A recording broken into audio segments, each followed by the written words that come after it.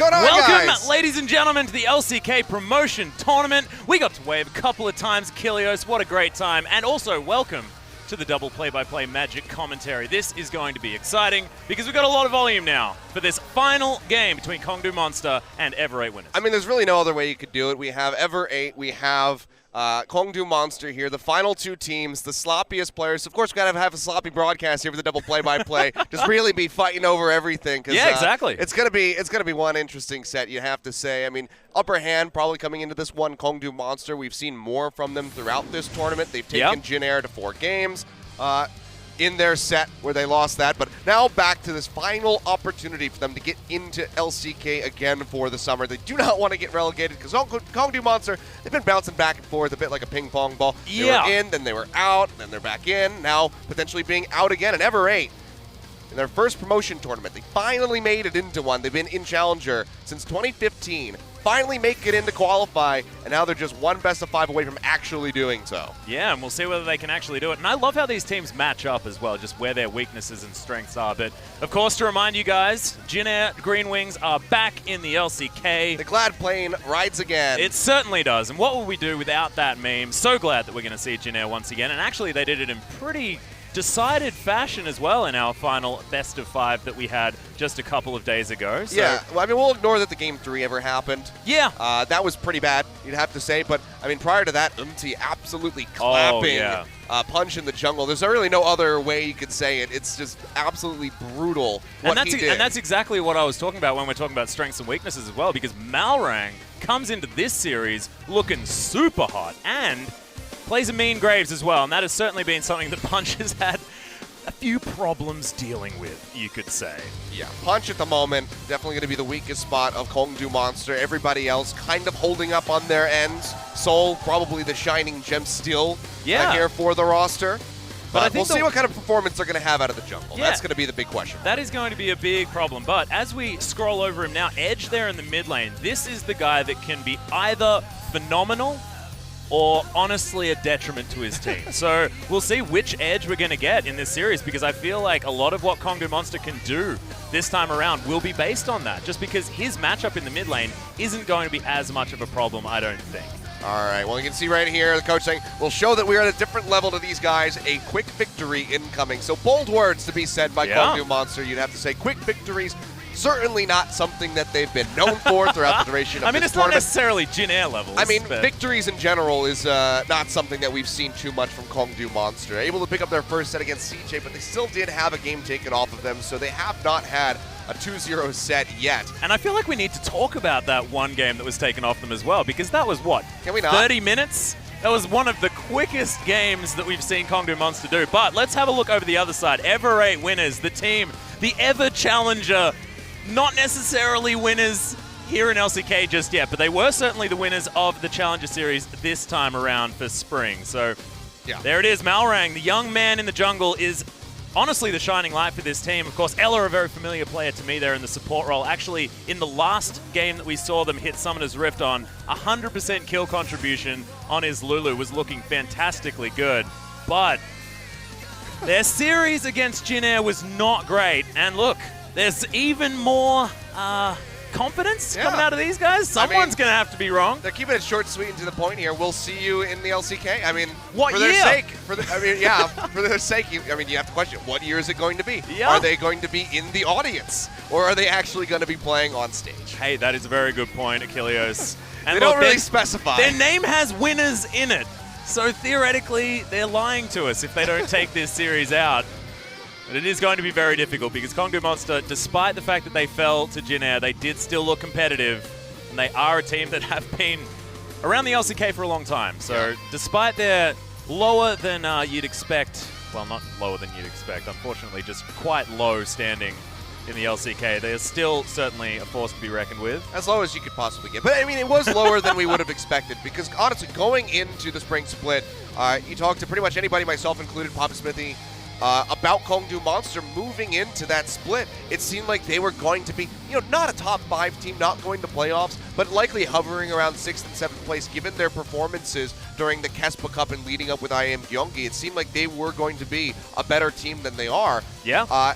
And a lot of that does have to do with Zeppa there on your screen. Battle with cancer, return, was not able to be there to coach the team for the majority of the split, came back right at the end with his health clearance coming through. So now that he's back in, Kongdu Monster, they have been looking better, but the problem is it too late? Because this is down to the wire. They need to win this set or else they're back in the challenger again. They most certainly are. And look, first ban taking a while to come through here for Ever8 as we hop into Champion Select, and we'll see what Helper's going to take away.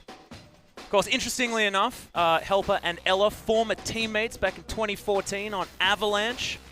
So cool to see these guys hanging out. Really running it back with that. We most certainly are, but their playstyles are somewhat similar, which is really interesting. I mean, Helper played most of his games here in the promotion tournament on the Gragas, and Ella has always had a real disengaged style, so they can certainly play around that, but wasn't working in their first series when they were going for that Lulu Kog'Maw composition, and we'll see whether they mix things up as LeBlanc's banned away and Graves is going to be the answer, and Graves makes a lot of sense. Punch, I can imagine he was having some bad dreams over the last couple of days. It's probably just been turmoiled sleep throughout the duration of this week here for Punch, and I'm really interested to see where he's going to go as far as his picks are concerned, because he's played the majority of this tournament as Lee Sin. Has been 7 games. Out of those 7, he's played Lee Sin 5 times, but only gotten 2 wins. Yeah. And that was a pick that during the last promotion tournament when they requalified for the LCK, Punch looked very strong on. He was the impressive part of Kongdu Monster. It was, okay, you know what? They have this new jungler. He looks really good and gifted on the Lee Sin. But now, these days, it's kind of fallen off. It seems like the mechanics aren't really holding up. So I'd be surprised if they want to opt back into the Lee Sin. And I think it's not even necessarily his mechanics. It's just how the team plays with him on the Lee Sin as well. I mean, part of the reasons why he fell down was he got a red buff stolen away from him by a Thresh with an empowered Flay auto attack. And then Edge just did not come to help him when he got invaded on. And they lost the game at that particular moment in the game. So it's about the team playing around what Punch is going to be doing, and we'll see whether he does get a chance to hop back on the Lee Sin, as Rumble's going to be banned away as well as the Fizz as we have a look towards that top lane champion pool, which is dwindling. And this is something that we would sort of expect. I mean, Roach sort of plays half carry, half tank, but Helper is definitely a tank role player. He is a helper for his team. Wants to be on the Gragas, wants to be on the Shens, things that can just sit in a lane and then go and help his team when he needs to. Yeah, I mean, honestly, we can expect to see the similar champion pool there from Roach. From him, we have seen a bit more aggressive picks. The Jace ban coming out does go against him and Edge in the mid lane. So kind of getting double the value there is Ever8. Or maybe it's just a self-ban because they don't want Malrong to bring it out in the jungle again, despite the win. Yeah, exactly right. He did do quite a lot of damage in that game. 5-3-3 on the Jace. Yeah, dude helped with first blood as well. Not bad. It was still pretty negligible, but overall, an interesting performance for our first ever competitive jungle Jace. But Ken in the final ban from Kongdu Monster, so still focusing out around that top lane. And that's theoretically 4 top lane bans as well, and all those carry-style top laners. So we are probably going to have a bit of a tank battle as Roach now to make his ideas. So yeah, the Lee Sin picked away from Punch, but Punch did actually look better on the Elise if we have a look back throughout the games in this tournament. Kongdu Monster haven't won all that many of them, but the Elise was helping Punch get them to some of those victories. So yeah. I mean, the two games that he didn't play Lee Sin, he played Graves and Elise, and with the Graves being banned away, I fully expect Punch to go for the Elise. I don't think he's going to have anything new to show us, but maybe we will see the Rengar return pick for him. Malrong has had success on this pick already throughout this tournament, so could see him pick that one up. And actually, this is the 6th unique champion for Malrong. He has not repeated a single champion throughout the duration of the tournament. Sorry, his 5th unique thus far. Yeah. The Elise makes a heck of a lot of sense, so I like it. This isn't the LPL final. We're not going to see the J4 in the jungle. Bit of that J4 Galio action. Oh, wait, hang on. We don't allow Galio here. Which we thank you for joining us. Hopefully you guys have multi-Twitch up so you can watch the LPL final along with this promotion tournament final. There's no need to choose, ladies and gentlemen. Make sure you get that second monitor up and running, or just multi-Twitch it on the one screen. We certainly do. But that is going to be the standard lock-ins here. I like to see the Varus, but that 80 carry pull is most certainly all up and available in the Ashe. The obvious answer if you're going for the utility. And Duel had some pretty good Ashe performances as well, so I like that one. Scepted now. Bit of a question mark there in the mid lane, in my opinion, Achilleos. Yeah, so from somebody being very hyped up coming into this tournament, he's had some lackluster performances. I mean, the cohesion between Malrong and Scepted is very evident, but his individual performances in lane haven't really been spectacular so far, but it's been serviceable, you'd have to say, for Scepted. We'll see what he wants to go for. He's had his champion pool, kind of thrown around a little bit, and we've seen him pick up a couple different things. So something like the Syndra that's still available could very well come through for either he or Edge. For now, it's going to be the Zyra locked up for Ella. As well, I can't talk. As well as the Ashe. I'm trying to say as well as Ashe. And I also really like really Zara Ella as well. I'm glad you brought that up because, you know, the Cloud9 bottom lane locked in, the Cloud9 bottom lane of old, you know.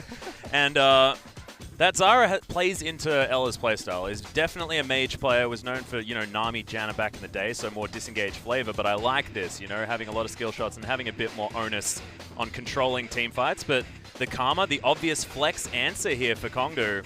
And I like either the Karma Varus lane, a lot of pressure, but also Edge could pick that one up if they want to play it in the mid lane, so still giving themselves some flexibility. Exactly, and that's the thing that's been unlocked because Faker decided to play the Karma. We did see it in in other regions. I was going to say, I'm pretty sure Xiaohu was playing that one first. We did see that come out, but when Faker does it, it becomes definitive. That's when, the Master Yi, the Olaf, the Aurelia mid start coming out in solo queue. So Karma making a bit of a return, so we could see that flexed out depending on what Everate decides to draft. So they could just hold that in flex and save the last pick for the mid lane.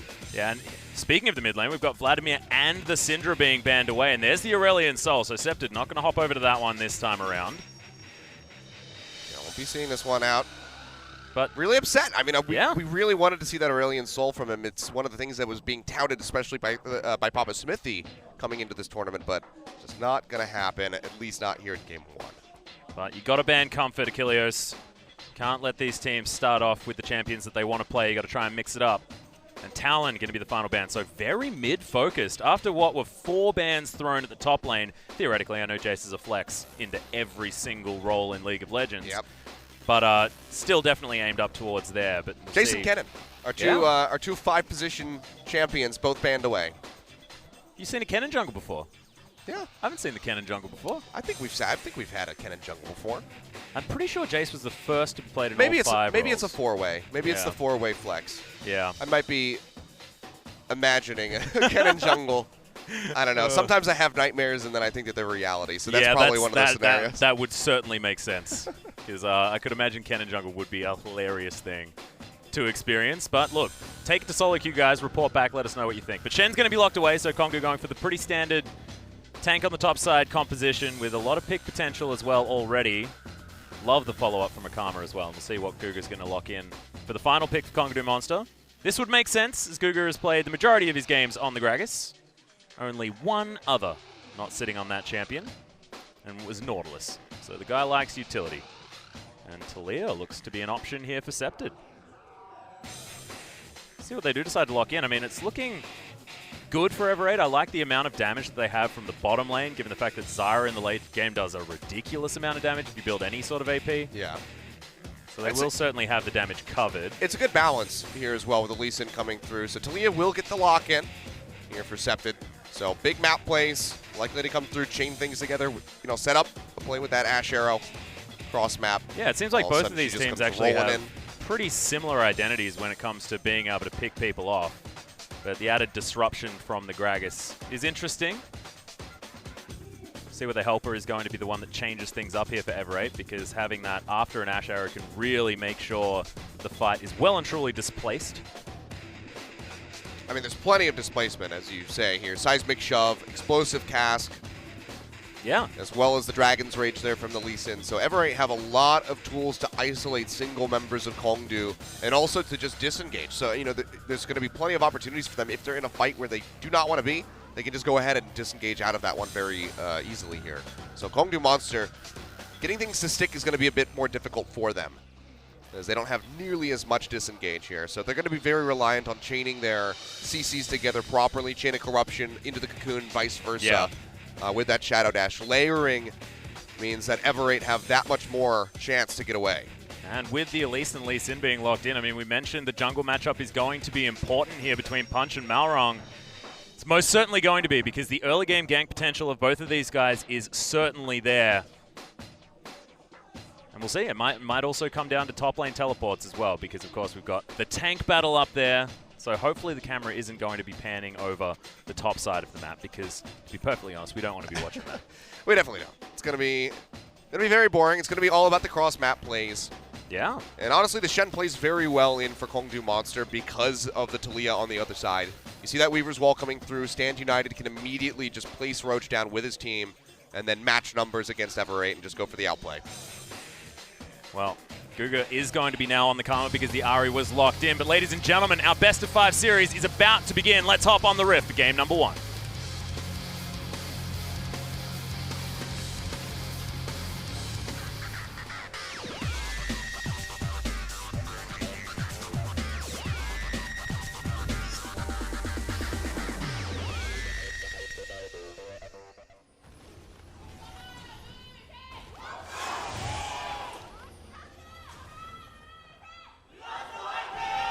All right, well, pretty good fans from both sides. Surprisingly large audience showing up here today at the Seoul East Stadium. It's not surprising. This is a team promoted into the LCK. For a promotion tournament, I'd call it a little bit surprising. You're right. Yeah. It's Kongdu Monster at every rate. Do you like this, though? We didn't really talk about Edge picking up the Ahri there in the mid lane. Able to get that counter pick in there. Not sure whether it is really going to be able to answer the early shove pressure that you can get from a Taliyah, but once you hit that level 6, you certainly have a lot of kill advantage. And pairing that with Punch on the Elise, if he can affect that mid lane, it could be a big deal. But the cleanse has been picked up by Scepted, so intelligent choice. Yeah, it's going to be really necessary for him. I mean, taunt into, or charm rather, into the cocoon is pretty much a dead Scepted every single time, or at least forces out the flash from him. So having the cleanse just gives him that much more freedom. But can likely expect some repeat ganks to this mid lane, especially if they're able to burn out that cleanse very early. So could be a very easy target for that first blood for the side of Kongdu Monster. Well, no funny business here, level 1 from Malrong. Just going to start over on his wrapped camp with a little bit of help from Scepted in the mid lane. Sol already taking a fair bit of harass it down here towards the bottom side, but we're expecting this. Both of these supports really wanting to show them who's boss in the early levels. There's already Everate getting pushed out towards the bottom side. Yeah, just going to be Mimic jungling for now. Start at the Raptors, move up to the red side here for both teams. Even with Kongdu pushing this far forward, it's unlikely that we'll see Malrong come down for that early gank. He's already moving over, looking for the Wolves and that blue buff. Yeah, we'll see whether he's going to be getting into Punch's jungle anytime soon. We know that Malrong does like to play aggressively. And it'll be important for Malrong to have a statement game here early on. He's a young player, hasn't been playing on the team for very long, but certainly people have been talking about what he's capable of, and Punch has been faltering, so trying to attack the weakness of Kongdu Monster, evident at this particular stage, will be very important because best of fives is largely a mental game, as we know. Ward coming down, they'll spot out Malrong doing the blue buff. Or at least assume that he's there because there's no blue buff in the pit. The pings are coming out. They have an inkling of an idea that this is occurring, or they at least know that he's recently been around the top side of the map. But relatively slow here for both of these junglers, not trying to do anything super silly early on or any invades. Yeah, but meanwhile in the bottom lane, it's all about shoving. You can see here Cougar using those empowered Qs coming through off the Mantra to really just keep Everate contained underneath this turret, and it's really showing through from the CS here.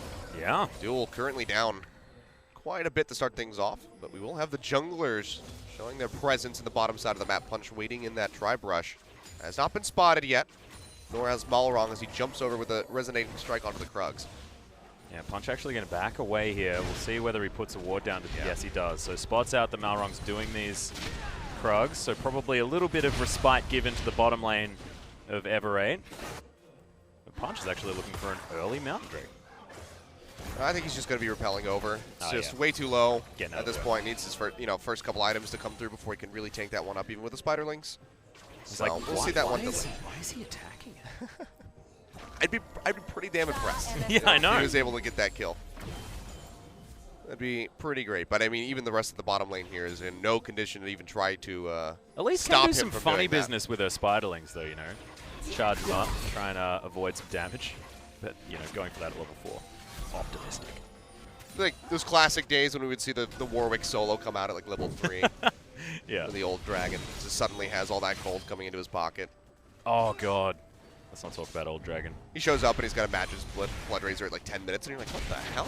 That was casting easy mode though, if you remember. Like old dragon meant that, oh, they took a dragon. They're gonna win. This is great. Extra 1,000 gold. Suddenly he has all of this gold. Yeah, nice. But now, good news for Everate, actually being able to push this wave back out. It's only Ela that's relatively low, but still has a biscuit to his name. That's a pretty bad thing to only have to your name. It's your final possession. It's better than having no biscuit. That's true. At least you're not you're starving after you eat that biscuit, probably. Oh, the grasping roots, not quite enough, and the flash from Scepted. Interesting. Does get the flash out of Sol, but don't know whether that was necessarily worth it. Now only the cleanse to protect Scepted there in the mid lane. That absolutely was not worth it. Sol can play so far back with the piercing arrows. The only reason that he was even remotely exposed there was because he was playing around the wall where Septid was hiding in the brush. So him without a flash, unless a massive play comes through from Ela, maybe flashing in, getting Grasping Roots into the Enchanted Crystalline Arrow once they hit level 6 in the bottom lane, maybe then you can take advantage of the flash. But Soul's just going to be able to fire off with those piercing arrows. He still has plenty of mana. They're still getting the shove in under the turret, and they actually force out the first recalls. So they're in a beautiful spot at the moment, and Septid, that was a massive misplay. Yeah, and a big I'm not back coming in sugarcoating from Soul anything as well. today. Yeah, no, I'm that going was to go hard. Well, this is what you can do now. You know, you're the analyst. You don't have to be the one that says, "Oh, nah, but it was okay because of this," right? You're not that guy. You get to just say it how it is, Kilios. I'm ready. I mean, these teams are here for a reason, so what? I'm not going to sugarcoat it. One of these teams getting promoted for the LCK. I mean, they're not. CJ. For Ever 8, it's an uptick for Ever 8 for sure. Yeah. For Kongdu Monster, not nearly as much. But even then, Ever 8 could not win their first series. But, I mean, it's working out as expected here, especially on the bottom side of the map. Sol has been the player to watch here on Kongdu Monster consistently. I mean, Edge in some games really popped off, being able to make things happen, and at the moment is even against the Talia. But it is all about Sol, what he can get done. And currently with that 15 CS advantage and the item advantage now with the Bilgewater Cutlass and Dagger, we'll be making things look good. See, the problem about visiting bottom lane and looking for an opening like this for Punch is that Ever 8 is now conditioned. They're so used to being pushed in underneath the turret, and so they're just not going to walk up. They know that the level 6 is going to be coming through from Soul very soon, and that they're going to try to make a play. So they just want to play as far back as possible and keep soaking up CS. Right now, they're almost down 20 here for Duel. So there's just basically no context where they actually walk up so Punch could line up something like a Cocoon. So it just ends up wasting about 40 seconds. Well, now you can see top lane. It's exactly what we're talking about. Just don't want to look at it. Even on farm, ain't nothing going to be happening here. They might punch each other with a few moves. I think that's about it. Here's some action in the mid lane. Good charm lands as Septid immediately uses the cleanse to get out of the way, but that means no more summoner spells. And Punch maybe a little bit late to this party, can't help out, but nice pressure from Edge. Yep. The summoner spell down, so Septid now going to be very exposed in the mid lane. Flash is still there from Edge, so could see something aggressive like the Flash Charm, point blank to guarantee it, with Punch waiting in the wings. And the blue buff handoff is going to come through, so Edge's wave clear is going to be very matched here going up against Septid on that Talia, so he'll be able to do a pretty good job. Yeah, once you do hit about that level 9 mark, that Orbit Deception really does start to clear out the back line. Already doing a pretty decent job, as you just saw there, so not worried at all about wave clear anymore, as there's the flash nicely moved by Duel. Just wasted no time. Yeah, doesn't want to get caught. Knows that the tether from Guger is going to come down immediately following it up, so better safe than sorry. Just wants to get out of there as quickly as he can. Yep. Even with a tool like the Exhaust being used, it's just, it's not worth the gamble. They're already set behind a little bit here. No kills have come through yet. Yeah, you can see pings out from Ever 8 as well. They know exactly where Punch is. So this is good news for the bottom lane now, newly without a flash on the Ashe. Helper's going to move on over. They're actually looking to try and get aggressive onto Punch. Seems like Ever 8 have done their homework, but Punch is going to clear out his Raptor camp, get himself into the other side of the jungle and to safety. This Helper's like, guys, what am I doing here? Oh, it's the cheeky solo queue control ward spot, where you put it in there and you can often have it there for upwards of 20 minutes. It's beautiful.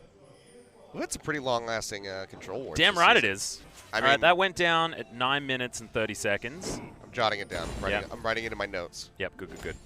See, look at your analysis work. This is the best. Papa Smithy never put things. Get out of here, Papa Smithy. He never put it down. It's like he thought the things that I said were silly. You know, they're gonna redact his invitation to MSI after they see this cast. I'm going to MSI, guys. Getting on the next flight to Brazil. But who's gonna cast Apex? It's a cheeky play coming down here. Yeah, Kongdu Monster looking for the 4-man dive underneath this turret. Hawkshot goes out and just, it's like a see your death moment. Now you can see top lane is actually just hunting each other down. They do not want free teleports to be coming out.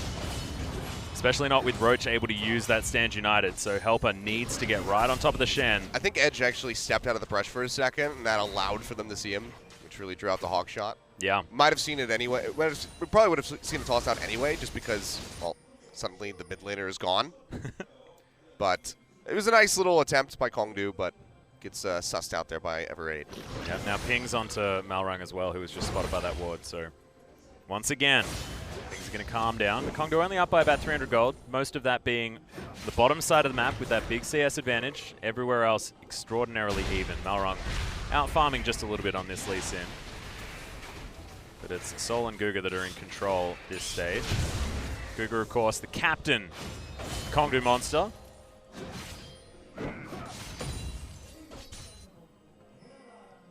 At the moment, everything's calm on the Western Front. Steady as she goes. Oh, good Flash flash. away. I feel like Guga probably could have just sidestepped it, but a lot of respect being given to Duel's aim. Good force out. At this point, I don't know if Ever8 really wanted to fight off the backside of that. I mean, we see the wraparound now here from Septed, so it seems like they did want to go for something. But even just tossing the arrow to force out a flash is still very viable here. Elo, though, that hurts. Yes, it does. Thankfully for Ever8, it's 2 more of those and he's dead. Yeah, he certainly is. And if it was the Ahri and Elise that were on their way down, that could have just spelled it dead. Oh God, Septed in trouble. Flashes immediately as in goes the charm. Nicely done once again. Stand United just going to help secure the deal there as Malrang was looking for it, but unfortunately Septed couldn't get on the wall. Yeah, I mean, even if he did get on the wall, 1 tick of damage just boops him off immediately. When it's something like the Ignite ticking, he was guaranteed to just dismount him right off the bat. So there was no way that Septed was getting out of there alive. And I mean, I feel like this is carry edge that we've got right now. The bus driver in the mid lane, because that was some pretty neat play from this guy. Hit every single ability. And this is just really poor positioning from Septed. I mean, he's playing on the side of the map where he has absolutely no control. There's no vision there for him, whereas the top side of the river, prior to this play, had a control ward. So he's playing on the wrong side of the lane, couldn't cheat up towards, vision that he had control of, and just gets punished for it. Roach not really needing the Stand United, but comes out with the assist, and that's going to help him with his item build. Tiamat and the Spectre Scout coming through, so Gragas is pretty much just going to be tickling him now, and he can match him in wave clear. Yeah, you also just may as well use it, right? He's still got his teleport. Sure, yeah. And had that wave shoved up to the turret as well. I mean, it's more of no a, pressure. If Malrang is there, this could go bad type situation. But, with the hindsight being 2020, does he need to commit it? Probably not. But either way, good play from Kongdu Monster. Great catch by Edge. And they put a kill on the board finally. Only took about 12 minutes. It's looking like another day in the office here for Kongdu Monster. And if we were being honest, I mean, we'd probably give these guys about a 3-1 prediction, you reckon? Something like that? Yeah, probably. I personally feel the 3-0. At this pace, that's probably about how many kills are also going to be in this game. I think that's a 1-3, right? Right? Well, yeah, it would be a 1-3. Just saying, you add them up, you get 4. That's probably what we're going to get. Is this Hearthstone? We're doing so much math.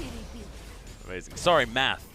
So many maths. I apologize. Being Australian, we like to pluralize everything. Ah. Yeah. So you like to be incorrect.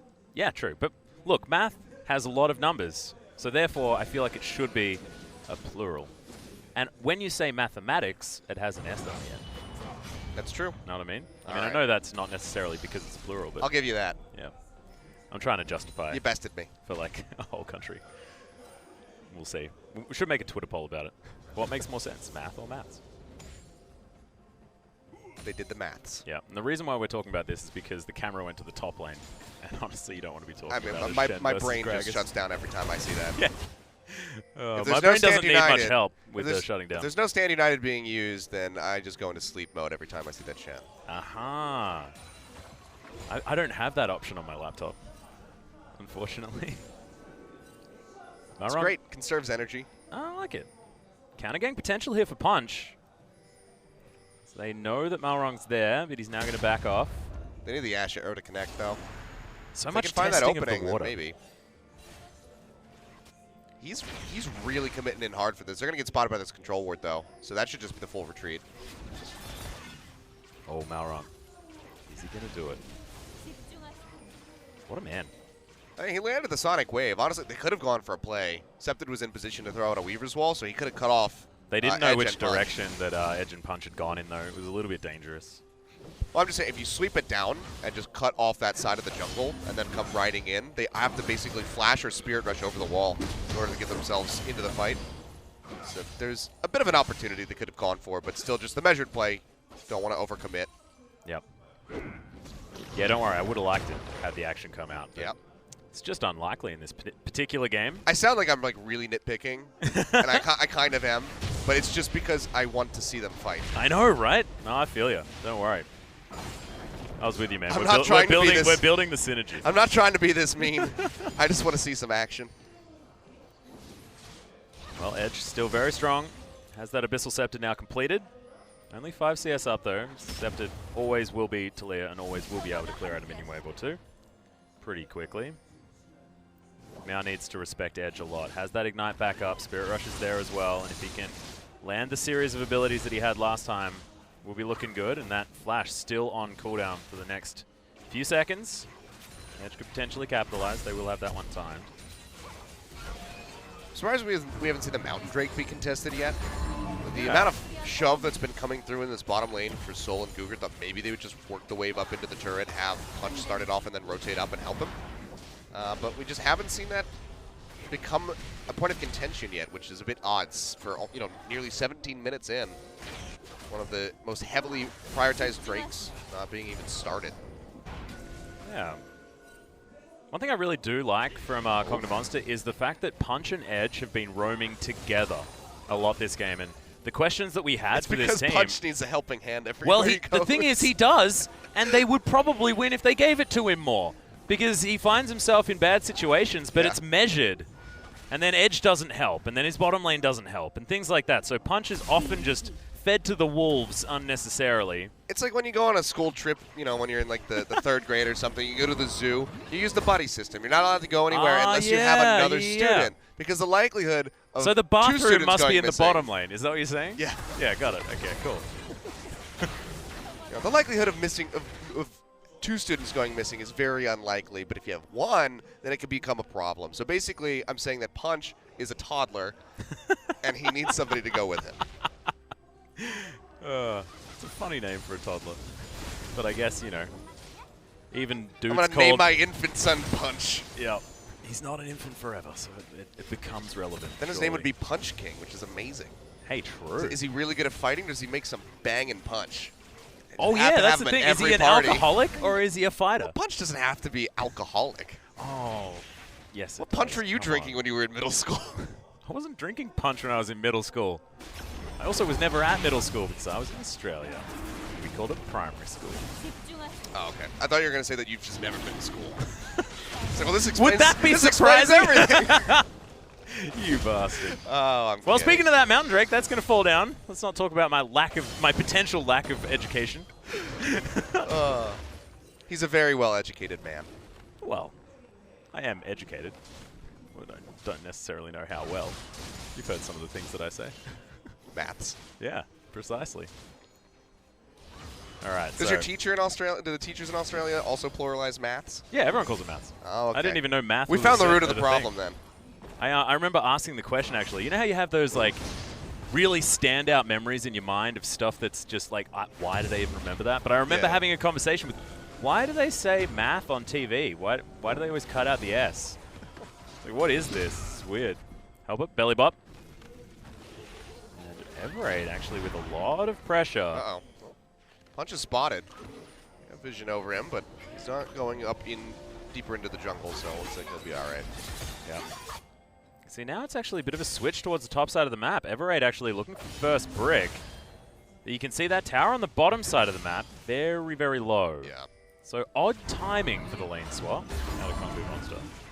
So I feel like they one could have got that one for free. One push in bottom would give that to them, but I guess they're just going to let Roach go ahead and chip away at it. He's got the wave clear to constantly move the waves up towards the turret. But getting some alone time with it is going to be very difficult, considering that Gragas can just toss out the explosive cast. Yeah. Uh-oh. Okay, Malrong's going to find Punch. Action maybe, Cocoon. Nope. It's a cheeky Q on the way out. Malrong says, all right, well, waters have been tested. I keep like perking up every time some like skill shots land. Yeah. I'm gonna stop getting excited until I see health bars drop below 50%. Whoa. Wouldn't that be a time? Well, we've gone a bit upside down as far as our lane assignments are concerned. top lane is now towards the bottom side as well. There's an Australian joke to be had Ha there. ha! And it does make sense. Of course, take the dragon. No longer do you really need to be on the bottom side of the map. Still the same. This Helper heads back underneath this turret. Doesn't want this minion wave to crash because just conserving the health bar of that structure. Punch spotted once again.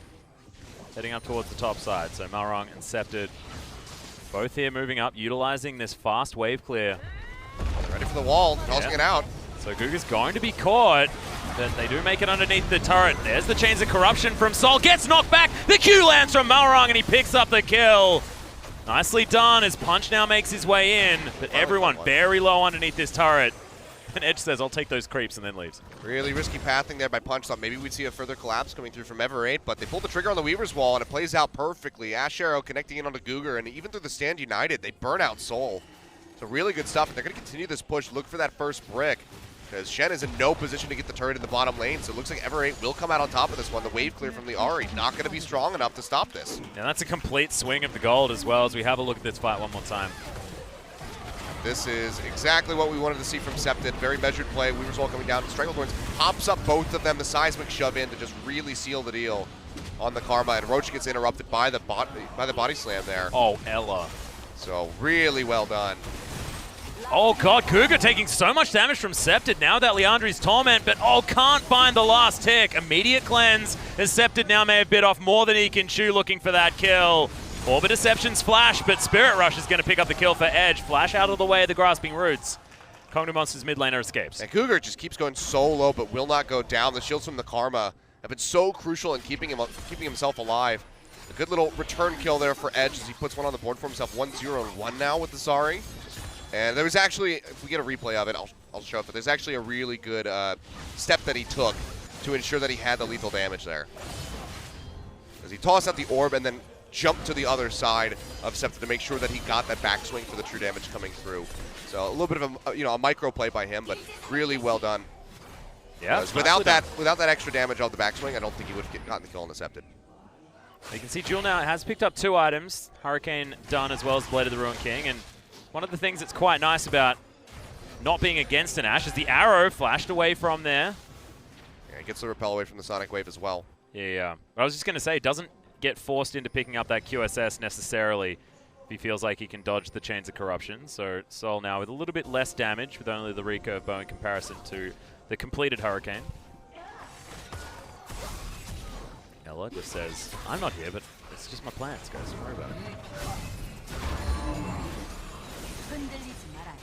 Now you can see Arrow, of course, on cooldown, so a little bit of an advantage for Kongnu Monster down towards the bottom side, and Punch utilizes that to clear out some control wards. Edge, not going to see the control ward there in that brush.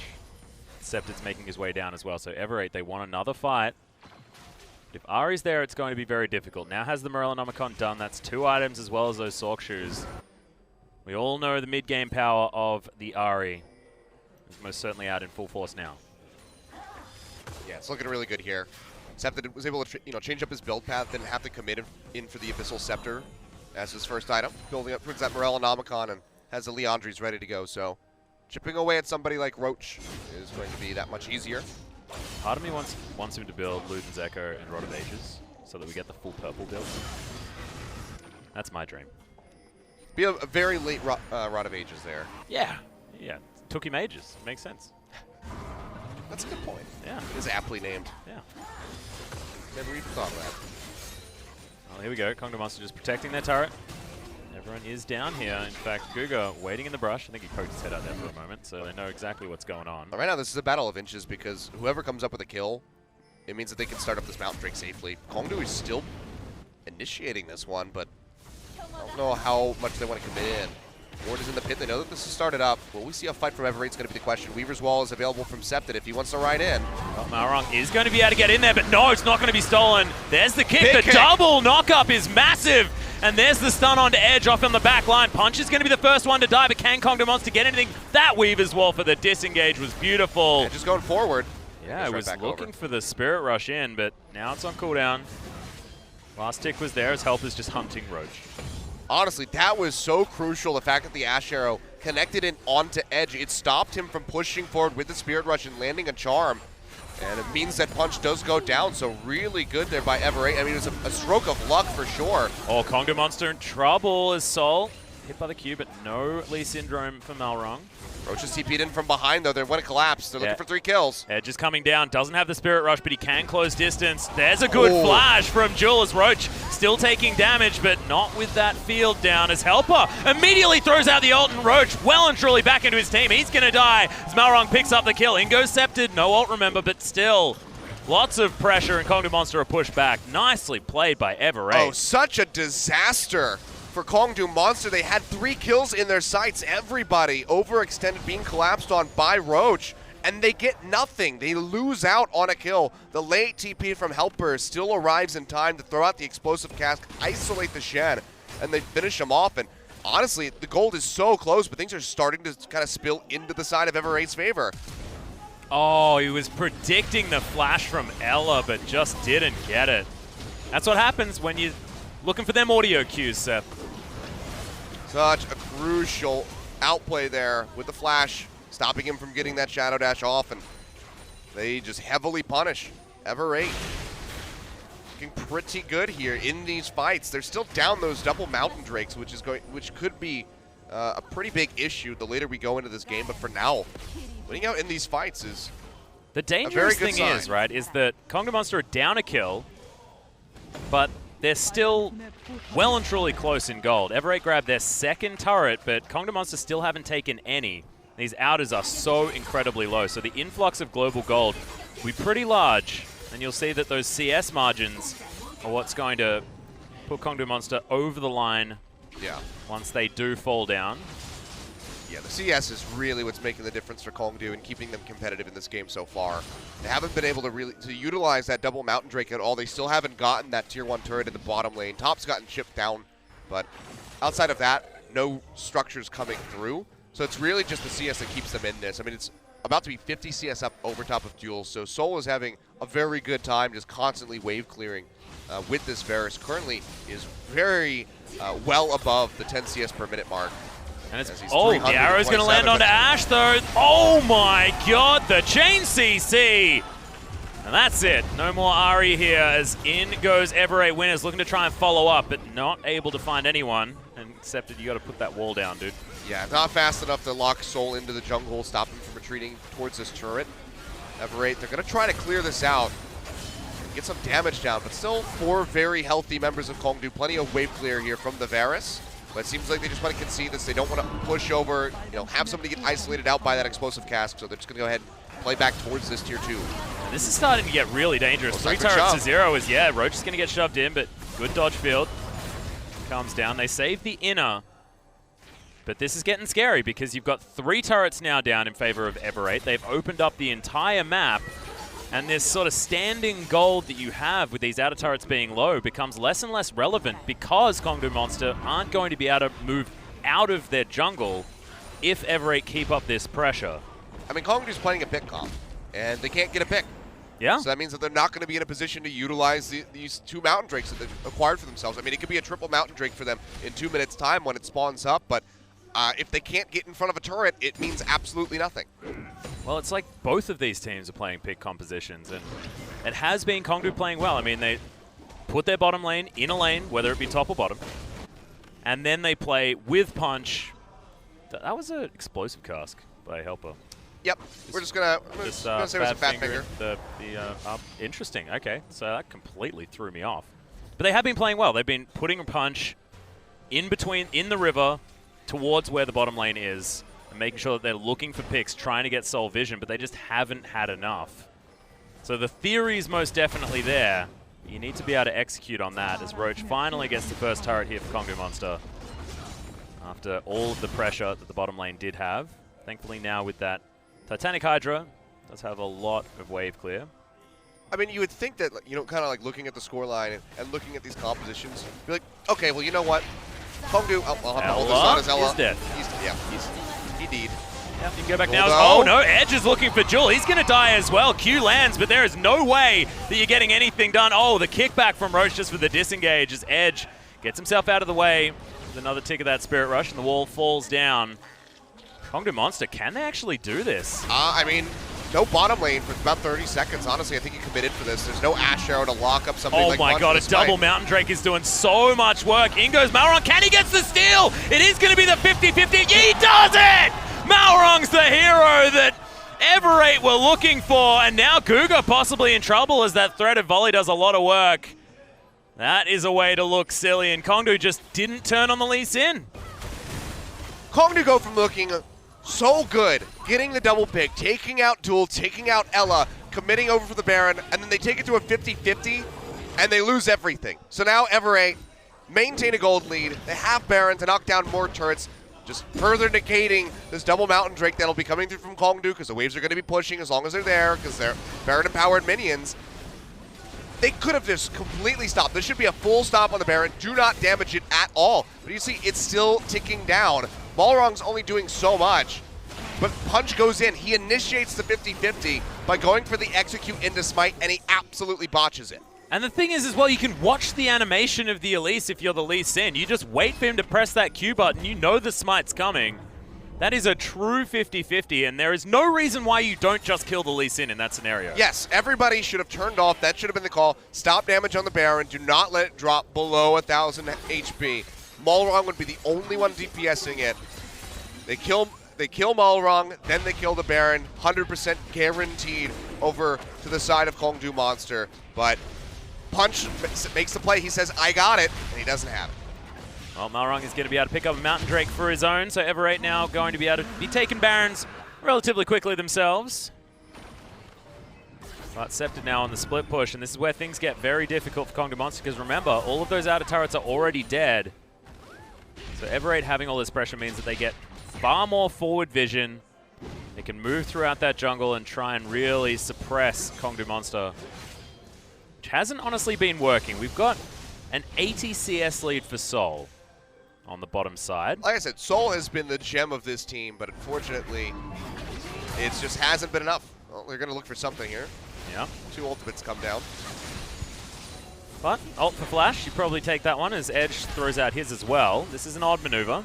Does have a couple more charges of that one, but that charm was optimistic at best.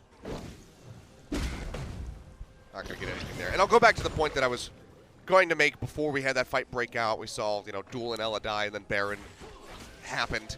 Yep. You take a look at the compositions here in the score line, and you would assume, like, okay, well, you know what, Ever8, like, sure, they both kind of have, like, some pick comp, strategies here. What with the Ash Arrow? Every time. Yeah, well, this is just a zoning wall. A zoning one. I was going to say, this Weaver's Wall would probably be the thing that you would say is, like, making or breaking Ever8. Like, this is why they have a lead, is because they have this additional tool that's, they're isolating people with a Weaver's Wall, and that's why they have the lead. But it really hasn't been the tool. Like the Weaver's Wall, we've seen it used a couple times, but he's usually zoning or trying to get a pick, and it fails. So it's really just been Ever8 outplaying Kongdu Monster. Or Kongdu Monster, in the case of that Baron, really outplaying themselves. Yeah, that was a misplay. That was, in tennis terms, the old unforced error, I believe you call that, as the arrow's going to fly through. A finds Punch. Guardian Angel may go down. Nice seismic shot from Scepter is going to ensure that. GA. Is Malrong not going to be able to get in? Waiting for the next Q as in goes the Stranglethorns. They get the knock up onto Edge as there's the Q landing. Helper grabs the kill onto the Spider Lady, and oh, Helper. Unfortunate. Spirit Rush is going to get Edge to the other side of the cask. They still get their pick. He's living up to his name. He's helping the Ahri get out to safety. So here you go. You need a little boost. Just got to remember which team he's playing for. That's all right. So Either grabs way. the blue, and look at this.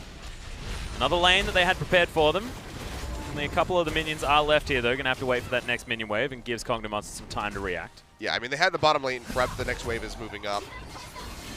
And without Punch, they at least have one less tool, one less pick tool to worry about. See Septon waiting in here on the sidelines. Going to tell us at the wall. He's riding it in. Yeah, actually gets to just over to the side. They will be able to lock out Punch. Tries to get over that wall. Guga well and truly back, but wall's going to fall, and that's just all too easy. 5 turrets now to 2 in favor of Ever8, and that stretches it out to a 3,000 gold lead. Challenger team looking nice against Kongdu Monster. Yeah, this is a really good performance here from them. And Kongdu, I mean, they were off to an early start. They had a decent enough early game, but it's kind of crumbling at the moment. Top turret getting ready to fall if that wave continues to push in, so somebody likely going to have to clear that out from the side of Ever8, but honestly, maybe they just don't even care at this point. Yeah, the longer this game goes, though, the better Kongdu are going to be feeling. They do have the Varus, scales very, very well. The Shen, of course, becomes an immovable object. And in that split push game, Gragas becomes less and less of a good choice. The Shen will always be fantastic with that Stand United, and the fact that his pushing pressure is actually quite high with that Tiamat. Titanic Hydra, I'm sorry. Quite all right. Please forgive me. I think we could manage that. I think I can find it in my heart. Thanks, man. All right, Yeah, a little that bit turn of doesn't pick even immunity now as well for 2 members of Ever8. Haven't been seeing the Banshee's Veils picked up as much as we used to. But popular in this particular game, and I like it. Except, of course, knowing that he's more about his utility at this particular stage, so why not? Let's just go all in on the magic resist. Because that's what he needs to be avoiding. If Sol can be picked off early in a fight, he only really needs to worry about Ahri's damage and maybe a little bit the Elise. Respect his decision. I mean, if the Banshee's Veil from Balrog denies something like a Chain of Corruption, that's absolutely huge for Ever8 in the fights. Yeah. So it's going to be, the onus is on Kongdu Monster to try to pop that early with something like a Mantra Q, perhaps, from Guger, just to get rid of the shield and then pile in onto somebody like the Lee Sin. Yeah, the amount of non-committal long-range buttons that they have is still relatively high with, like you said, the Q coming out from Guger, and the Piercing Arrow from Sol is going to be imperative if they are in those siege scenarios to try and get these bubbles off the opponents. I mean, the scary thing for me, as far as Kongdu is concerned, is it's one less tool that they have to deal with Malrong when it comes to the Baron. Yeah. So now he's got a Banshee's Veil. That could really make or break the steal coming through from him for a second time this game. If Kongdu is even able to posture into a position to actually, take it themselves. Well, it is going to be up. 5 seconds time. Big purple worm now being sort of paraded around. Not a lot of vision, but you can see Ever8, the ward in that brush. The pit relatively bare. Punch gets his ward over the side first. Now Scepter on the bottom. Roach, remember, can come in from any angle. There's no one near him, so free to just Stand United his way through. Kongdu can get themselves into a position to fight, but they haven't been able to do it very effectively this game. It's been their team fighting that's been their downfall in the last 2 series, honestly. I mean, they were beaten game 1 by Jin Air with a Renekton composition. Renekton and Elise in the late game aren't necessarily the best champions to have. However, it's been started. Still fell down to it as in goes the wall. Scepted going to deny Kongdu Monster. The flashes are coming in as Punch wants to get over, and they'll say, I'll trade you a wall and some health bar for 2 flashes. Just Don't worry. disengaged. That's absolutely huge for Ever8. Guger and Punch both just piling over. My God. I mean, I'm guessing, I can't tell when the ward was thrown down, but I'm guessing that they just had no vision inside the pit. There is a control ward there for the side of Ever8 that I believe they dropped before they started up the Baron. So Kongdu, not knowing how low the Baron was, they felt the need to rush over to the pit to try to contest it. But Ever8, like you said, they're more than happy to make that trade. An ultimate for 2 flashes is one hell of a trade up. If you're going to do that, though, I feel like you've just got to go all in, The Get everyone over there and actually start a fight. I mean, massive item advantage now there in the mid lane for Edge, who's got so much damage. I mean, if you want to now is a good time to fight. If you want to strike fear into the hearts of the enemies, just flash at them. Yeah, they'll be so baffled, they won't know what the hell's going on. If I can, if I ever have like that moment where you can talk to your solo queue team, like getting 5 flashes and like jumping into like a blue buff pit or something like that, level 1. I mean, that strikes fear into the heart of your enemies. I mean, I don't recommend ever doing it because it doesn't often work, but it's still a whole lot of fun. That's the ultra rapid fire strat. Yeah. When your flash is on a 60-second cooldown, and it doesn't really matter. I just flash at the fountain, not ultra rapid fire. That's my move. Right, Ever8 still ahead by about 4,000 gold. Well, closer to 3. Infinity Edge has been picked up by Sol, though. I mean, the 2 members of Kongdu Monster that need money have money. And I mean, it's just looking at that CS margin. I mean, 465 CS before 40 minutes is insane. It's ridiculous. Like I said, he is desperately trying. This is agricultural League of Legends at its best. Just a farmer. Right now, Sol is like a mother of 4. and he's trying to change all of the diapers at once, but none of the babies are staying still, so he just can't manage it. So he's just like, oh wow, they're going for the other. rush play here. Even that control ward not going to be taken down as Guga's going to make his way towards the pit. Arrow lands, Weaver's Wall comes in, but it's taken already. Guga gets stunned up and picked immediately as now Helper's off to the side. He can disrupt this one as Soul. Oh, he's not going to go for the flash. I like the idea from Helper, but it's not happening. Grasping Roots from Ela is there as now the Redemption's going to get the health back. Good knock-in. There's Malrang, just jumps into the back line. Going to be taken down to the Guardian Angel, and I don't know whether that was worth it. Another GA goes down, but Jewel well and truly wreaking havoc in the back line. Heads forward. Everyone's GA's now popped as Punch goes down to his as well, and Soul flashed on by Ela, and Ela didn't have any follow-up, so this is unfortunate. 3 versus 1 means he's definitely dead, and there is the ace from Ever8 Winners, and they'll take an inhibitor at least off this one. Yeah, that is going to be a massive push into the base. 50 seconds on the likes of Punch and Soul. The wave clear will not be there from Kongdu Monster. Honestly, they could shove this right in for the victory, and it looks like they're going to do that. Helper moving forward to tank this up. They're going to go for it. Jewel has so much damage on this Ashe with 4 items completed as well as that QSS. This first inhibitor is going to go down. They've got a minion wave. Guga's the only one standing. And it looks like Ever8 Winners are going to be able to take down the LCK Kongdu Monster team in game number 1 of this best of 5. There's the secondary ace as the Nexus falls down. Celebratory flashes there, and there's the barrel in the fountain to seal the deal. Congratulations to Ever8 Winners. That was a dominant first game. Yeah, good God. I mean, that was the right move, I feel, by Kongdu Monster at that point in the game. They have the double Mountain Drake, they have the damage to melt the Baron, and they knew that Ever8 was down around the Elder Drake. So it was the right call, but not being able to exit with any buffs completely getting aced. It just means that the game is over for them. So a bit of a Hail Mary, one that likely had to be made if they were going to come out on top. And they won that game purely off proactive play as well. Yeah. I mean, Ever8, they were behind in almost every lane. First Blood went to Edge and Punch in the mid lane when Scepter got caught out, but then it was that play towards the top side. Weaver's Wall used beautifully. It was just tactical advantages that this team was able to gain. And pick comp versus pick comp, they were the ones that played it better. Strategically, Ever8 came out on top. It started off really rough from Scepter on the Taliyah, I feel. I mean, getting picked early on was pretty rough.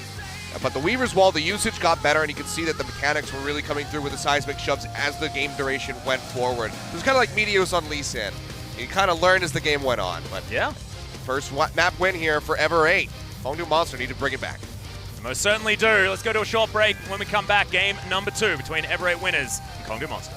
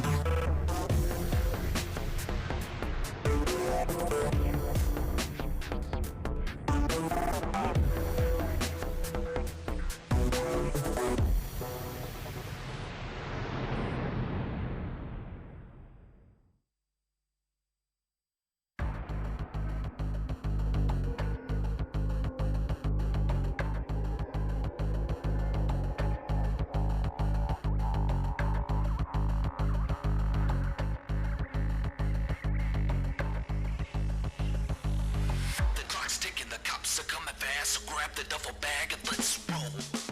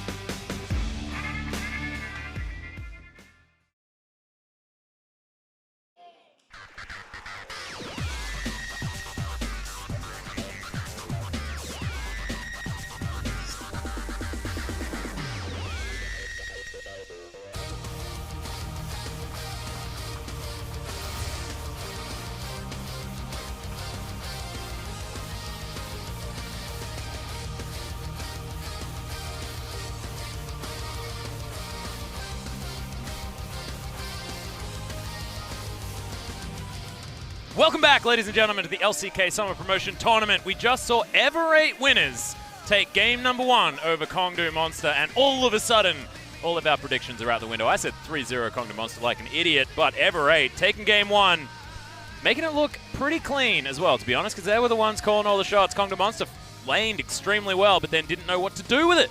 Yeah, and I mean, Soul, if you take a look at the damage that he has there, the amount of CS that he was able to accrue for himself in that game was absolutely monstrous, but they just couldn't make it work. They had this pick comp coming through, and Kongdu, they just couldn't initiate. They couldn't find any picks. Ever8 played very measured, very safe. They found picks themselves, and honestly, it wasn't even off the backside of that Weaver's Wall. Like I said, that wasn't the biggest tool for them in locking people down. The Enchanted Crystalline Arrow coming through very well from the likes of Duel, who had a very strong game. Yeah, big shout out to Helper as well. I mean, the explosive casts were on point, either getting a flash or getting a kill pretty much every single time. And some question marks on the side of Roach, whose flash taunts weren't necessarily working out. He was being knocked back into the team, couldn't be that front line when Kongdu Monster were trying to go forward.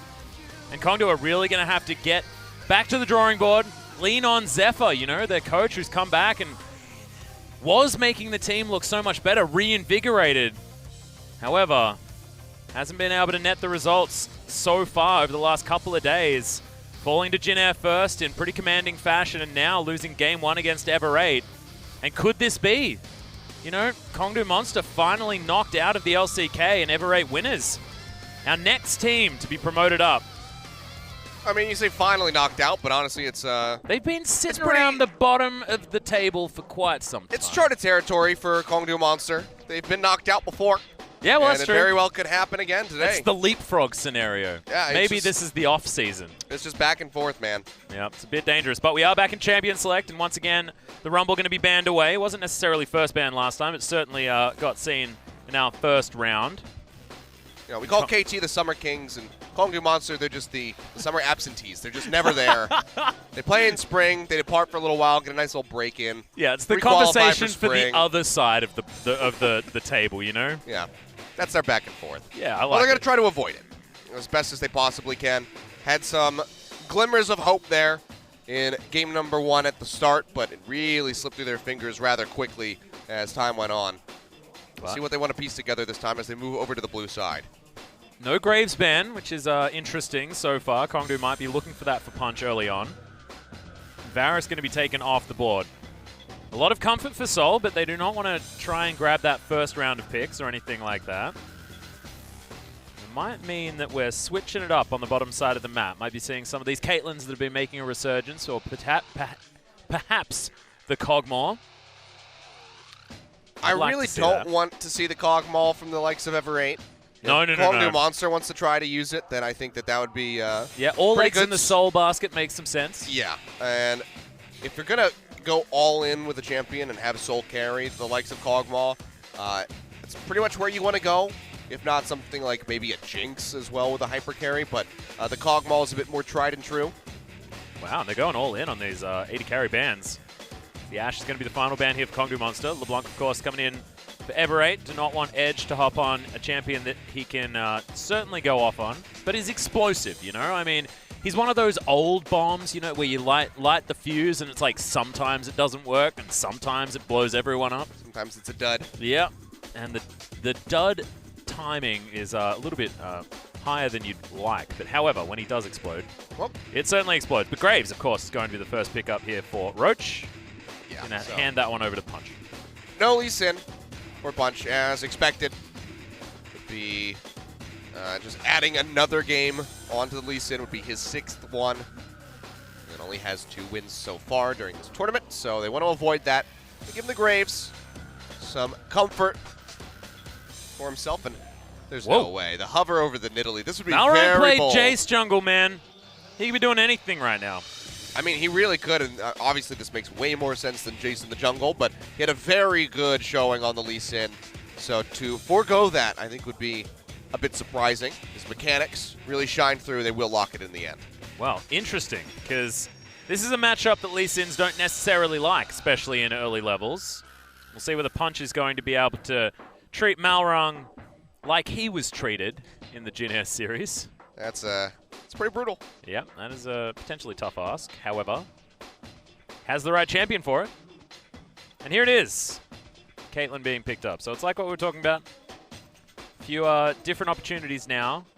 Just making sure that the safe stand-back wave clear champions have been removed. That utility is now gone. And the Caitlyn locked away there for Sol. And for Duel here, I think we need to see an ADC picked up here, or else the bans likely will come through from the side of Kog'Maw, or from the side of Kongdu. Yep.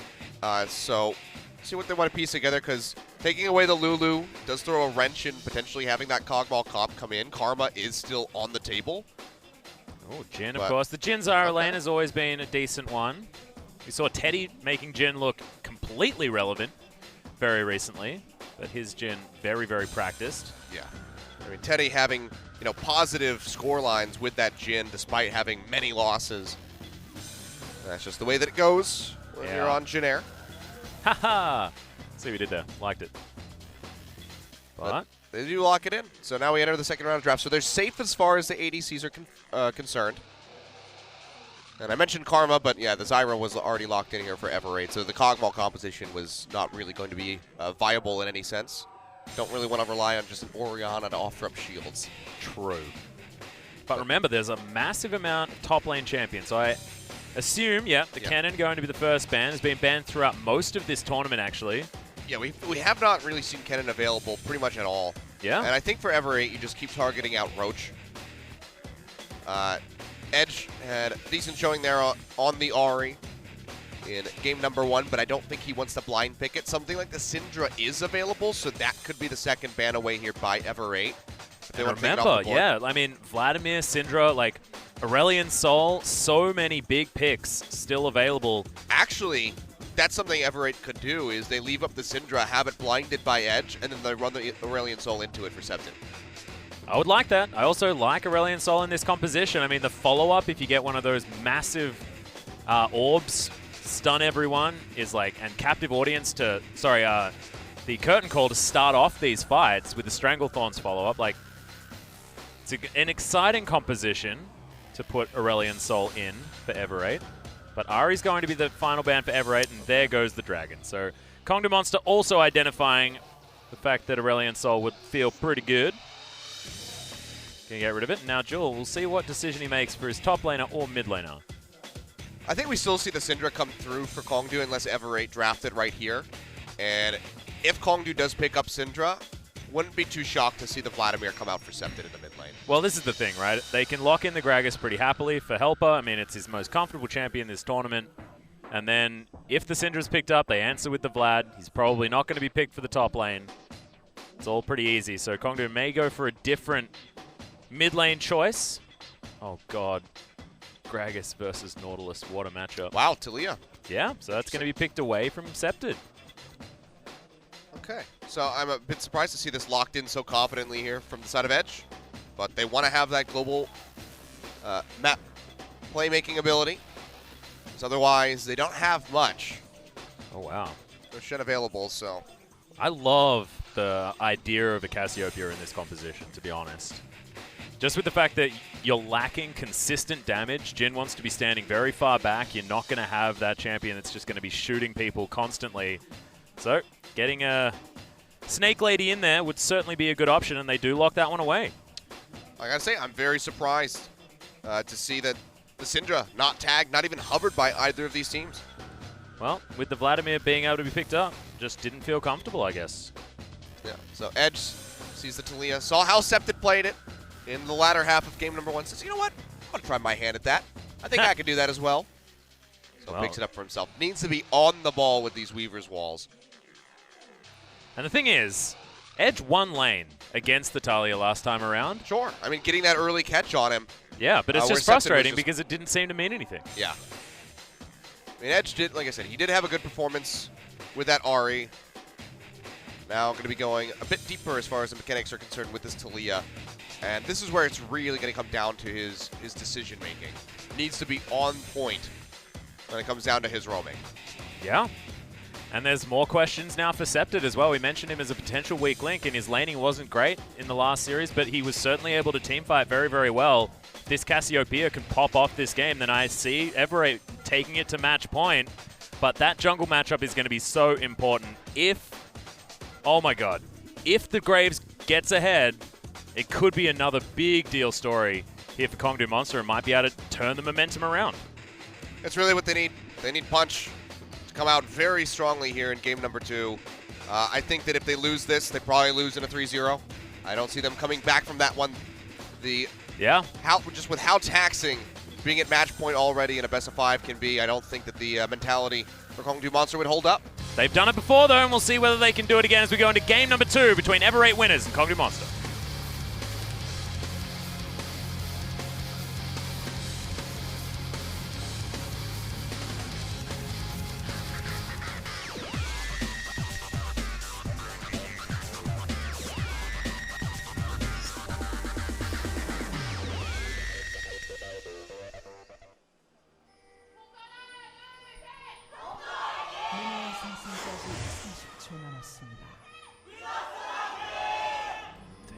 So yeah, Everate already accruing a decent little fan base here. Like I said, they have been a team for quite some time, but they have never played in a promotion tournament. Yeah, if they were a team that was trying to promote in Australia, I mean, we are such fans of the underdog that everyone in this crowd would be going for Everate. That's the kind of story that it feels like. Not to be giving up any biases. Oh, Scepted. They're looking for a snake. Oh, they already got his ghost. Yeah, and there's the threat of volley as well, so nicely done. Scepted may actually have to go back to base here before these minions get down. Nope, decides not to. Realizes that he doesn't want to miss out on too much. I mean, of all cooldowns to lose, that's definitely the best ones, the most ideal if you have to use something. Yeah. Ghost is short as far as the CD is concerned, but still already going to have a lot of pressure in lane his edge. Here it is as well. They're going to try to get an interrupt here on these Raptors. Oh god, Helper taking so much damage actually. Yeah, he's Titan's only got a Wrath couple does so much damage level 1. It's pretty absurd. I mean, he's got a innate sustained Helper in lane, so just once they hit that level 2, get the Drunken Rage, and then start having that HP come back rapidly. Oh god. But this is still going to be a pretty big stopper for him. Yeah, it's rough. I believe he started with his Q to roll out the barrel, so not having the body slam, he's probably have to delay that until level 3. Because Roach with that Nautilus, this has been a tried and true pick for him. And what few victories they do have. Trading here. The poison, wins it. I like that one a lot. Already putting pressure on, that's good. And that's exactly what Scepted needs, actually, because the roam potential from the side of Edge is going to be huge. And especially with the Ghost down here for Scepted, being able to respond and go to other lanes is not going to be nearly as easy as it is for Edge. So he needs to command this lane. He needs to force Edge to be nearby and make it so that if he does roam to bottom or to top, that Edge is losing out on a lot, whether it's CS or damage onto his tier 1 turret.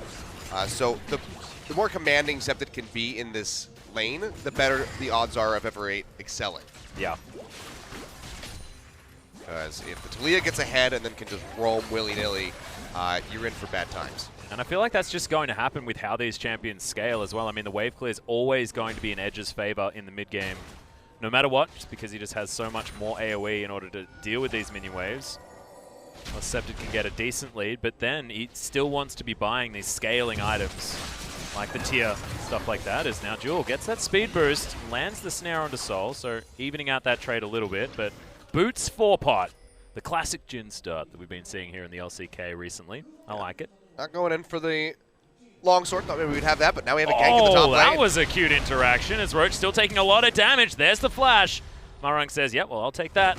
Be absolutely fine. And he may actually have to go back here as well. So teleport going to be down for the Nautilus. Yeah, this is going to be a really nice turnaround here. I mean, Helper not taken low enough for him to recall at level 1, goes back up. The innate sustain coming through from the Gragas keeps him healthy and puts him in a position to set up that gank. Really good body slam in the middle of that dredge line. So both summoner spells down for Roach makes him a very big target for Malrong to just have a repeat visit. And both the Everate winners players not having to use any of their summoner spells, so you could expect that Roach is possibly going to get capitalized on, and this time, after using that teleport, it's going to cost him so much more. You can already see the wraparound on the minimap there from Malrong. He can just go ahead and keep cheating up toward that top side of the map if he so chooses. At the moment, he's clearing out the Raptors. Yeah, I actually really like it, as now Scepted's going to go back to base, probably can afford that tier, and does so. Control ward picked up as well, as Punch just skips his way through. Should be able to find himself a Gromp, but other than that, not a whole lot of options here in the enemy jungle. He knows that he's got some time to do this freely. Oh god, but look at this pressure. The flash has to be used. There's the flash from Punch, and he gets the heal out of Jewel. Now with that red buff, should be able to lock this one down. There it is. First blood going over to Soul on the Caitlyn, and this is bad news. It's Kongdu Monster making a statement early. Yeah, really good moves here by Punch. Oh god, Malrang! Can he do it? The exhaust comes in. There it is! I cursed him. Oh my god! I cursed him, you know, I just straight up cursed him. I said it was a good wraparound, he immediately dies. Hey, no, you were definitely correct. That was just Malrang going full man mode. Or beast mode, should I say. You don't want to make it all sexist, but my god, nice work. So Punch knew that he could go for that invade, because at best, at the least, they shove back Duel off the turret, they can get some free damage, and he takes away the Grom. At best, they come up with the kill like that. Kind of evened it out, made it a bit neutral because he did go down, but he knew that he was able to do this because they saw the scrying plant go off on the top side of the map when Malrang popped it. So they knew that the Lee Sin was hovering around the Raptor pit, which just opened him up for that roam down into the bottom lane. Unfortunately, Lee Sin does quite a bit of damage early on in the game, it turns out. So and also Punch pretty mobile as well. They weren't expecting him to make it there quite so quickly. Yeah, I mean, as soon as he cleared the Raptors, he started wrapping around for the Grom take, so he was already making his way into the vicinity. If Punch had stuck around and, was trying to take the Gromp out, they actually would have clashed in the jungle more than likely, but he would have had his bottom lane ready to react, already pushed up to that tier 1 turret. So, fortunately, he gets caught on the retreat. Still very early on in the game, no Lulu at level 6, so Wild Growth unavailable to keep him alive, and the shield values from Gugar aren't going to be substantial yet, so it goes down. But 1 for 1, Kongdu still maintain the lead. Yeah. That being said, the bottom lane not quite as important for Ever 8 winners this time around. Of course, we're used to seeing Soul with these big leads, and it's about what Ever 8 are able to do proactively in the mid game. That's what we're looking for from this team to do again now in game number 2. And it's off the back of Malrang, this young jungler that has shown himself time and time again to be capable of going toe-to-toe with at least Punch, but also giving a lot of problems to all of these promotion tournament junglers. Yeah. I mean, I have to hold my thought here as he goes over the wall. Level 6 is being gained, means that Punch has to concede. Gets the ward in, and now Edge. He's going to get kicked back. In goes Scepted, makes sure that Edge can't do anything, but no Q to land. Seismic Shove not there either, so Kongdu Monster do get out with their lives, but good pressure from Ever 8. Yeah, a really good collapse there by Ever 8. Helper immediately starting to walk down, so he could be there to respond, maybe even just disengage the fight with the explosive cask. You can see the communication is coming through from this team, and they avoid Malrang going down. Back ping's coming in. Punch knows that his red buff's going to be a difficult time, but they don't know, but Malrang is up towards his Raptor camp, so he's just going to be doing his red at the same time. Will not get pressured off. Oh, Jewel taking a lot of damage here on this Jhin. Yeah, headshot into the Piltover Peacemaker. Just ripping through him, and yet again, you can see Soul coming out with a massive CS lead. 24 up at the moment. And whoa, that's a Warlord's Bloodlust on the Jhin. Yeah. Interesting. He's like one of the only ADCs that we still see the Warlords come through on. Well, now that it's been changed, it makes sense as well because of his crit on his passive. Yeah. But I mean, Like even with the nerfs, it's still going to be the most desirable keystone for you to take. It's cute. No longer are we seeing the Deathfire Touch, which even after the nerf was still the one of choice for a few weeks there. Oh, reload time, upsetting. Soul wants to get that free headshot, but nope, we'll get in there. It's always the most frustrating feeling when you're like I know, right it's outside. like, you're a couple pixels away from getting that headshot off. Oh yeah, that one too. Sorry, I thought you were talking about the missing of CS, which is what I talk way too much about. Oh, that's also very frustrating. Yeah, and you're like reloading. It's like, get the damn bullets in there, man. It's even worse. It's got to be even worse for the players when you miss something like a cannon minion. No, you just know like everybody in the audience just saw that. Yeah, and hope to God felt awful as well at the same time. They hope to God that the observer is like looking somewhere else, like the top lane. Please no, please no. Well, Scepter now has himself his null magic mantle. You saw it was Edge and Punch once again roaming together down towards the bottom side, but understood that they weren't going to be able to get anything. But yeah, Septid's still farming things out, trying to collect even more items, get to that big stage as a Cassiopeia. And Ever8 Winners have two of the best Infernal Drake champions in the game.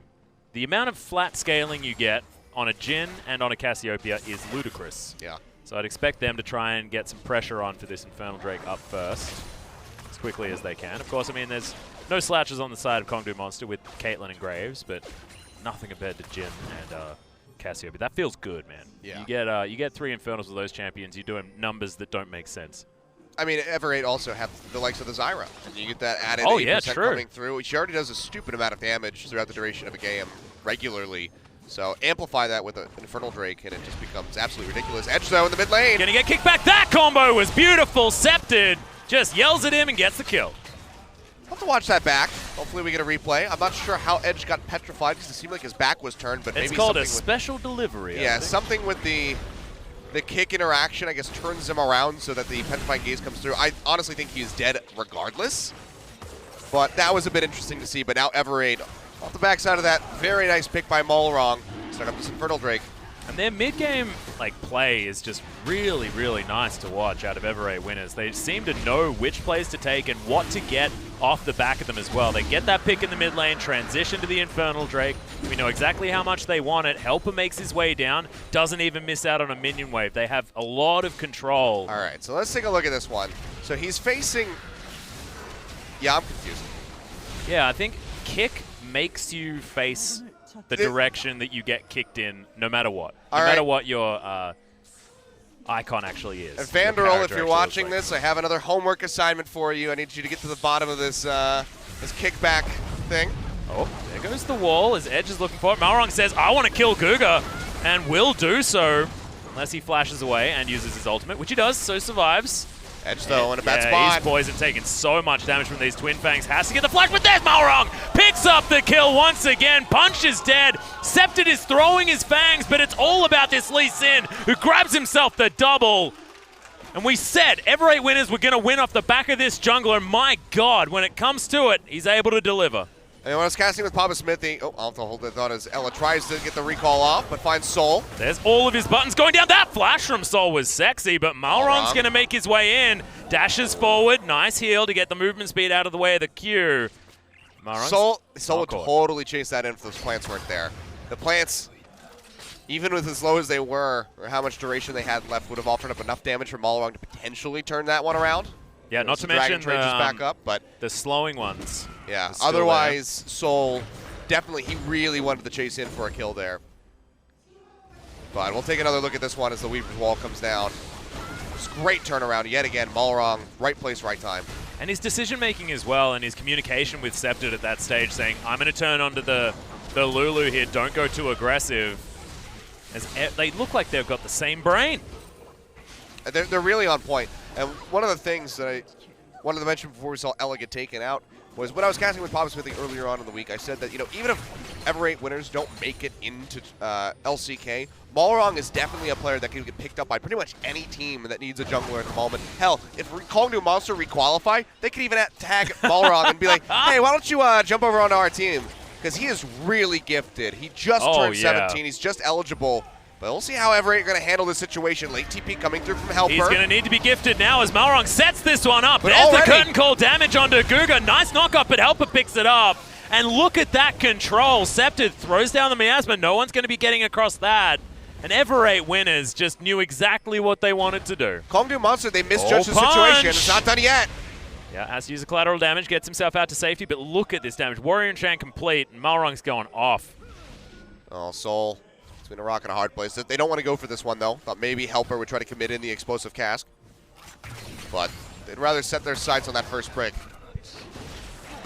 Look at this. Jules actually turned around what was a massive CS advantage from Soul with all of this catastrophe that's been happening to Kongdu Monster. He'll be able to pick up first brick, Soul Gold, and he'll have a lead down here towards this bottom side. I mean, up until recently, the only item that Jewel had was Ninja Tabi. Yeah. It was the only thing that was in his inventory, and a lot of people will criticize that and be like, oh, why, he has no damage, blah, blah, blah, blah. This Jin's going to do nothing. He doesn't really need to do anything. He just needs to offer up a curtain call. He's playing utility at the moment. The slow up on the shots will come through. The final crit will still hit for decent damage this early on in the game. But really, it's all about surviving the laning phase with the Ninja Tabi, which is exactly what he's done. He did die once, has those 2 assists coming in, but he's mitigating the damage that Soul's able to output, especially when those headshots come in. But now he gets a big purchase. The Youmuu's Ghostblade's completed. He's got another longsword on top of it, and he still has that mitigation from the boots. So honestly, Jewel bringing back the CS, he's in a fantastic spot. Oh, certainly is. And I like that you brought that up too, because the Cassiopeia is where the consistent damage comes out of. I mean, Sceptred is what they're going to be utilizing in late-game teamfights if we make it there. Yeah. So Jewel is mostly just utility. Yeah, you don't draft Jhin if you want consistent damage. That's why the Zyra is there. The Zyra will do more consistent damage than the Jhin. He'll do burst. I mean, LMA and just lock down do the most damage in this game, to be honest. I mean, Yeah. Zyras can do that. Pretty silly, depending on what he builds, of course. I mean, we've seen it in the past, Zyra beating everybody else in games as far as the damage is concerned. So, Yeah. Not opting for the Sorcerer's Shoes, which is the true test of how bloodthirsty you can be on the Zyra, is Malrong. Oh my god, he's so aggressive. I mean, this is looking like Punch versus Empty. Yeah. And Malrong's actually making it look a little bit easier because this is the opposite matchup. I was going to say he's arguably better than Empty as well, so. Yeah. It's working pretty damn well as now Oh, there's the curtain call. Guga, all too easy. And Everett, how do they do this every single time? Like 16 minutes into the game, they just know what to do between 15 and 25 minutes to get themselves the advantages they need. I mean, it was so close back and forth in game number 1, but now this is just a clear-cut lead for Everade. 4,000 gold up at the moment. They are in such a strong spot. There's another dragon spawning up. Only an ocean, but at this point, you're just collecting them for stacks. You got the Infernal Drake. There's a mountain on the table. That'd be very nice, but, be ready for that Elder Dragon if it even reaches that point of the game. And ladies and gentlemen, we will be petitioning Malrong to ask him what he had for breakfast this morning, because I know all of you probably want to have whatever that is. Because dang, this guy is going off. Looking even better than he was when we saw him before, and he was beasting against CJ earlier on. Get themselves into this game. What if the secret is something like really disgusting? You have to eat something that's, you have to eat like a live spider, and then you play like a god. That'd make sense. That sounds like pretty badass. I would never do it. I'd rather just be maybe not mediocre. A live spider. But Sol, he's going to get stunned up. There it is, the chain CC as Malrong flashes forward. There's the kickback. Jewel grabs it. And Guga, the Q comes in. Malrong wants it as Edge is here at the same time. But he has bitten off more than he can chew this time around. I mean, you see the Cougar as low as he is, and it's one of those, my mind's telling me no, but my body. My body is telling me yes. Yeah, so he goes for it. Can't quite get the kill. If you come up with that double, then I'd say it's probably pretty damn worth it. But the fact that he had to use the flash and still dies in the end and doesn't get the kill on the Lulu means that it's a bit of a misplay there from Malrong. But everybody that's played Lee Sin has been in this situation, and they would 100% make the same call. Oh, yeah. But it's also just, not thinking, not being conscious of the Weaver's Wall has not been used until this point, and then suddenly Edge arrives, and he knows he's dead at this, at this juncture. He's just like, okay, you know what? I kind of screwed up. Yep. His team's like, Malrong, are you okay? Rush of blood to the head? They're still fine. They're still are very comfortable in this game. Lead is massive for 18 minutes in. And 100% kill contribution for Malrong on this Lee Sin. Now going towards the Black Cleaver for the Snowball Lee Sin build.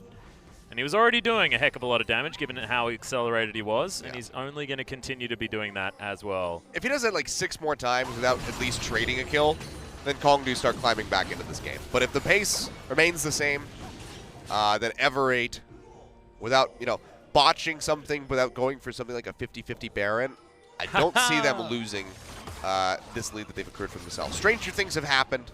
It'd be a very big turnaround for Kongdu Monster if they could pull it off, and would definitely rejuvenate them as far as their mentality and their motivation goes.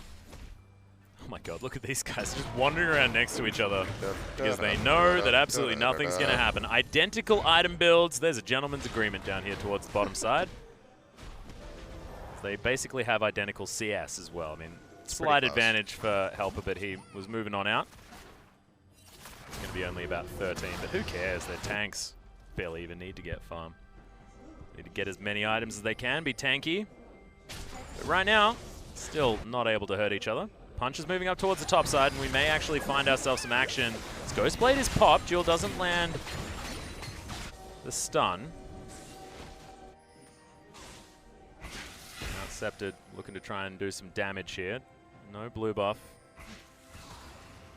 It's Kongdu Monster playing very defensively. Now that tower on the bottom side of the map could be pressured here by Roach, so Helper needs to make his way down. Should get there in time. But Helper has a free teleport available if he wants to get to any fight. Just can't quite justify it at this point. That's some feel bad right there. You want to go ahead and just chip away at that turret, knock it down, but doesn't want to overstay. There is no vision for Kongdu Monster on that lower side of the map. No forward vision inside the enemy jungle. And open Here we are once again. Guga's going to get tagged by the Q as Malrong's just waiting for his opportunity. Oh my god, that's how you do it. The trust in his AD carry. Malrong knows that he doesn't even need to follow it in there, and that last bullet did so much damage. Calculated to a T. 612, I think, was the number that popped Guga in the end. Didn't use the Wild Growth. Would have kept him alive. Yeah, well, I wouldn't have thought that I'd be dying with that bullet anyway, and that was so beautifully But you aimed. can't, as Kongdu Monster, you can't afford to make assumptions like that. You need to be better safe than sorry at every single turn. So as soon as you go, you know, about 50% HP and there's one shot left in the chamber for that Jhin, you best be popping that damn Wild Growth. They can't afford to be making mistakes like this. Everate, just keep finding picks. Who has more AoE? Neither of them will ever die. Yeah, no, they're not dying. It's just the battle for the I already had this tested. Vanderil made me a video. Oh, nice. Of Maokai and Nautilus duking it out. And they literally will not kill each other. All right. How long will it take? Just using all of your abilities on cooldown, everything hitting, you can just last forever. Is that how it works? I mean, if they auto attack, it's 100% like impossible for them to die. The base rejuvenations at the you know full item builds, at least at that stage of the game. But even with a Spirit Visage, it's like way too much that they cannot auto each other to death. And even with abilities, you're still talking at like a 20-minute fight. And you're also talking abilities that are only going to help them regenerating. Yes. As well. I mean, Gragas is going to have the base damages coming in. Roach has way too many shields that the Gragas can't get through quickly. Yeah. So it's actually just a fight that will not end. Let's make it happen. Come on, Roach. Roach and Helper on the island. The closest that we've gotten to a fight like that actually occurring in a game, obviously this is a limited memory, and I can't think, and I don't watch every single region, but I'm thinking of Team Impulse versus Team Liquid at Madison Square Garden in 2015 with Quas versus Impact. Oh, God, yeah. And I think it was Scion versus Malphite, I think was the matchup, and they almost, I think Quas almost killed Impact, and then they backed off. That's the argument that we should raise for having double play-by-play tricasts as well. Because, I mean, you need to breathe halfway through that one That's if you're going to true. be casting it. You also probably don't want to watch us. Here it is. Here it is. Come on, guys. Keep going. Don't be distracted by the minions. You've got a 1v1 duel. They want gold. That's the most important thing. They don't get gold for hitting each other. If they were just punching bags full of money, then they'd be happy to go ahead and duke it out. Yeah, I guess that's true. But this isn't Mario Party, Achilles. That's not how that works. You know that game where you run up behind each other and you tug the little bag, get the little money thing? Oh, yeah. I thought you were going to say, do I know Mario Party? I was like, what? Yeah, no, that game in Mario Party. And it looks really silly because it's on a What Nintendo backwards 64. society do you think I grew up in? What the heck? I lost Malrong so many just safeguard to a Zyra seed? Oh, no, it was a plant. It was okay, a that was a plant bit of a bug. Yeah. I've lost many a friend to Mario Party in my day. Yeah, it's worse than Monopoly, man. Yeah. Did a charity stream the one time where we played 20 rounds of every single Mario Party game. Oh, God. And I think at that point, what are they on now, 10 or something? Yeah, at least. I think this was 20 rounds of every game up until 8. Ugh. It was whatever the Wii U one, or the Wii one was. It was before the Wii U. Yeah. It was a very long evening, to say the least. Petrifying Gaze was scary, but not very effective. You know, that's the first time I've seen the animation of the face coming out so perfectly. Because usually there's something. Normally there's something actually happening, you know? Uh-oh. Oh, God. Okay, so this is going to go down very, very quickly. Things are going to get saucy. Ella's already gatekeeping here, trying to stop them out, but the Weaver's Wall comes down. Yeah, Ella actually caught on the wrong It's side of a it. Yeah, DTP. teleport's coming in, and they're fish in a barrel now. Everyone trying to get out. The first 2 bullets land, but now has to be cancelled. Kongdu wants to get themselves to safety. Honestly, so far a win for Kongdu. They don't lose anybody. They don't. do have Weaver's that Wall's Weaver's Wall down, though. But they get and the that TP away from Helper, which is huge. Oh, Malrong might be caught. Death Charge comes in. He's knocked up and destroyed. Nice knockback. As there's the double knock up at Roach. Look at how incredibly tanky is Scepter. Oh my god, might actually get the flank no Petrifying here. Gaze, he doesn't have the ultimate. There is a lot of space for him to work with though as Roach, gets the flash out of Scepted. Dredgeline doing work, and now the one pick onto the big buffed up member of Ever 8 means that they should be able to pressure down this turret quite nicely despite the lack of minions. For Kongdu. They get the turret in the end, the seismic shove on the Helper. Yep, Jewel actually taking a lot of damage there as well. As Scepted gets himself over to the side. Helper trying to get in there as Edge is going to get taken down. Helper's still alive. He's got a GA anyway. Who even minds? As Scepted's running so fast, but bit off more than he can chew. So gets caught. Oh my god, the regen from the Twin Bang. That's the Quadra kill. And Punch is running for the hills. Scepted can't catch up, but my god, the snake's going off. Oh, what looked like a big opportunity for Kong to at least get an objective without losing anything turns into an absolute tragedy as they nearly get aced, and that's going to be Ever 8 turning right back over onto the Baron where this all began. Malrong in that span. Short respawn timers here, just 25 minutes in, comes back up, they'll take this down. There's absolutely nothing Punch can do. And Kongdu, they gain an inch, but they lose like 5 miles.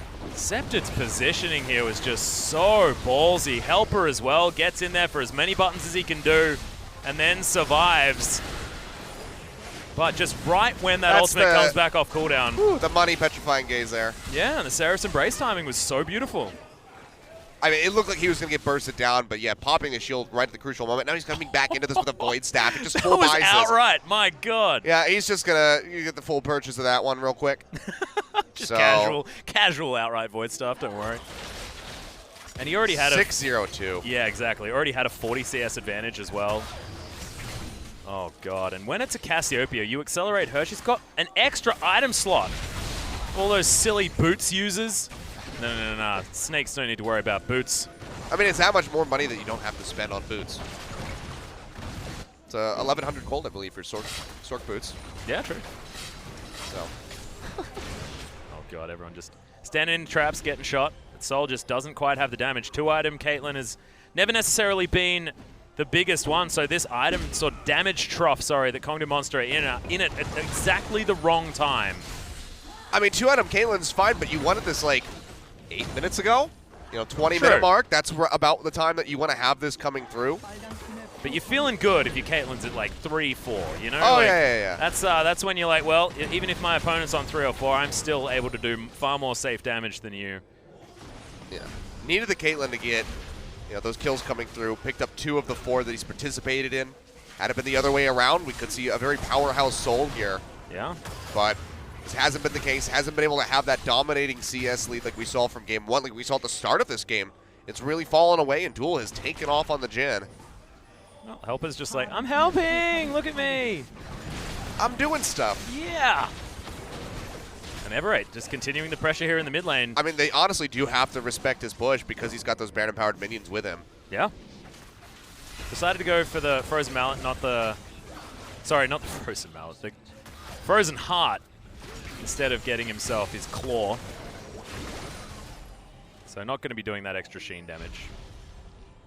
Iceborne Gauntlet does help you a little bit in the split push. There you have it, 10,000 golden lead. Aha! Ever 8. Finally happened. Ah, they shrunk it. Now it's less than 10,000. Oh no! No, Ever 8. Malrong's going to be able to get at least an extra 26 gold from this. If Ever 8 loses this... Nah, it's 25. I will give every member of Kongdu Monster $10. Whoa!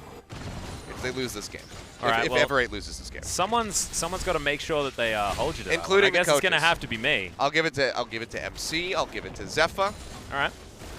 Because they will deserve a little bit of a bonus after clawing their way back in. I feel like you could probably offer up more than $10, man. I could probably make a bet for about $1,000 per player.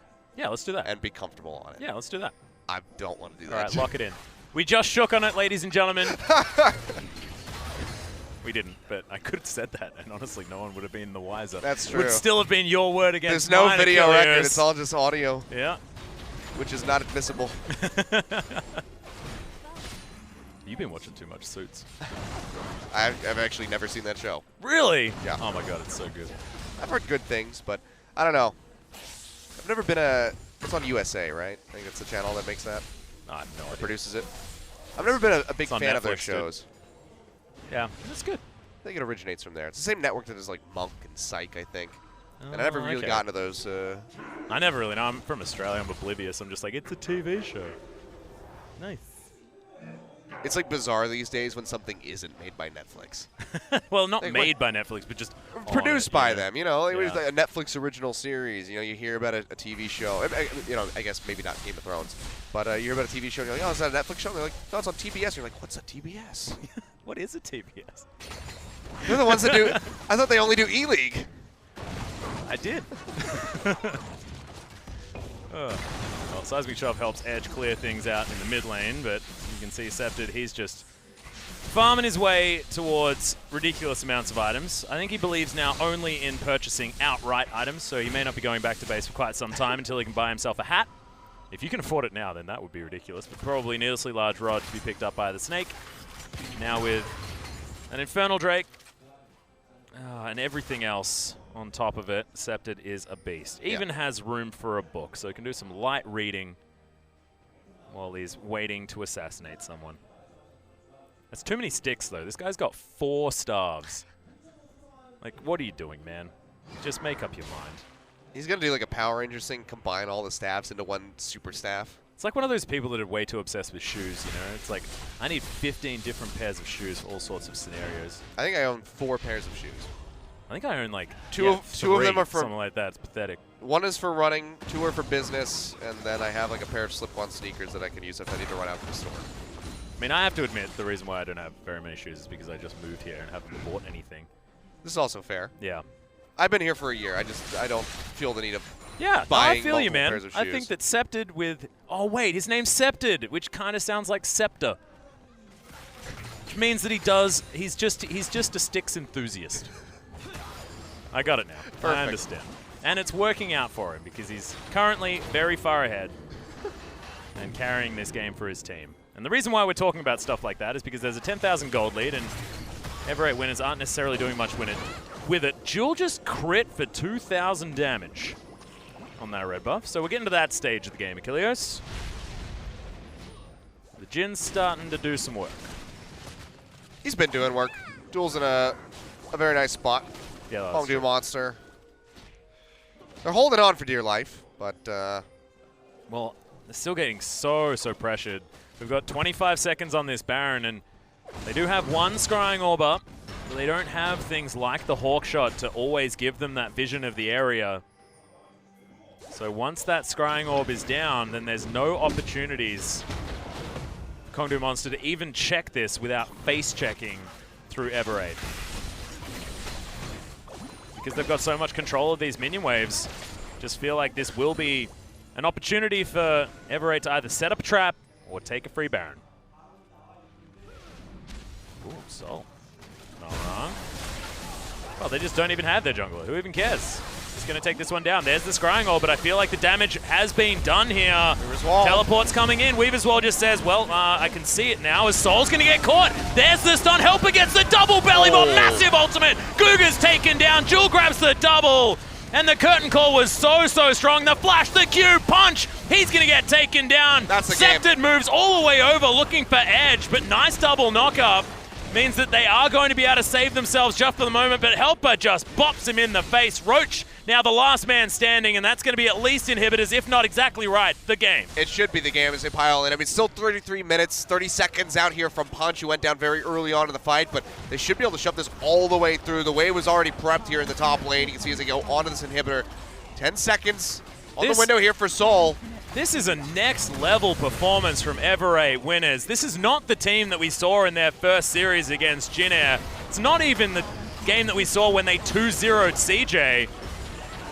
They are well and truly ready to get themselves into the LCK. They look so hungry. This man, you can see, diving underneath the turrets is the one that certainly is, as well as he gets exhausted, is still going to survive. There's Punch just overreaches for it. Roach is down so low. Scepter's just killing people for fun now because this is over. Ever 8 take down Kongdu and bring it to match point in this best of 5. Yeah, that is a crushing defeat. If I've ever seen one. Ever8 absolutely decimating Kongdu Monster, who just looked completely lost in the game. Oh, yeah. Game 1, competitive. Game 2, a complete wash for them. Cannot find any ground to stand on. Stomped out at every single turn. Ever8, they really do look poised to close this out with a 3-0. Kongdu need one hell of a bounce back in their momentum, in their mental state, if they're going to even find a single win in this series. We were saying that they look like they would come in this one with the upper hand, but Ever8 winners are looking to live up to their name. Just shows why we're not analysts, Achilleos, because I was predicting a Kongdu Monster victory here. We both were thinking that they'd be the ones that would be able to make their way back into the LCK. But after these last 2 games, I feel like it almost looks like an impossibility for this team. It's going to have to be a complete turnaround from Kongdu Monster. But to go back to it, I mean, Ever8 winners, I'm so glad winners is in their name because they're winning these games. It's not Kongdu Monster necessarily throwing it away. That last game was phenomenal draft and fabulous execution as well. I mean, these Baron calls were so good. But ladies and gentlemen, we are going to go to a short break. When we get back, match point between Kongdu Monster and Ever8 winners.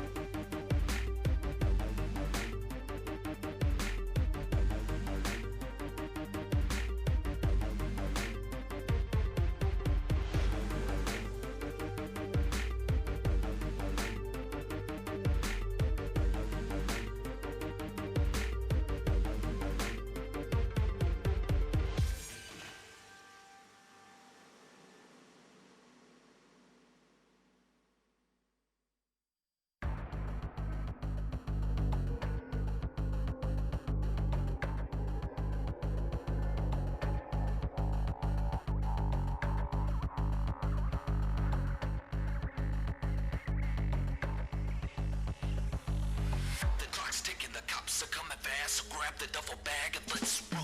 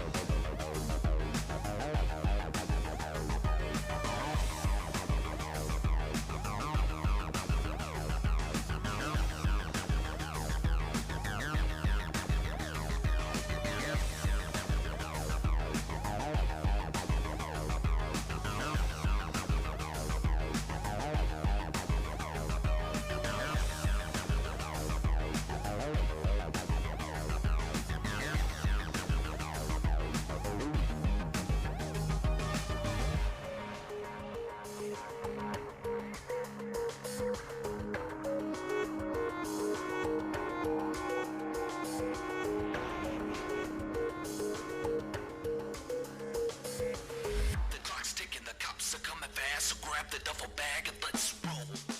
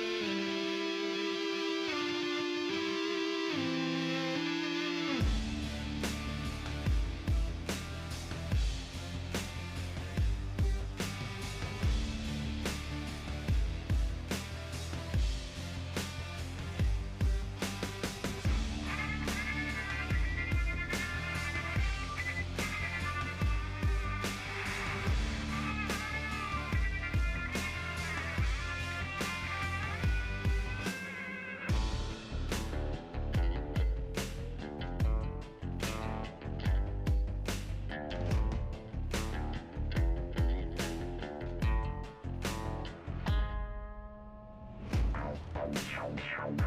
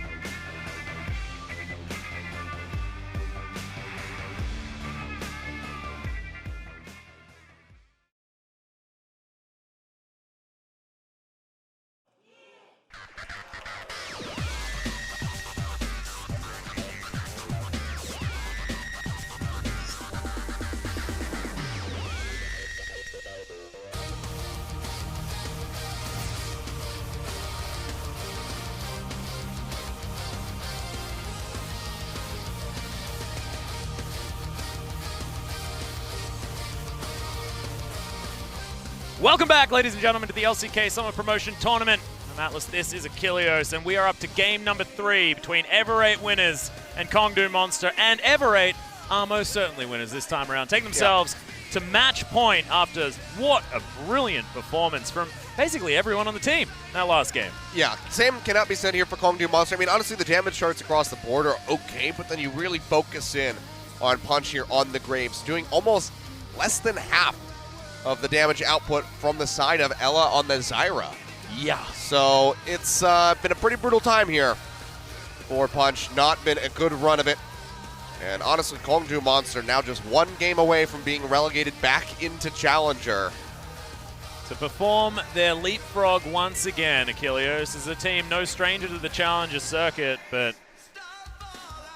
we had so many expectations. Zephyr coming back, expecting the draft to look better and better, but honestly, it's been compositions put together that have looked better coming out of Ever8 this time around, and their execution has been flawless. They set something up, and they just utilize every aspect of it. I mean, the curtain calls into the Lee Sin Qs, their decision-making on target selection, so beautiful. And now, into Champion Select for game number 3. Can Ever8 do it again? Or is it going to be Kongdu Monster firing back in another game 3? They have been known to take victory. And I mean, when a team goes to match point against Kongdu Monster, in this tournament at least, has been a time for them to fire back. But it's going to be a tough call as they hop on the blue side once again. The likelihood of them being able to come up with the win, it's I mean, it'd be very impressive if they could do so, extend the series in their favor. But Ever8, after that performance, they look poised to go ahead and take this with a 3-0. Malrong just absolutely destroying everybody with his Lee Sin yet again. Twice in a row we see that come through, and I wouldn't be too shocked if we see Kongdu ban it away, honestly, here in game number 3. Would make some sense. But we'll see whether it is going to continue to be this top lane focus that we have been seeing. Wasn't last time, of course. The Rumble was followed up with the Varus and the Ashe on the blue side for Kongdu Monster, but that didn't seem to get them anywhere as Duel, his Jhin, looked pretty flawless, honestly. Yeah, and once you bring out a performance like that on the Jhin, it's so hard to ban away from the AD carry pool. And that's something that you would expect to want to do after watching Ever8's first games against Jhin Air, where Duel and Elo really weren't in them. Yeah. The Kog'Maw Lulu lane just falling to the side every single time. And that would be like, okay, you know what? We target these guys, and we punish them really hard, and that's how we get ahead. Because Malrong's really good, so we need to get an advantage somewhere on the map. But after the performance from Duel here in game number 1 and now in game number 2 following up with the Jhin, he's a force that you have to worry about on the side of Ever8. Now every single lane on Ever8 is a deadly one, and Kongdu just seem like they don't have the prowess, they don't have the skill to outmatch them individually. And it's all about what Malrong's able to do to get the rest of his lanes ahead, because it just shows that it doesn't quite matter what they do. They're able to get that work done, and look at this. The Vladimir banned away, Kongdu looking for that Syndra first pick potentially. See whether Ever8 respond with that Syndra ban right now. No, Jace is going to be taken off the board. But the thing that we have to keep in mind here for Ever8 is if that Syndra comes in the first half of the draft for Kongdu Monster, and oh boy, Punch, going to go back to the Lee Sin. Oh my but god, if we do see that Syndra come out, Aurelion Sol should be the answer from Sceptid. Oh, that is very true. And of course, Sceptid does have the last pick in this first round of picks as well. So now Helper. We'll see whether he goes back to his Gragas early on or whether we stick to what we know, which is pick our bottom lane and jungle and then save those solo lanes until after the next round of bans. Lulu going to be picked up. Of course, Ela, very practiced on the Lulu, played 4 out of 5, I believe, of his games in this tournament on the champion. His last of which looking very good. We have the outside chance that... There's a Graves available. I don't know why Malrong wouldn't go towards it, but the Rengar being hovered. So there's the outside chance that we do see the Lulu end up in the mid lane, depending on how the rest of this draft goes. True. But very likely will be for Ela. He's shown quite a bit of favor. Doesn't feel like a Sceptid champion either, as Rengar is going to be locked in, so Malrong mixing it up. Yeah, changing things up a little bit. This is going to be his second Rengar game. So has played quite a bit of champions so far throughout the duration of this tournament. The Lee Sin was his 5th unique, but now going back over for the Rengar. But on a strong performance, and we're talking about the Syndra. Yeah. It's available, and they're hovering it. But again, this opens up for that Aurelion Sol, which has been banned against Sceptid very frequently. We've already seen it twice. They lock it in. So the gauntlet has certainly been thrown.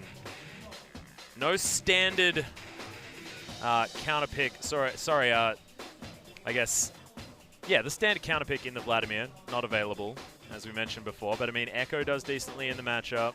And like you said, Aurelion Sol, not too bad. Sneaky little mouse there, giving the kitty cat a little bit of a pat. If you guys saw that one. But no, Edge, see what he decides to pick up. And look, Helper. Wow, very different they'll take this away approach from to him. the pick ban. I mean, Helper's been playing this Gragas pretty much throughout the duration of this tournament. So we saw him play Gragas twice in the first set when they were playing against Jin Air. And other than that, we've only ever seen the Nautilus from him, really. So they'll change things up by going with the Shen as it's available. Yeah, so Shen going to be locked in for the top side of the map. Helper more than happy to jump on that one as well. And I like this if Kongdo are going to go for some sort of pick composition option, with the fact that, Syndra does have long-range pick potential, as well as Roach being able to kick people back and stuff like that. So Wild Growth and Stand United, both good options for mitigating that. So this makes me wonder if Ever8 have another pick ready in the mid lane to go into the Syndra outside of the Aurelion Sol because they did not draft it. Granted, probably a bit concerned that the Shen would be banned away and maybe Helper, who's been playing nothing but tank matchups, doesn't want to get forced onto something a bit, more like a bruiser. So they do run a risk of having the Aurelion Sol banned away. So hopefully for their sake, Septed has something prepared that can go toe-to-toe with this Syndra. The thing I do love is the fact that there's such a change in approach to this particular draft. Kongdo are doing everything they can to shake off the last two games, change things completely as far as draft strategy, and Ever8 probably weren't expecting this particular approach, and we'll see how they pivot in order to deal with it. Tahm Kench going to be the final ban, so focusing on that support role, which makes some sense. Malzahar available to think about notable supports that they can still pick there towards the bottom side. Guga could also hop onto something like a Braum if he feels like, and Thresh is available as well, so still a few choices that they can make. I mean, every support that we've seen from Guga throughout the duration of this promotion tournament has been taken away. How hard is it to find the Aurelion Sol button? There it is, finally comes in. Seems like they had a lot of debate over this one, whether or not they wanted to actually ban the Aurelion Sol or try to run Edge into it and see if he could outplay Septed, but they will not opt in for that challenge. They want to just go ahead, take it off the board, and see what Ever8 are going to fall back to. Likely... Taliyah makes sense. Well, we could just see the Taliyah. Well, something that Ever8 were very capable of doing means that their damage is going to be relatively low moving into the late game, and it looks like could be an opportunity for Jewel to get on something like that Kog'Maw, but he'll have a look at what Sol picks up and decide from there. Of course, Ezreal's up. Sol looked fantastic on that in previous matchups.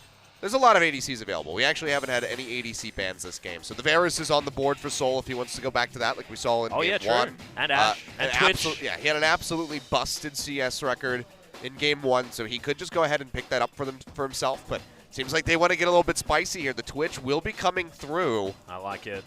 And Sol looked so good. 6-0 and 6, I believe, was his scoreline. They need something to really protect the Twitch. We already saw the flash on that Thresh, and I think that's going to make the most sense here. Yep. Offer up a bit of mitigation with the shield, but the Dark Passage, more importantly, to drag the Twitch out to safety. So they will go ahead and lock that in. Otherwise, would desperately need something like a Karma that can just really offer up a meaty shield and try to stop him from taking as much damage as possible. Yeah, Ever8 now looking to add some utility to the bottom lane by the looks, with Jewel picking up that Ashe once again. His performance in game one was fantastic, so it would make some sense, and they will have a lot of pressure in this bottom lane. Heard Papa Smithy talking about it yesterday, but Thresh doesn't offer very much in the laning phase. Might be an opportunity for Ever8 to try and grab themselves an advantage, but Sol has been demonstrated as a phenomenal Twitch player, so should be able to navigate that one quite nicely. And so Kongdo Monster now have changed things up completely. They've got the Syndra finally in their back pocket. There was no real answer that's definitive on the side of Ever8 winners this time, and it shows that Zephyr knew what he was doing this time around in the draft. I really feel like Kongdo are out to a much better start off the back of that, strategically anyway. It definitely does look better coming into this game. The assassination potential is not going to be as strong for the Twitch because of the Stand United over on the side of Ever8 coming in at the top lane. Yeah. So they need to keep very close tabs on that cooldown, because while it is down, that's a massive window for Sol to go ahead and try to jump onto somebody like Jewel, outplay him, flash away from the Ashe Hour perhaps and just juke it out. and then win those exchanges. But otherwise, if the Stand United is there, the Ash Arrow connects, Soul could very well find himself being splatted. Yeah, we have to remember as well that the change-ups are across the board here on the side of Ever 8. I mean, Shen, that was being played by Roach last time. We saw it Rengar, first time that we've seen it in this series. Talia, the only thing that feels like it's comfort on the side of Ever 8, as Sceptid looked fantastic in game number 1, as well as the Ashe for Jewel, but pretty standard stuff. We'll see whether the Lulu for Ella is going to really help out, because he's known as this disengaged support player. The aggression that can come out from a Lulu is certainly something in the early game, but we'll see what they can do. Match point now for Ever 8 winners as they go up against Kongdu Monster.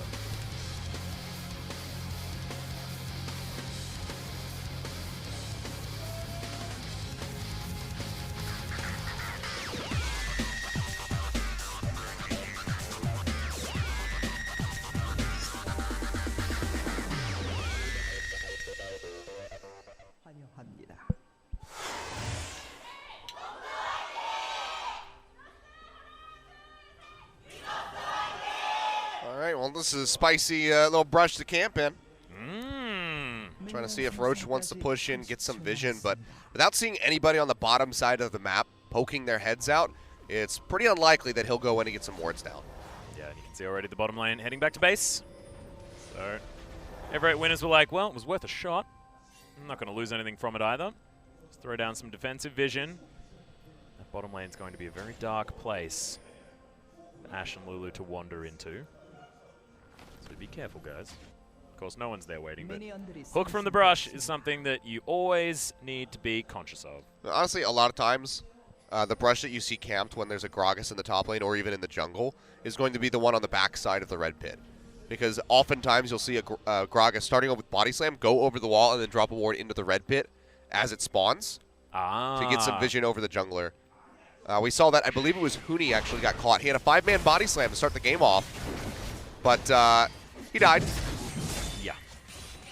It's problematic. Forget which game that was in. Might have been one of the sets against a Freak of Freaks, maybe the first one, or maybe it was even in Telecom War. I don't exactly recall, but I believe it was Huni.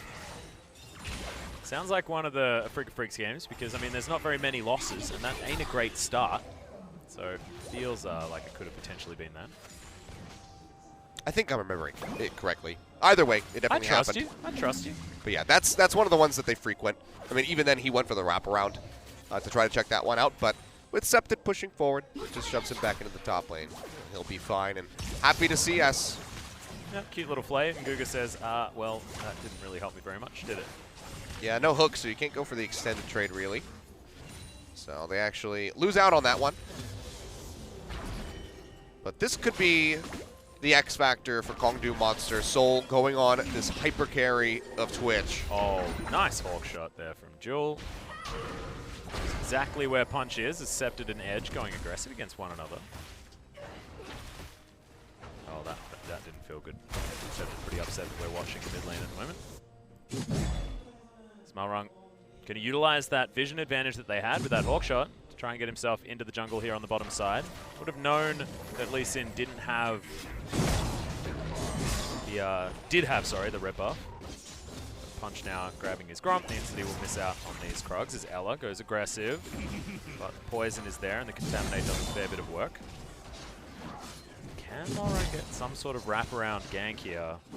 Soul and Guga potentially maybe up for a lost summon a spell. And they have no real way of drawing him in. You know, if the Thresh was on the other side of this fight, then sure, you can see Ella going in for the hook, landing it, and dark passaging in the Rengar. But because the lane is pushing them back towards the turret, there's no real window, and he doesn't want to waste the time, so he's just going to opt to go back into the jungle. He'll maintain a very fast pace on his clear. Oh, good stun as the cleanse was maybe a little bit late. Punch lands the Q, decides not to go aggressive, and Sceptid now with no cleanse.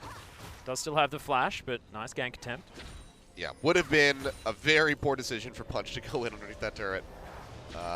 Not tanky at all on that Lee Sin, the safeguard, only going to get you so much shielding this early into the game. Intelligent of Sceptid to hold on to the seismic shove as well, make sure that he threatens. Yeah. Otherwise, if you get into that situation, no seismic shove. As soon as the resonating strike connects, you're looking at the flash away, and then throwing out something like a threaded volley to try to trade the damage back in on top of the turret. But just wants to go for the safer route. Shoots his way back and does not get punished too heavily for it. Yeah, still a worthwhile pickup as well, given the fact that that cleanse was taken away. Duel now gets that wave once again to the turret. 9 CS advantage here for Ever 8 winners. Soul's forced to farm under tower. And you can see that poison's making things quite annoying, but thanks to Guga, at least gets one of those. Things on the top side of the map very, very even, as you'd understand, but a little bit more jungling being taken care of by Malrung on this Rengar, who in the LCK has had up and down performances throughout the spring season. Yeah. It's been a bit inconsistent Yeah, as far as him showing up goes. Malrung didn't find success last time we saw it on it in his series against Jin Air. That was because they were running their classic Kog'Maw, Lulu, Gragas situation that was just honestly not great at any point. Cute little body slam there from Roach. It looks very comfortable on this Gragas, now on the opposite side of the matchup.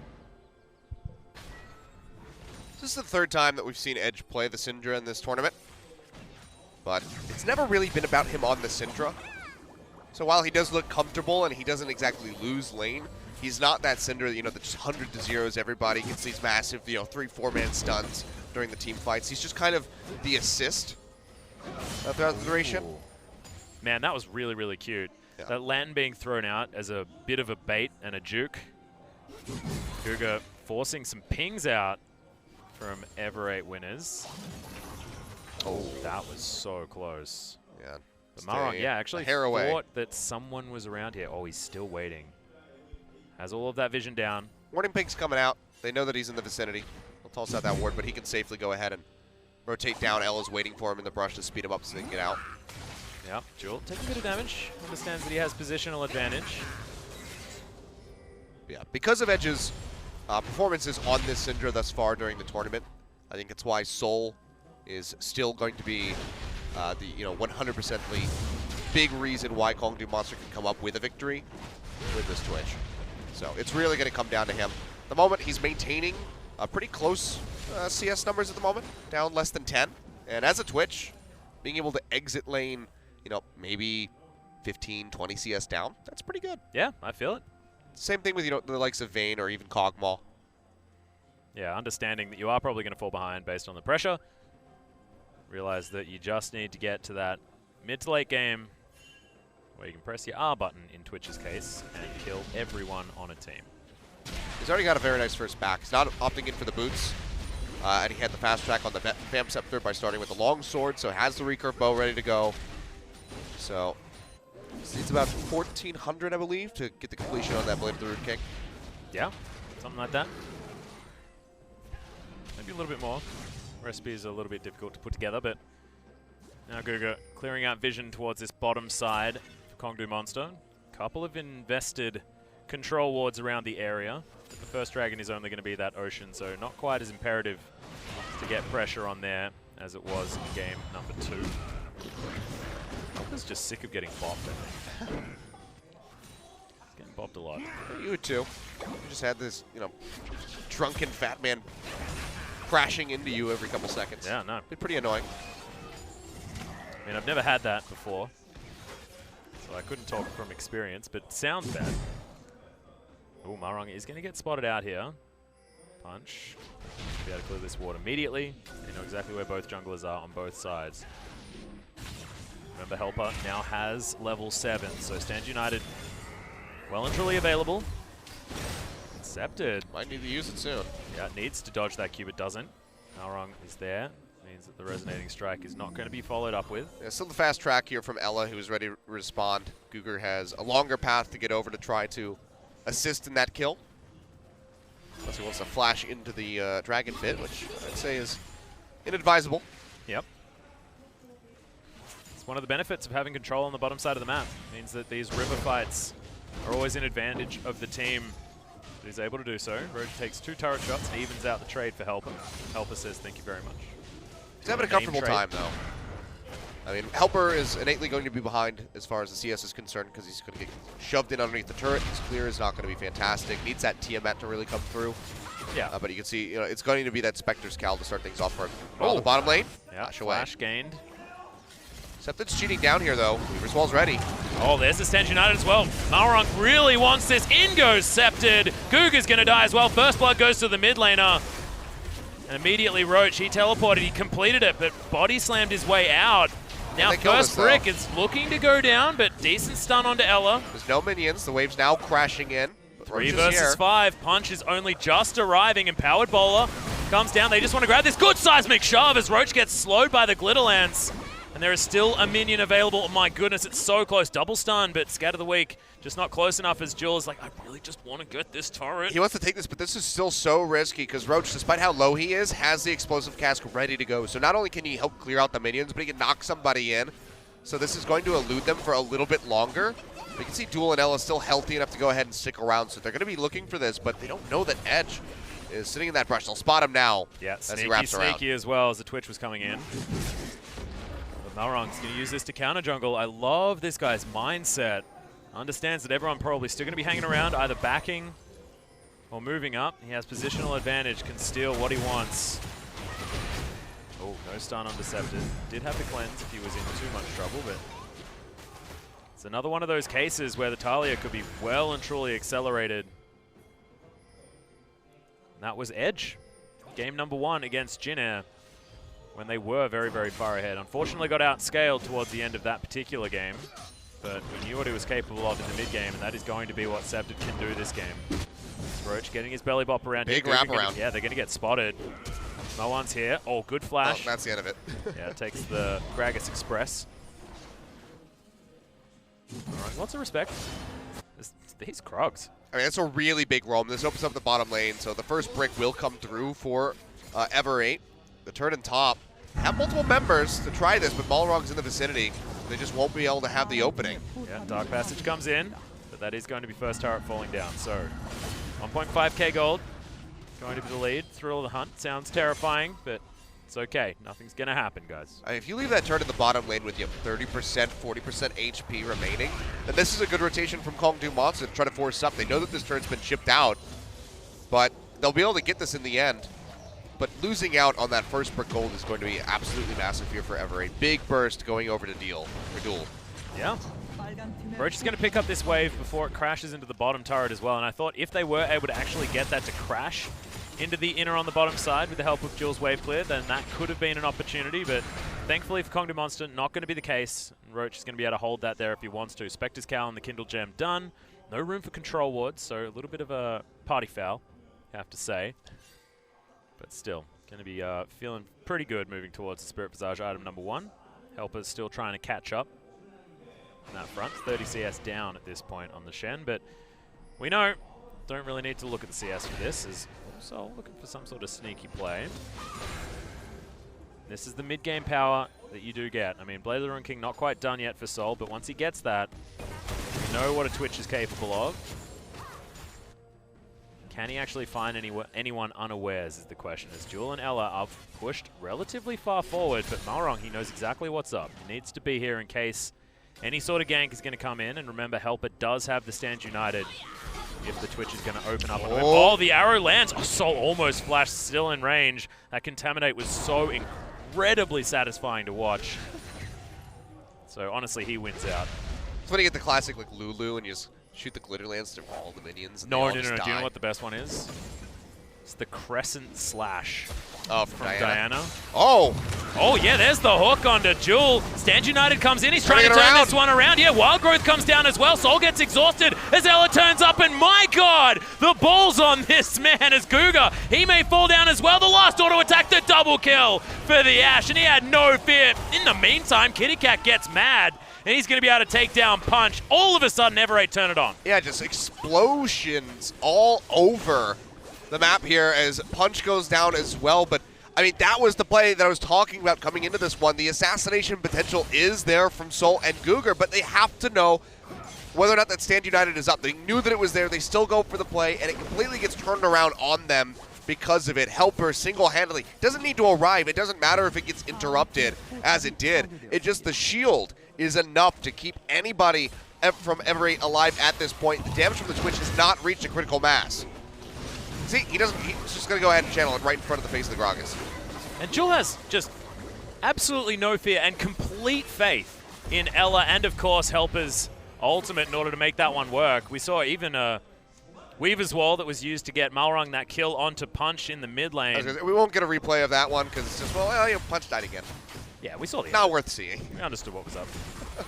But yeah, we also do want to have new information, Kilios. It's like watching the wet noodle fight with the tanks in the top lane. The Punch dies. We don't need to look at this. Entry to the death chamber is something we're all used to. Yeah. You know, we see that. No, I mean it sounds cruel, but honestly, it's so true. This whole tournament has not been something good for Punch. In all honesty, This whole split. yeah, he's had a rough time. Certainly has. It's unfortunate. It really is. As much as we, rag on him, it's quite sad to see that his play has deteriorated this much and that Kongdu, and it's not just him alone, as you mentioned before, the communication, the cohesion from Kongdu Monster just has not been there throughout the duration of the spring split. But he was one of those ones, like when we saw him during the promotion tournament going into spring, he looked like a very strong pickup from the team and looked like this could be the thing that kind of turns Kongdu around. And for a while, that was the case. Going to Kespa Cup, going to Gyeonggi. But things have just not been working out here. Casual arrow thrown in the mid lane. Scepter gets stunned, but nice double tap on that first threaded volley. Malrung just using his ult to make sure that there was going to be no follow-up after that arrow flew by. Ocean Drake possibly the option here for Ever8 Winners, who are once again in control in the mid game. 16 minutes in, 4-0 in kills. Even on turrets, but that's a 3,000 gold lead almost here for Ever8 Winners at match point to get themselves into the LCK for the first time. Been trying for a long time. Yeah. A lot of these players with a lot of competitive experience as well. Not Malrung.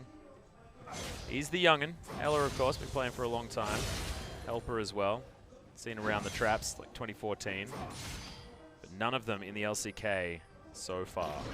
And this would be such a huge step here for Ever8. They've been trying to get in for the longest time. Yeah. And just have not been able to do so. But they have a very nice infrastructure as a team. I can't speak for their coaching staff and managerials, but as far as their team environment, it's actually quite good. I think as far as recent additions to coaching staff, Spawn now on the roster. I used to cast with him, but it's a different one. And I don't know who deserves credit for how they've been drafting this series, but honestly, it has been very, very nice to watch. Yeah.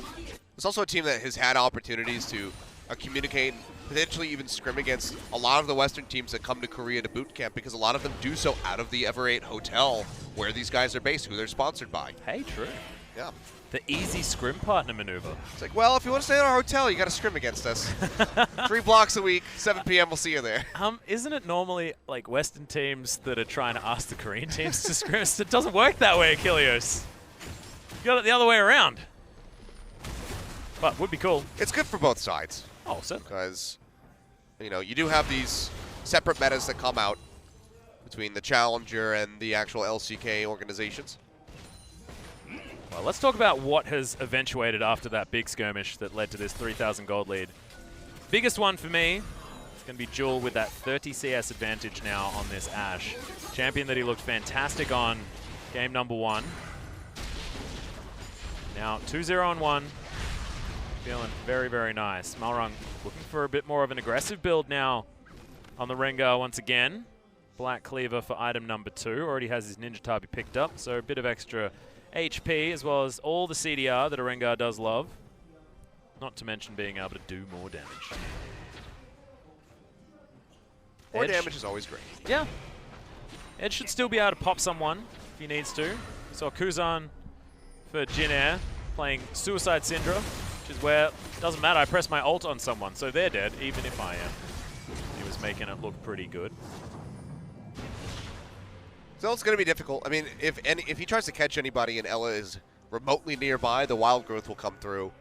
And Edge does not have the damage to pop anybody through that. Stand United as well is a big deal. Yeah.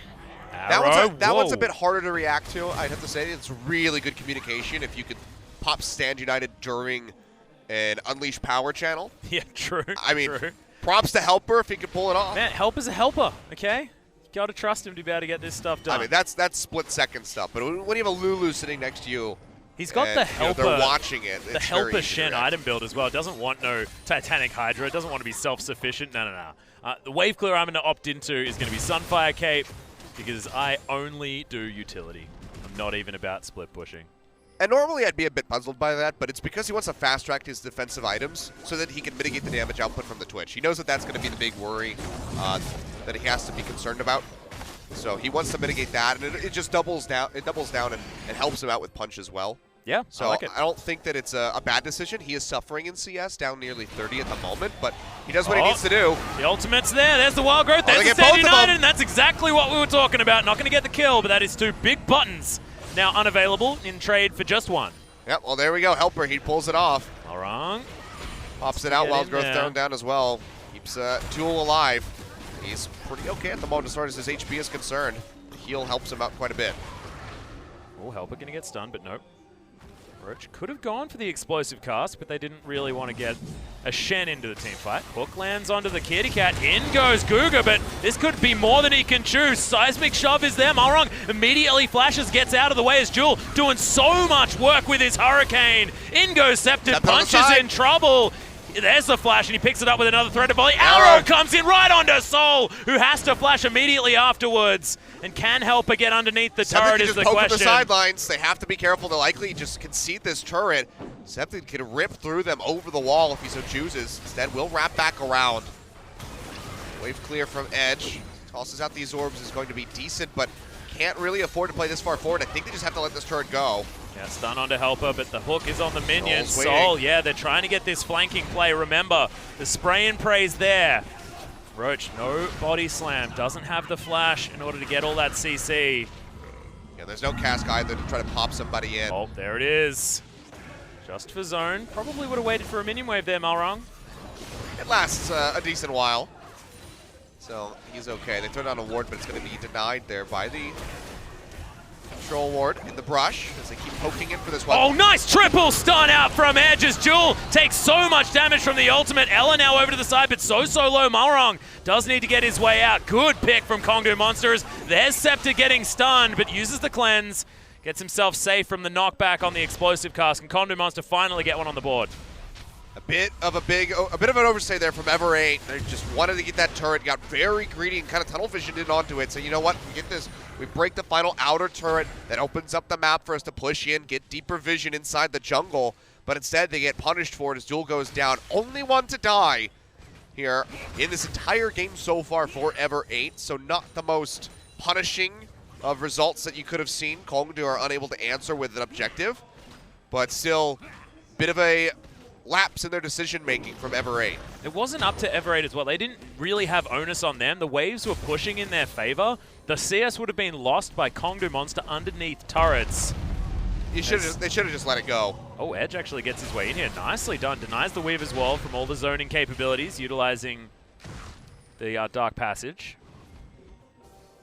But yeah, it just means that if they weren't engaged on, if they didn't have that moment occur, then it would have been Ever8 winners that got themselves ahead.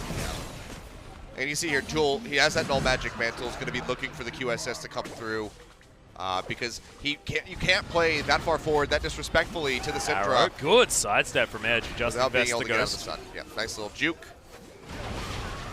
Oh, that's a stun yet again. Yeah, Jewel is going to be dead as every button goes down once again. Oh, explosive cast and contaminate are enough to secure that one, but the immediate answer punch once again. Back into the Death Chamber. Stun onto Helper, but Scepted thankfully escapes out of that one. Helper can be struck by these buttons, but Edge is doing work here in this mid-game on the Syndra. And he's really trying to make me eat my words. I said he wasn't going to be the catalyst for success for Kongdu. Thought that it was all going to be on the back of Soul, but Edge does come up with 2 stuns in a row and another pop down onto Jewel, who, again, without that QSS, cannot be frontlining as the Ashe. He needs to have the likes of Helper and Malrong in front of him every single time. They dump the Wild Growth and that Stand United down, but when Edge is there and he's got Soul to back him up, Roach tossing in that explosive cask, it will not be enough to save the Ashe. Yeah, can't actually afford the QSS after dying there as well, so Still 25 CS in the lead. And a couple of extra kills. He's in from 2. The turret, he should be okay. He can be safe from 2. When there's 3 people throwing stuff at him, he's pretty screwed. Yeah. I mean, odds are you're going to hit something at that stage. Scepted wants to get an assassination. Edge clearing out vision here. This Baron Pit immediately gets replaced. Frustrating. Now, Ever8, double dragons, an Ocean and Mountain feel like the old early Baron take dragons. And yes, double dragon, fantastic game. Kudos. But this gold lead's still only 3,000. Somehow, Kongdu Monster have managed to sneak in here. Things are coming down to the mid lane on the side of Kongdu, and they're the ones looking like they're making the proactive moves. Jules just looking for farm where he can. Actually decided that he'd pick up a Ruby Crystal, going for what looks to be the Black Cleaver for item number 3 after his QSS is complete. I can see the frustration here from Ever8, desperately wanting to get that turret down. Still has not found it yet. Yeah. Well, Sunfire Cape's now done for Helper. What's that third item, though, really, before he can be that big front line? It's Malrung with this greedy-ish build. Oh, Ella. Okay. No worries. Arrow's going to fly through. Goal. Scooger and Edge nicely sidestepped to each side. Arrow drifts lazily to the south side of the map. Field goal is good. Yeah. Weaver's Wall, Wall. though. It's cut off, and Roach is from the sidelines. Oh, Scepted immediate cleanse. The explosive cask is invested as well. Not exactly a great move. That's a Seismic turret. shove onto punch as the turret falls. That's all they really wanted. You know, have to invest a couple different things there. Weaver's Wall, Ash Arrow, exhaust out from Ella. They finally get the turret. They open up the map for themselves. Oh, Keep pushing in deeper and deeper. Ever8 do have 5 members down here, but they don't want to go too aggressive. Soul's going to be able to grab that red buff. Ever8 winners just say, we managed to get the turret. We're now 4,000 gold in the lead. We're creating incremental advantages. Let's get our items and go home. QSS finally done. Here for Duel. There you go. Play forward to your heart's content. What is it with Scepted and picking up Void Staves without anything else? Like, just outright Void Staff. He's looking for Magic Pen. He wants to chip away as much as he Maybe can. he's never actually found the recipe and he thinks that it's just a single item. This is the most expensive single item I've ever seen. Yeah. Why does everyone need to build it as well? This is so frustrating. Honestly, I think that's something that would be interesting as far as the item meta goes. Adding an item that has no components to build up from, but it has a relatively high cost overall. Yeah, that'd be kind of cool. Something that you could tune to be, you know, pretty damn strong.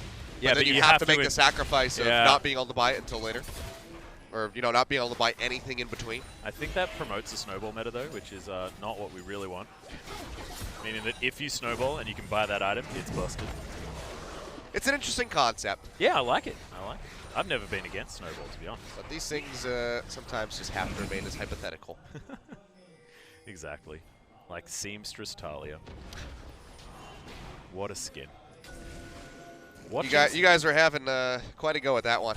Oh, man. We had it fully theory crafted, man. We were ready to go to the planning phase. I reckon. Ticket to the artists. Oh, yeah. Oh, yeah. Arrows available. Duel can actually get something happening here. He's been pretty trigger happy on it as well. Not exactly as accurate as game number 1, but still doing well. Ever8 are most certainly in a winning position. Good body slam. Oh, that flash from Scepted was 10 out of 10. As in goes Alpha, they do get the taunt onto Roche, who takes a fair bit of damage, and Scepted is low. Can't be in range of this Syndra at any time, as Edge is actually zoned relatively far out of this fight. Roach in trouble. Seismic Shove does it, and Scepted locks it down. Guga gets an arrow to the face and a taunt as well. He flashes. Jewel wants to flash after him. Gets in. 2 auto attacks does it. Good stun as QSS is used. There's the Weaver's Wall to make sure the Ashe survives, and Ever8 seem to have the answers that Kongdu don't. Yeah, they come up with 2 picks. Roach going down on the backside, even with Scepted being dangerously low. There's no way for him to out-trade. He gets taken out, and then all of the CC being chained together beautifully onto Guger. Oh, the thresh goes down, even through the box. They want to poke in for this, but the wave clear from Edge is still going to be pretty substantial. So they have to peel back. No way for them to opt into something like the Baron off of that. They can get a dragon, though. Next one's going to be a Mountain Drake, making it double Mountain and an Ocean. I like that one. But first, let's have a look at what happened, Achilleos. Yeah, I mean, this is Kongdu yet again. They want to pull the trigger on something, but they don't have the damage to get through a Stand United, even with Edge pouring everything in on Decepted. He barely stays alive. Roach doing his damnedest to take him out, but it's just wonderfully played by him as hopefully we follow him off to the sidelines. Misses the initial threaded volley, but follows up with another one. Straight shot down the hallway into the seismic shove. Gets the full rotation off and just takes him out. Googer, there's really nothing you can do at this point. This communication was beautiful, though. Like, just with the fact that Jewel was obviously telling his team, don't worry, I got this kill, I can flash over and get it. Everybody else just trying to zone, making sure the Ashe stays alive, and the QSS there to avoid getting, you know, orb to the face, stunned forever and killed. And Ella's there to back him up. Has the wild growth over the wall to really ensure that he makes it out of there if more of those orbs start coming through from Edge. But ultimately, they get the 2 picks, even through the exhaust. Duel comes up with the kill. And now it's 8-2. 4.8 thousand gold lead, about to be 5,000 here, really, for Ever8. Baron has not come through yet at 30 minutes, but it's looking ever so likely. Couple picks on either team. That's going to be the first thing they turn for. Yeah, well, Black Cleaver looks to be the next option, like we were mentioning before from Jewel, so it does turn that Ruby Crystal into the Phage and a Kindle Gem there as well. So having the extra health, fantastic, but what he really wants is that cooldown reduction. 20% added on top means that these arrows will be flying out thick and fast, and with the omission of Essence Reaver from the standard Ashe build, it is kind of cool. Plus having extra attack speed means that you stack up that Black Cleaver a little bit more quickly. Therefore, we have a bit of a change with how this Ashe build works. I personally like this. Thrill the Hunt has been popped. Oh, Weaver's Wall is going to get scepted all the way through. Arrow lands onto Guga. He's going to get bounced back as the explosive cask, I believe, came in. I don't know, it was just a blast cone, but look at this. Oh my god, Explode Soul's turning this one around. Guga's going low. Oh my god, Roach, he's controlling this fight. Guga in trouble as Helper. Everyone actually jumping on top of each other. Punch gets his way through. Roach grabs one, and Kongdu Monster have turned this fight on its head. That is 3-0. And now Malrang is going to have to be the hero that Ever8 need. They opted in for the 50-50, but this time there's way more on the line. Doesn't want to go down with lose the Guardian Angel on top of it all. There's no way that he can opt in for the steal. Kongdu Monster still so very healthy. Will pick up the Baron in a massive turnaround. 5,000 gold lead was there, and suddenly it's completely gone. See the blast cone comes through here, pops Guga out to safety. It's actually Scepted that initiates it, and then that causes the miss on the seismic shove. Had that not happened, that was just going to be the hit coming through, so the attack move actually costs him, and then the pop comes through as he wraps around from the side, gets destroyed, so there's not as much consistent damage anymore here for Ever8, and with this beautiful flank from Roach, they isolate Duel, force him to stop hitting the DPS members of Kongdu Monster, has to turn onto the Gragas, and he can just soak so much damage that Soul wraps back around with Edge. They kill him, that turns into more, and then they just go straight over onto the Baron. You know, less than 1,000 gold now in the lead is Ever8. This really could be a victory for Kongdu. This has exploded, and there are a bit of some advantages to be had in those dragons that have been picked up, but it doesn't help them in a team fight. So now they're looking to try and hold on, and what can Kongdu Monster get from this? As there's the Weaver's Wall, just trying to isolate members of Kongdu Monster. Trying to buy time. This puts Soul off the turret, but they're still going to be able to take this one down. Yeah, they don't want to invest Helper just yet. He's got the Stand United. He can make it into any fight because he's alone. You can see now Malrang not going to have the Thrill of the Hunt there anymore. Wasn't able to get the initiation they were looking for. That play, this is just a game of seconds now for Ever8. They do not want to be fighting Kongdu when the Baron buff is there. So just trying to buy as much time off of that buff as possible so that earns them about 5 seconds or so before the turret goes down. But now big wraparound is coming through. Yeah, I like this positional advantage that they're trying to gain for themselves. Seismic shove onto Roach, gets him back in. Explosive cast, just casually tossed out. It's a nice tool to get rid of, but they have to be very cautious and conscious of this wave up in the top lane. It's building up and pushing in towards their inner turret, and they're not really gaining any ground down here in the bottom lane. And Ever8 winners have to be very careful as well, because if you're going to try and push against a Twitch with an Infinity Edge and a lot of attack speed, that is a dangerous prospect. Massive minion wave stacking, like you said, towards the top side, and Soul's going to be there to meet it. And it's going to be a 3-man push, powered by Baron, going on to this inner turret. Soul will shred through this thing. See how they want to approach the defense. Cougar poking in from the backside. Throw the hunt from Balrog. Weaver's Wall is very close to Ash being up arrow. as the arrow lands onto Punch. Seismic shove, they get him. Thrown back, just takes himself the lantern. That range was actually very, very lucky as Malrang almost had the jump on him. Okay, Roach not going to find it. And look, the Cat is just not able to jump into the backline like Malrang wants to. You can see what's going through his mind, but he just can't really get the initiation he's looking for. Well, they don't get the turret, but they get it dangerously low. But, I mean, this is that critical point here for Soul where he can really just open up on somebody and completely delete them. Until he has the QSS, it's not going to feel like he can just stand wherever he wants, though. Yeah, he can't duel somebody like the Ashe. Yeah. But if he finds Ela alone, you know, going out trying to clear wards, gain vision for the team, he can absolutely delete that Lulu, and then you get rid of that massive tool with the Wild Growth. Well, this is a good news story. Helper takes down that bottom inner turret. No one quite making it there in time, and Guga and Edge are actually trying to find the Shen, but the more he can make them move out of the way, the better this is for Ever8 winners. Elder Dragon has just spawned. I mean, it's not only that, but the longer that they chase him, the likelihood of taking him down because he has the flash and the shadow dashes that can come through, it just still burns more and more time off of the Baron buff. Yeah. It's got to be close to expiring soon if we get the hover over on somebody like Punch. The thing I that's can so see how much impressive left there is. Ever8 are still in control of the minion waves. Yeah. They're It's been creating really great pressure management for them. everywhere. Yeah, exactly. Super impressive. 1,000 gold, so nothing in it. Kongdu Monster do need to be careful about the top wave and the bottom wave. Mid lane now being taken care of by Scepted. Jewel's going to get barreled, but thankfully there's a Whimsy Shield. Playing with fire, though. Explosive cast comes out. That's a guaranteed flash from Duel. Oh, yes. Flash now just back up for Scepted. And everything available for Kongdu Monster as well. So now, knowledge that they can win a team fight. They're maybe going for it. Yeah, Ela immediately flashing out of the way. There it is. Ella's just going to be destroyed. And now the Shen cannot make it into the team fight. Gorilla Hunt is up. They're trying to get on top of Soul, but he just flanks himself with everyone. Well, he wasn't caught warding, but he was still caught forward in the lane. Soul opens up, and he goes down. Stand United, Wild Growth be damned. They get the pick off, and Kongdu Monster, they're going to be looking to start up this Elder Dragon and take this one away. They have no Dragon stacks, but they're denying 3 away from Ever8, so a massive takeaway here. Yeah, Helper just says, well, I mean, they're probably going to be able to pick this one up, but I'll grab an inner turret on the bottom side of the map. Gold advantage still going to be there for Ever8, but what can Kongdu Monster do with this Elder Drake? They have a very short window to try to utilize. But they're going to need to do housekeeping in order to, you know, make this all work. I mean, getting an Elder Drake is fantastic when you've then got pressure in some lane somewhere.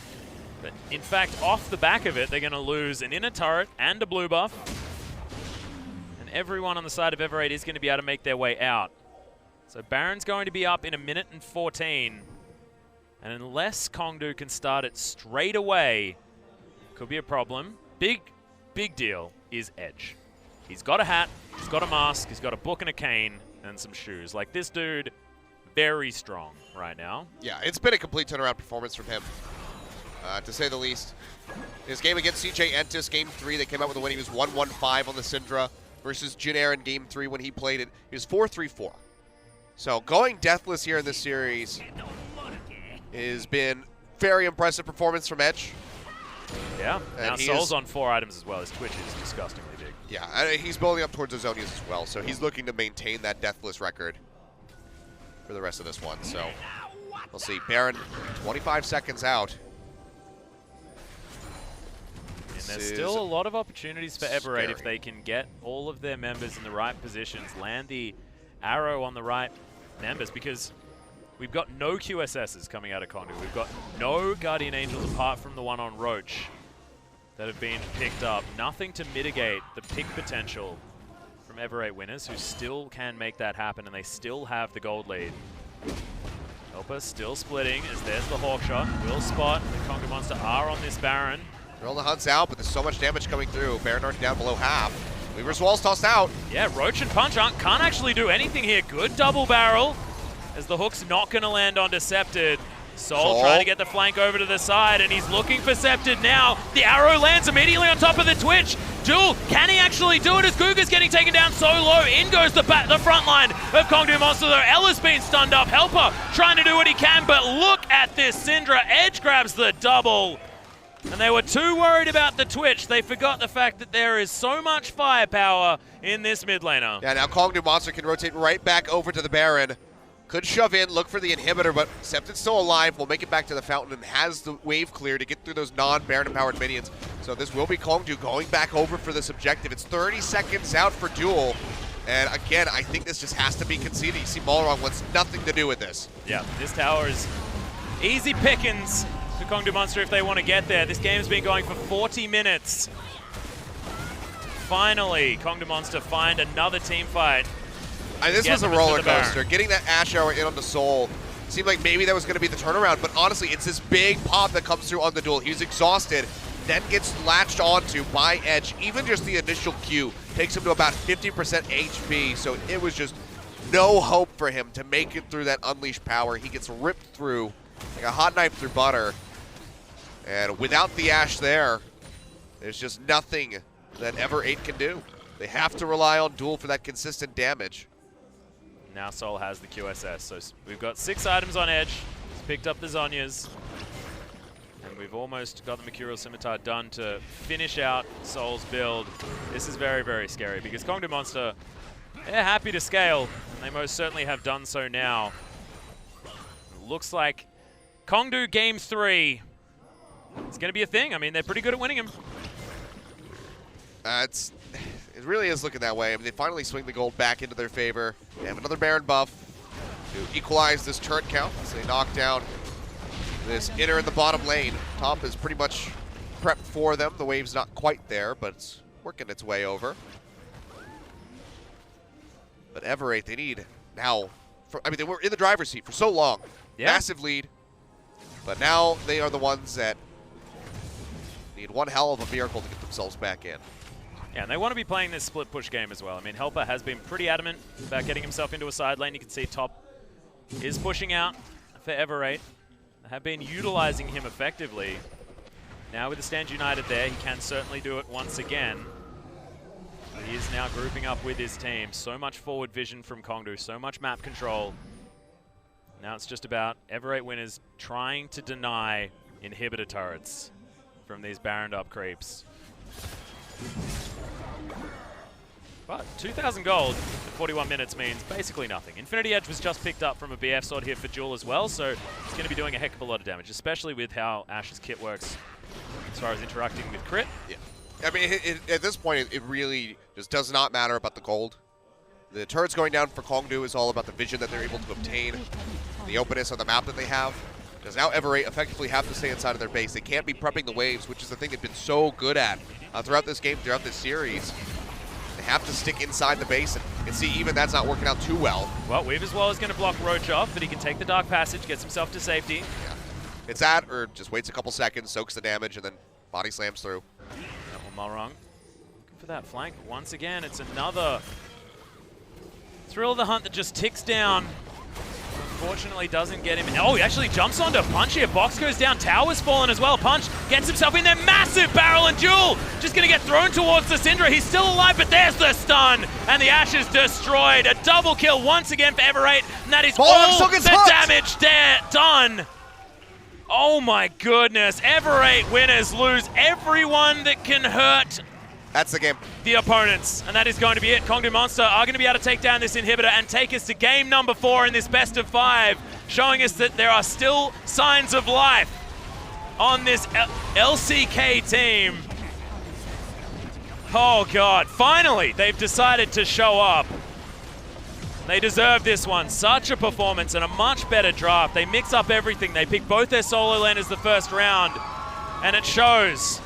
They are able to capitalize, so nicely done. I mean, we got a series on our hands now. It is, in fact, a series. Not going to go down without a fight, it seems. Kongdu Monster, they fire back. Come out of a massive deficit that they put themselves in. Yeah. And it really just seems like everybody on this roster woke up here in game number 3. So still at match point, they need to win 2 more straight to retain their spot in LCK Summer. They're not out of the woods by any means, but a hope, a glimmer of it is here for this team. Oh, yeah.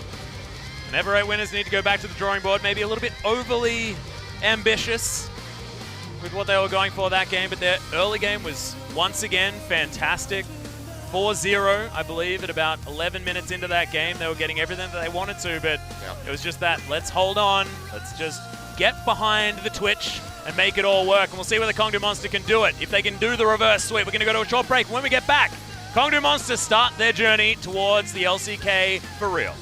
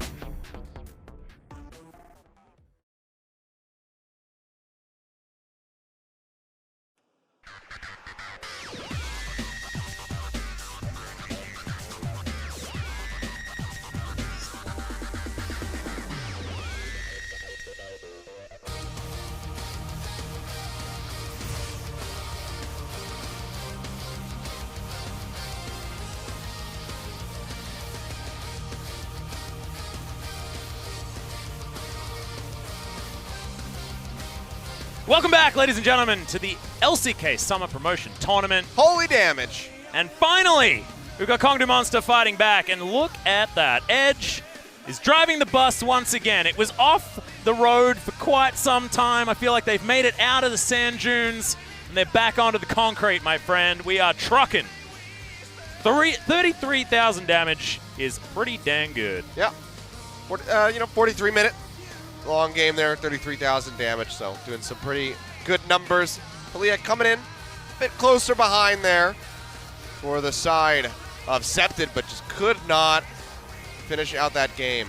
Is Ever8. Had the lead for so very long, but Kongdu Monster, they just find the fights, and Edge just kept getting stronger and stronger. Soul hitting that critical point as Twitch opening up. Wasn't getting all of the kills, but he was ripping through people and really setting them up for the rest of the team to collect. Yeah, and also so creating really a good job. target so that Edge could just kill everyone. Yeah, because I they mean, knew. if they open up with the same target, they're Yeah. almost certainly dead.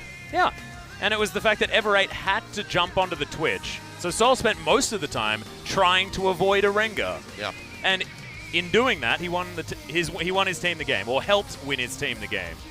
Because it was all about those mind games, and we saw how many Thrall of the Hunts were just not executed upon because Malrang could not find his way in. So the Rengar not working out for the second time this tournament. I have a feeling it's not going to be opted for this time. And Punch finally getting some redemption on his Lee Sin. No, I did not mean the activatable item. I meant actual redemption. Picking up a victory is important because this guy was definitely shaken after his recent attempts to win games on Lee. Yeah, and honestly, I feel like Malrang kind of I'm trying to think how to phrase this one. He kind of put himself in a very awkward position as far as his mentality goes, because one of the biggest things is Kongdu able to pick up those Barons. Malrang did not want to go in for the 50-50 contest because he had something like the Guardian Angel, so he had a lot more to lose. So he wanted to maintain that Guardian Angel so that he could get himself into the back line and threaten Edge and Soul. But then he never had those opportunities. So he wanted to save it so he could jump into the back line, but never was able to do it. So he wasn't able to contest the Baron, which could have kept him in the game. There's a lot of things that were happening, basically. Yeah, so and, it was some serious mind games that he kind of put himself into.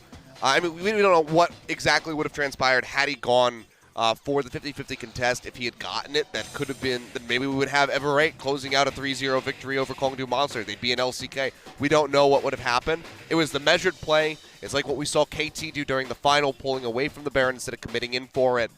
But they get punished a bit in hindsight for it. And now Ever8, they have to continue this series. Here we go. The Rumble and LeBlanc taken off the board yet again. Yeah, pretty standard as far as the bans for this particular series. When is the mix-up going to be? Kongdu tried it with the 80 carry focus, but managed to figure it out by banning away the Zyra and the Vladimir last time. So we'll see whether they go for it once again, or whether Ever8's going to answer with the Syndra ban. Zyra has been banned once again, so look, it's clockwork for the moment. Just to see what happens the rest of this. Fizz has been banned away in every single game as well so far. We have not seen that come through. Look at you. You're like there we some go. sort of prophet, my friend. All right. Move aside, Crumbs. Ha! No, please don't move aside. Yeah, no. I feel like he's got the prophet voice down pat. I mean, I don't think any of us are going to really go up against that. Yeah, this whole being an analyst thing is I'm not really cut out for it. This is a temp job. BBQ aren't even playing. Oh, well, look at this. I said temp, not tempt. Stick to the script, Kongdu Monster. It worked last time. If it ain't broke, don't fix it. Probably, yeah. Also, don't worry about getting a new job because you ain't broke. It's also fine. But here we are. The Syndra is going to be the option. Okay, but a lot open at the moment. ADC is it pool. going to be Jace first pick? Well, the ADC pool has not been touched. Jace is also available for the first time in this series. But I don't think that it would be first pick worthy yet. The Graves is available here for Punch if he wants to go back into this one. Played it in game 2, wasn't too great. Actually wants to stick with the Lee Sin. Yeah, so he was able to tack another win onto that one. Lee locked in, and Malrang really destroyed Punch in the Lee versus Graves matchup when he was playing Lee Sin. So we know it can go two ways. He's got a 50% win rate now on the Lee Sin during this tournament. Yeah. After that victory there. And the fact that Kongdu were able to dispatch CJ quite effectively Is, part of the reason why that is the case. So Gragas going to be locked in. So making sure that they get Helper, his most effective champion, that he's played on every game bar 2 in this tournament. So the Gragas comes through, and one of the things we have to keep in mind is that Kennen is available in the top lane. Was available there in game number 3, not picked up by anybody, but could see that played by Roach potentially in the top lane. Has not played it in LCK Spring. Remember, Gragas can also be flexed to the jungle position. It's very true. So if we're playing some mind games, to mid. Oh man, we are so flexible right now. Of course, if you watch the Champion Spotlight back when Lulu was released, she was in fact a jungler. So maybe Malrong's just picked his own champion. But this would make some sense. Sol was she really? Yes, she was. It was definitely a joke. He said she's a jungler and she builds a Trinity Force. Ah, okay. It's your friend Freak, you know, does do that. But Punch is going to lock away the Twitch for Sol. Now Edge thinking about what he wants to get. So I remember things very differently. But all right, yeah, very early Talia and Twitch coming through. A lot of power here for Kongdu Monster already. Needs some beef on the team. Lee Sin going to be that pseudo tank, but likely going to be seeing something a bit beefier there in the top lane for Roach. Putting him on a tank is going to be true comfort. Very rigid is the team composition here from Kongdu, though. Ever8 with a little bit more flexibility if they want to answer what is already the solo lane locked in. Scepted locks away his Cassiopeia, which was so good in game number 2. That's very important, getting him into a matchup that he's comfortable with. And it was in the same matchup as well. Do they do the Kog'Maw? Do they go, well, we want late game consistent damage, so we're going to take Cassiopeia Kog'Maw, and we'll see you at 57 minutes. They tried that. They tried it against Jin Air, and it failed twice in a row spectacularly. Yeah. I think I still want to avoid that pick from them. Yeah. Nami going to be the ban. I'd expect a Graves and possibly an Elise coming out of Kongdu if I was them. Could I'm see not that. though, and they're smarter than I am. But Rengar going to be the first one, so jungle was the right way around it, but I felt like they dealt with the Rengar quite effectively on the side of Kongdu Monster. They banned that. Did they just ban the Thresh from the side of Ever8? Cougar played it quite well, and it helps keep that Twitch very protected. Yeah. So wouldn't be too shocked if we see that, or maybe a ban on something like the Karma come through. Oh, I'd like a Karma ban. But Shen is going to be the deal. Remember, Roach still a lot of options for him, but I would have expected something like, you know, the Jace, the Kennen. Like, if I was going to ban a top laner, it probably wouldn't be a tank, because I feel like what gets Kongdu Monster into a good position is to try and go more aggressive up there and try and attack Helper, who has been just a facilitator this whole series long. They don't want the Shen to come through because of the potential submarine that would be there with the Twitch. Yeah, good point, good point. So suddenly you have 2 people appearing in a lane, and you have very little time to react. So that's more of a compositional ban, I feel, from the side of Ever8. But also Roach, if they could force him onto something a bit, you know, more of a fighter like the Jace, then that could just give the upper hand over to Ever8, because Roach is, you know, a big player of those tanks. We've seen him play aggressive champions in this tournament. Camille and Jace have both come through from him, as well as the Rumble. Used that against CJ and got the victory. But it's not really his forte. Do you want to know what I want to see? The most exciting possible outcome for this is for Ever8 to play Cassiopeia top, Gragas jungle, and pick Aurelion Sol last. I think you're reaching, but it would also be very crazy to see. That is like the biggest PogChamp that you could possibly get out of me, in my opinion. Fresh, like you said, it's going to be locked in, and there's the Nautilus. So we've got a beefy front line, a lot of peel, the standard Twitch composition. But it was Edge that was doing all of the work on the late game Syndra with I'm going to instantly kill anyone, and I don't care who, even if I die. We saw doesn't do that. We saw how well the mid lane went for Scepted last time in this matchup. Cassiopeia into the Talia. That was game number 2. So could very well have another strong performance. And the jungle pool pinched down a bit. It's going to be the Kazakhs actually coming through here from Malrong. Did recently see that being played once again in the LPL, but it had fallen out of the LCK meta. But 7.6, I believe, falling out of the meta doesn't have anything to do with patches because we've been on this patch for like what feels like a year. And Kha'Zix was being played a lot, actually, at the beginning. So not too many changes, just run out of favor with all of these jungle bans. I mean, there aren't as many options for Malrang, but didn't want to go towards the Elise. Instead, it's going to be the Kha'Zix. Maybe he might be just hunting Punch. Who knows? It's a bit surprising either way that he opts into this one. But guess he doesn't want to bring out the jungle Jace despite it being available. We won't get a repeat on that one. I don't know if we'll ever see jungle Jace again. Oh, I know, unless so something very substantial changes with his kit. What do you mean? It doesn't need to change with his kit. Just Malrang needs to get into the LCK. That's true. So we can watch it. And look, now is another opportunity. We're still at match point for Ever 8 winners. They can still take themselves to the LCK. Kongdu Monster looking to get us to a game number 5. Keep that reverse sweep dream alive. Malrang on the Kha'Zix, going to be hunting for that not to be the case. But this time, Ever 8 winners do have a late game answer to this Twitch. I mean, they can stealth up the Kha'Zix, have him jump onto the Twitch, but they also have multiple big damage dealing carries in the late game in the Cassiopeia as well as that Varus. Yeah. So a lot of damage opportunities and still a lot of peeling potential with Helper back on his Gragas. Explosive cast there for the disruption. We saw Roach doing it to great effect, and we'll see whether it's going to happen again as we see whether Ever 8 can close out the series against Kongdu Monster.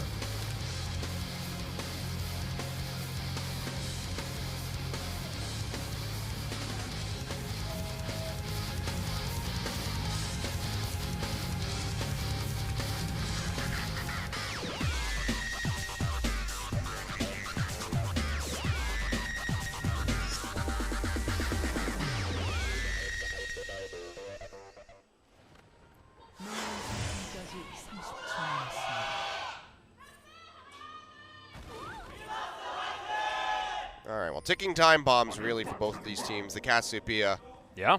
hit that critical mass as well as the Twitch. Leah should be doing steady damage throughout the duration of this game. First Cloud Drake of the series, actually. Is Run, Guga. Ella, run! Oh, ho, ho. That took some nerve to not press your flash button, as Guga was very, very close to landing that one, but well aware of the range of that one. I mean, even then. I think I've actually casted Ella playing Thresh more than 30 times. It has nothing to do with Ella playing Thresh a lot. It has to do with the LPL having a lot of games over the last 2 years. That's true. They 3 usually do years. have a pretty packed schedule. Oh, yes. However, every support player probably knows pretty intimately the range of a Thresh hook. Malrang starting off with the W, keeping himself healthy, making sure that he has the AoE to clear out all of these Raptors. Roach being stalked by a fat man towards that top side as Hook lands onto Ella. Ella says, I'm going to whimsy myself, and everything's going to be K. And it is. I like this. Skin switch up now. As Jewel opts in for Heartseeker Varus. One of my favorites. Good old Cupid. Not bad. See how he handles this one. I mean, when we saw Soul playing the Varus there in game number 1, absolutely monstrous CS line, score line. Yeah. Duel has been behind, typically, in this matchup against Soul. Last game coming out a bit ahead because of the Twitch. So now having the Varus, he should be able to play this one out very comfortably. Things were looking good as the hook goes wide. Yeah, well, he did start at a deficit and clawed his way back. True. But that has been the case for the most part. Soul able to keep things as closely contested as he did in Game 3 there with the Twitch was quite impressive. But now Duel should really have an advantage coming into this one. Not wrong. With his isolated Blue Sentinel, going to be able to take that down quickly. You can see Jungle is at exactly the same positions. Punch going to probably clear this just a little bit after the old Kha'Zix. Has a little bit of extra damage, both of them down relatively low. But all's quiet in the jungle for now. All's very controlled. This part of the game. Early ward going down from Roach. Wants to make sure that he's not going to be free food for this Kha'Zix. Yeah, I mean, this is dangerous territory for both teams. Ever 8, you go down in game 4, you open up really for that reverse sweep to be completed by Kongdu Monster. They still have their backs against the wall, so expect to see very conservative, reserved play here. Yeah. from both of these teams. No crazy invasions. Draft feels a lot better out of Ever8 this time, though. Just given the power curve of all of these champions, the fact that Varus, a lot of control in the mid game, Kha'Zix as well, and you've got that late game guarantee in the Cassiopeia that Sceptid has shown a lot of prowess on. Really has stepped up this series. Really wasn't having the tournament of his career earlier on, especially not against Jin Air. This time, though, looking good. But it has a lot to do with Edge and the fact that his consistency has been brought into question many, many times throughout the LCK and throughout this series as well. This tournament. Yeah. I'm, well, surprised to say it. I'm actually quite interested in tracking Punch throughout the duration of this game. See if he can build on the improvements that we saw from him there in game number 3. Because games 1 and 2 seemed pretty much absent. Was just contributing to the kill feed of Ever8. But in game 3, able to make things happen with Lee Sin. Kind of reinstilling some confidence for him. Picking up another win. Now Sol, still just trying to be that Twitch. His Twitch has looked very, very good multiple times. A lot of answers coming out of Ever8 for it in the last game. It's feeling like still, with the Thresh there, with that lane that they're so comfortable with, still is that threat of the late game being impossible to deal with from Kongdu Monster. And Ever8 had up to a 5,000 gold lead. Just never felt like they were able to get the control that they were looking for. It's Helper, cute little bop. And this could be where Ever8 can actually sort of get around, because Helper has been a brilliant Gragas. It's most certainly been his most comfortable champion and something that they have been able to make plays with effectively. Edge just threads some volley at a snake, and nothing's really going to come from it. Darkseal picked up for Sceptid, though, when he goes back and grabs his tier. I dig it. Yeah, going to be changing things up a little bit here. That added sustain from the Biscuits coming through. Oh, yeah. As he just continues to stack up for that Tear of the Goddess. We saw how crucial the Seraph's Embrace was in keeping him alive. Game number 2. Yeah. So wants to have that as swiftly as possible. See whether Roach and Helper go for exactly the same item builds as well. I would expect triple Doran's Ring out of Helper, but is it going to be triple Doran's Ring out of Roach into the Spirit Visage as well? They could be twinsies. Yep, probably just going to be the budget Rod of Ages, as Papa Smithy likes to call it. Yeah. It's just so efficient. Tis. It's a good way of dealing with that early to mid game. It's like the days when we had Rengar and you just buy like 6 long swords and just crush lane in the top lane. Helper is in trouble. Yeah, that's Depth level charge 6. comes up, and there's all the CC. First Blood's too easy for Punch. They just lock it down. Sceptid's like, I would have called MIA, but he'd only just left. Oh, God. Yeah, I mean, and that's the swiftness that you can have on those wraparounds when you're playing this Taliyah. Just have to get in range of the Weaver's Wall, and then everything else is good to go. So, guaranteed CC coming up from Roach makes for a very easy first blood. It's picked up by Punch. Yeah, really good He can acceleration really fast here track as well. that Lee Sin. And this is what I was talking about in game 2. Sceptid, you know, he needs to be on top of this lane. He needs to control Edge and basically dictate when he can and cannot roam out of the lane. So far, not going to have that pressure. Does have a nice CS lead, but even some of those will come back as he picks up these minions. The important thing is that Kongdu Monster are making proactive, deliberate plays Yeah. in the early game. Something that they were just flat out not doing earlier on. Big CS advantage, though, as Edge left the lane against Sceptid.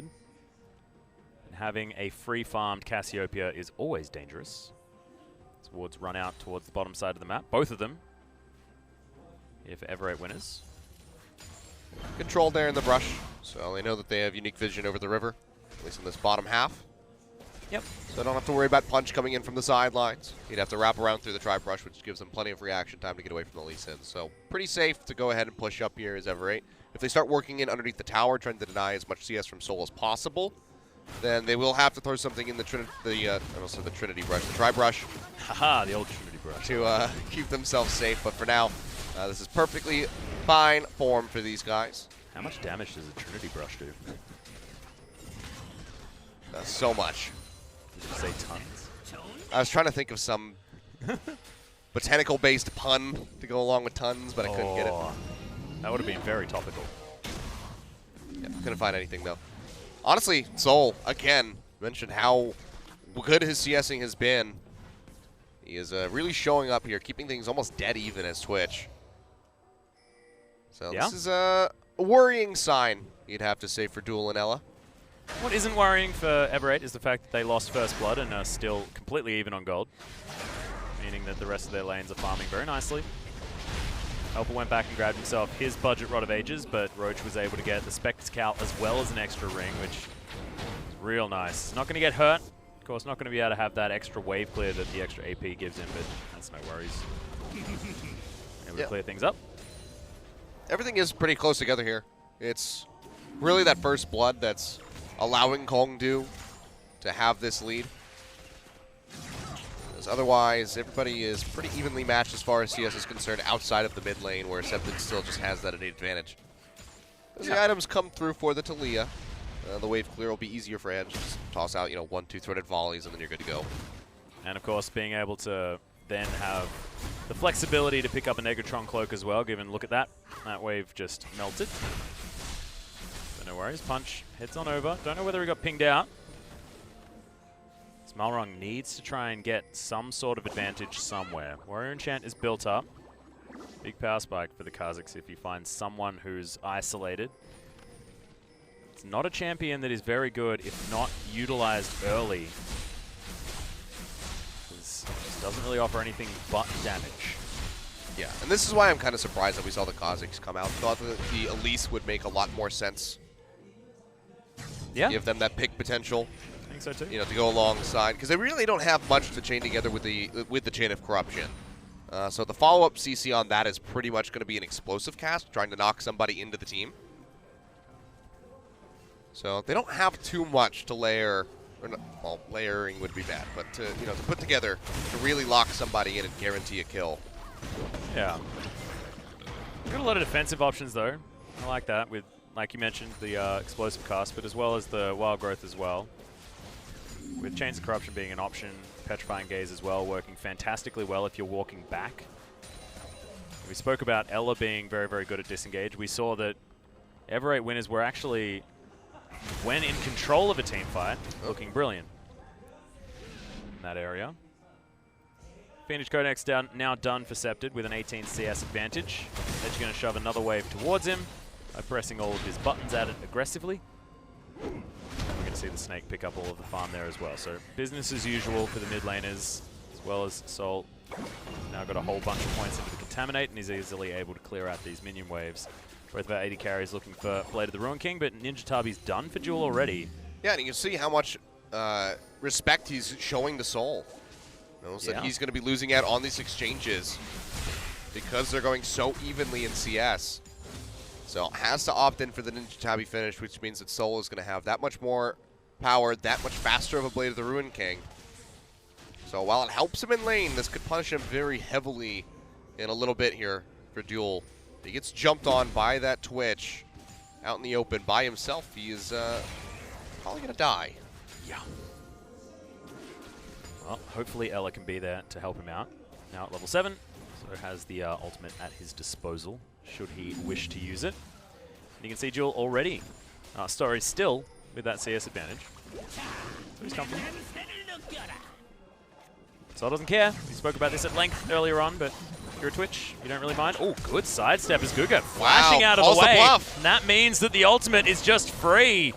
And look at that, those blight stacks being chewed through onto Goog. Yeah, really good call on the bluff there from the side of Duel, knowing that there was nobody. It was just going to be the fake Dark Passage tossed out. Plays forward, gets the flash away from Guger. So really nicely done. Good posturing forward by him. Oh, Seismic Shove so close out of Edge. Last couple of volleys tagging the Kazakhs, showing that yes, there are a bunch of points into that move right now, and it's doing some work. Yeah, that's the closest thing we've had to a kill since Helper went down in the top lane. Yep. And that doesn't even transition into much damage on the turret, so Kongdu Monster is still going to be in a decent enough spot. Punch spotting out this control ward, meaning that Kongdu Monster will have a lot of control down towards this bottom side, no pun intended. And they already have to contend with a fair bit of vision that is available here for Ever 8 winners. So Jules says, okay, well, I guess I'll just go back to underneath my turret, possibly even further away than that. Even then, still be risky. Weaver's Wall thrown down, though. Yep, Scepted actually finds the ultimate onto Guga by accident. That's unfortunate. Flips him in the brush. Yeah, it's a cute one. Roach walks over a ward. I mean, he's perfectly happy with that, just doesn't want to get caught out, doesn't want to get taken out. Oh, Well, here goes Malrang. Guga's in trouble. The exhaust is too late, and there's the Whimsy onto punch. Good Whimsy shield. Comes out. Nothing he can do to go back in. Kick back on Ela won't result in anything. Still has the wild growth available. A good catch out. You know, I say Scepted, you know, too far forward, gets caught out, keeps himself alive, and then Guga does the exact same thing, not respecting the Kazakhs lurking over the wall. He goes down, and finally a kill on the board here for Ever 8. It goes onto the proper target, you'd have to say. Balrog coming in with this Kazakhs. A very risky pick. Needs to get these early kills. Yeah, it's Has to exactly start who they needed snowballing. it on right there. You're exactly right. He was not able to threaten the backline with that Rengar in the last game, so Kazakhs, if you can get this ahead, then Soul needs to be afraid, because sure, you can open up on him out of the stealth, you can jump onto the Kazakhs, but he's just going to disappear with his ultimate and then isolate the hell out of you. Yeah. All wrong. Oh, feels bad. There's the revenge. Guga getting his revenge. Just basically kicking some dirt in his face. Can't do much else other than that. Another wall goes down, but wasting the time of the jungler is important, especially when you've got Punch waiting in the wings here. Wants to get that safeguard over the wall to kick this Snake Lady in. Lots of pings, though. You can see Ever 8 are like, no, we ain't falling for that one. Nuh-uh-uh. Didn't even have vision. Did see him walk in there, though. And this could have been an opportunity, actually, to go for the Cloud Drake. It's not going to be the highest priority objective on the map by any means. You know, fishing for a kill on Decepted is way more lucrative, I guess. Or at least seems more lucrative. Yeah. But knowing that Malrong was going back with the recall, delaying that could have been an opening for the Dragon to be started. Well, they haven't gone for it. Instead, Scepted and Malrong now moving together, but over a ward. So Guga's just going to hook him once again. Anyang. Yeah. That means hello. It does. Not a very formal one, though. It can also be used as a goodbye as well, I guess. Yeah, I'm just trying to keep up with my learning. Teleport cancelled. Roach says, maybe not. Yeah, they saw, or rather didn't see Scepted started to cheat down to the river, so they didn't want to pick a big fight. So they canceled that one out. So it's just going to be an advantage here for the side of Ever 8, but now the Weaver's Wall coming in could change things. Oh, Ela survives, but there's the flash. That's going to get Jewel out, so they trade an ultimate for a flash, and Malrong says, well, I can help out with this turret here. The minions are just going to be They'll get tanked substantial up by damage on Scepted. this. Yeah, exactly. Here goes Helpo. He's body slamming to try and close the gap. It's Punch on the Miasma. Not going to be able to jump over. Now Roach, he's just still roaming down. They could collapse in on him, but the worried about the rest of the team coming in from below. buddy. Are you okay? He's just No, fearless. He's fine. He's like, you know what? I'm just immortal at this point. Thankfully, Punch is there with him. So despite the fact that that may have seemed a little bit overzealous, being surrounded by 4 people, still fine. 3,000 gold now. 300 gold. Sorry, the lead for Ever 8. It's the intimidation tactic. He says, you know what? Yeah, I'm just gonna Yeah, I'm just press going to myself walk in the at you middle of all and of be you. big. It's like if you just walk up to a lion, maybe it won't kill you. It's just gonna be like, really? Yeah, Respect. like that. Edge going to shove Scepted back in. Ghost goes down. Miasma's going to stop anything. Oh, Miasma on top of a Dark Passage. What a bait. No volley going to land on a Malrong this time. Good vision of him there with a scrying plant coming through. So that they're not doing anything cheeky. Like it. Look at this farm coming out of Scepted. 17.5 minutes, sitting at 194. That is pretty hectic. After this mini wave should theoretically be on 200. Oh god, Get out yeah. of here. Once that 200 farm 20 minutes, it's important. It's Well, the very seismic shove important. doesn't connect, but now Punch is Oh, nearby. no. 199. I am triggered. He at least got the cannon creep. He's still in a nice spot though. But Oh yeah. this could open up for a lot of turret damage to come through, which is why he wants to stick around as long as possible. We'll have the sustain coming through off the Twin Fangs, so he's okay now that that flank is warded out. Knows that Punch can't wrap around to kill him. Yeah. And, that was looking a little bit scary there. Some the dicey Everate maneuvers coming out of the old Scepted, but he thankfully makes it back home. And Archangel's staff is completed as well. So that is pretty huge, as he afforded that from just the tier. Has Can't one quite stack on his tell. Dark Seal as well, man. Oh, it's ready to go. Give me that Oh, Veg yeah. Eyes. Yeah. Can't quite tell how many stacks he has on the Archangels, but at this point, 18 minutes in, I expect it's going to be pretty significant. So Oh, yeah. And he probably bought will an have, early tier as well. Yeah, it's probably going to be the Seraph's Embrace completed, I'd say, 21 minutes. I'm going to give it to him. All right. We starting another wager? I'm $1,000. going to say 20 minutes and 30 seconds. I would have lost that bet, wouldn't I? I don't know. Then I bet that Kongdu wouldn't win Game 3. Yeah. Yeah, hang on. Damn. Yeah, I could have made myself a whole bunch of cash. That would have been a lot of money I would have had to pay out to them. Yeah. Look at me go. Who's the analyst? We actually don't know. It's the, well, Just a tip. We do. The answer is no one. Quite simply. There's 2 analysts in the room and they're sitting at the Korean desk. Yep. Well, Helper. Looking to just add some extra pressure here onto this turret, but it's going to be very difficult with all the wave clear coming out of Edge. Helper says, where did the minions go? They got threaded Yeah. by the volley. Ooh, second upgrade here for the W out of the Kazakhs. I like it. Last one going to be the wings. This one's a little bit more poke. Gotta be careful here. Push continuously going back and forth in the mid lane. Everate would love nothing more than just go ahead, shove up, finish off that turret, but Yep, it's all about Talia's farm, nearby. farm, farm. She's not going to let that happen. Does mean that Edge can't be elsewhere making plays on the map, though. That Weaver's Wall has been kept off cooldown for quite some time, just because has to always be answering, as Roach is just going to be frustrating. Both of these guys just wandering around. Oh, gets it. Helper. There we are. It's an Everate victory. Calling it right now. Let's have another bet. Because I think that if you're gonna win the battle for the Scuttle Crab 20 minutes as a top laner, your team is way ahead.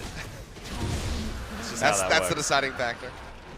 All right. Well, that's okay. We're allowed to make bets because we are foreign living in Korea. But if you're Korean in Korea, you can't gamble, I actually. like how you're making it into a story. Yeah. It's a really surprising thing. Like you would think that Seraph's Embrace came in. When did it? 21 minutes. Yeah, no, but when did it transform? I think it just came in recently, didn't it?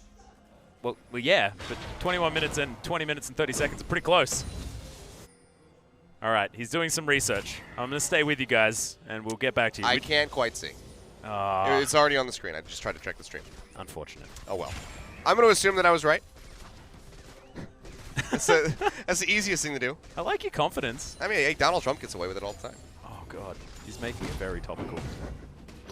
I'm not going to bite, okay? I'm an Australian. I just don't know things about American politics. Neither do we. Obviously. Oh, dear. Well, Kongda Monster checking some brushes. Punch is pushing dangerously forward. Has that Dark Passage, though. Yeah, as Miko's in. They really want to save that war. Okay. So, accepted. Still winning on farm, but no extra than what he was before. This is useless APM. I just want to press buttons. Every ounce of energy it takes to click their E's and their Q's to damage each other is just wasted. Look It at means their item nothing. builds as well. It's like, oh, I got so many rings. I got so much clothing. You're so just many building your shoes. way towards carpal tunnel for like no purpose whatsoever. Oh, dear. Oh, man. But Roach is like, I'm sick of just doing nothing. Please let me help.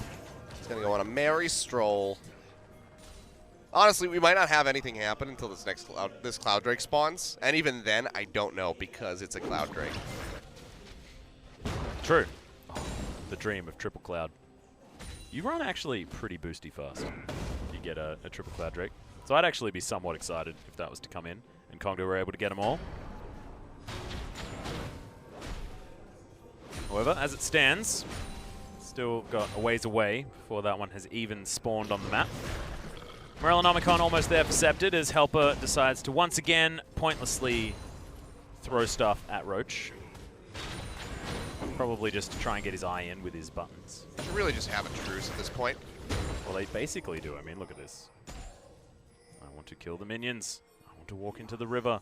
Look at my swirly things because of my Cloud Drake. Those sort of conversations are happening up the top side of the map.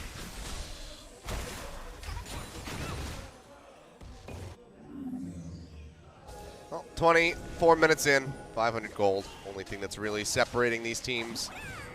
And it's pretty meaningless. Got any plans for the rest of the weekend, Kilios? Well, I'm glad that I didn't have any plans for tonight, because we could be here a while, Atlas. Yep. It's already about to be 10 p.m. And it could go on for a very long time. Yeah, well, did you see that piercing arrow just there from Duel? I think we're ready for some action. This punch is going Perhaps. to be discovered here in the jungle. Hook lands on that. Never even mind. when even I can't bring myself to Can't get muster excited the about energy. something, you know that something must be going wrong. Come on, land it. Oh, Nope. come on, Duel. That was going to be the most excitement that we would have had for a very long time, and you let us down. Still 10 CS lead on the bottom side. 30 CS in the mid lane, which is extending extremely even on the top side, and identical builds from Punch and Malrung. Well, you know, you asked me if I had any plans, and I guess the closest thing I have is I'm going to be upgrading my computer tomorrow. Oh yeah, we were chatting about this one. I didn't know you were going to do it tomorrow though. That's exciting. Yeah, it's nice. I get full service done on the computer. They pick it up for you. They take it. They build it. They deliver it back. Are we advertising our computer guy? Sure. Here on the OGN if stream? you're in Korea and you Because need I PC feel like service done, you could be call Phil. making some money on this, Achilleos. I get Just a let cut. Phil know. Just say, come on, man. I get a 10% cut for every Yeah. Every time, every referral mention that I give. of Phil the PC dudes. Tell him Achilles sent you. Yeah. Refer a friend. Yeah. Perfect. There we are. Brought it back to League of Legends. Now Every 10 customers I provide to him, I get a free solid state drive.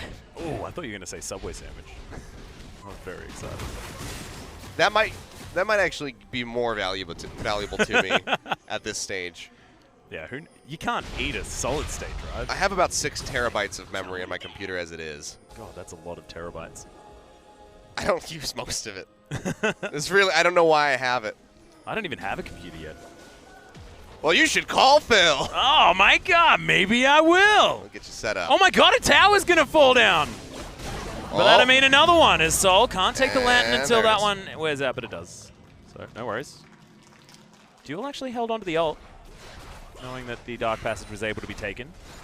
Also knowing that maybe we'd get overly excited if an extra R button was pressed. He's trying to keep us contained. Doesn't want to tease us too much. Understandable as well. But I mean, 1,000 gold lead, biggest we've seen so far this game. This is massive. Ever8 out of control. They were, of course, able to take that bottom lane out of turret while we were talking about computers and other odds and ends. They were able to get first brick. That is what that is going to be amounting from. Okay. The monster looking for the hook as Malrung gets in. They're just pretty far forward. Yep. The ultimate is thrown out. Good whimsy. But Scepted has to flash himself out of the way. Dark Passage now on cooldown. As no one from Ever8 really wants to overly commit. With the flash now down on the Snake. Could make things hard to find further. Oh, Ella and Duel slightly out of position, but Control Walk goes down, and they're able to get themselves back into darkness. Good news. Okay, Baron just hit for no reason.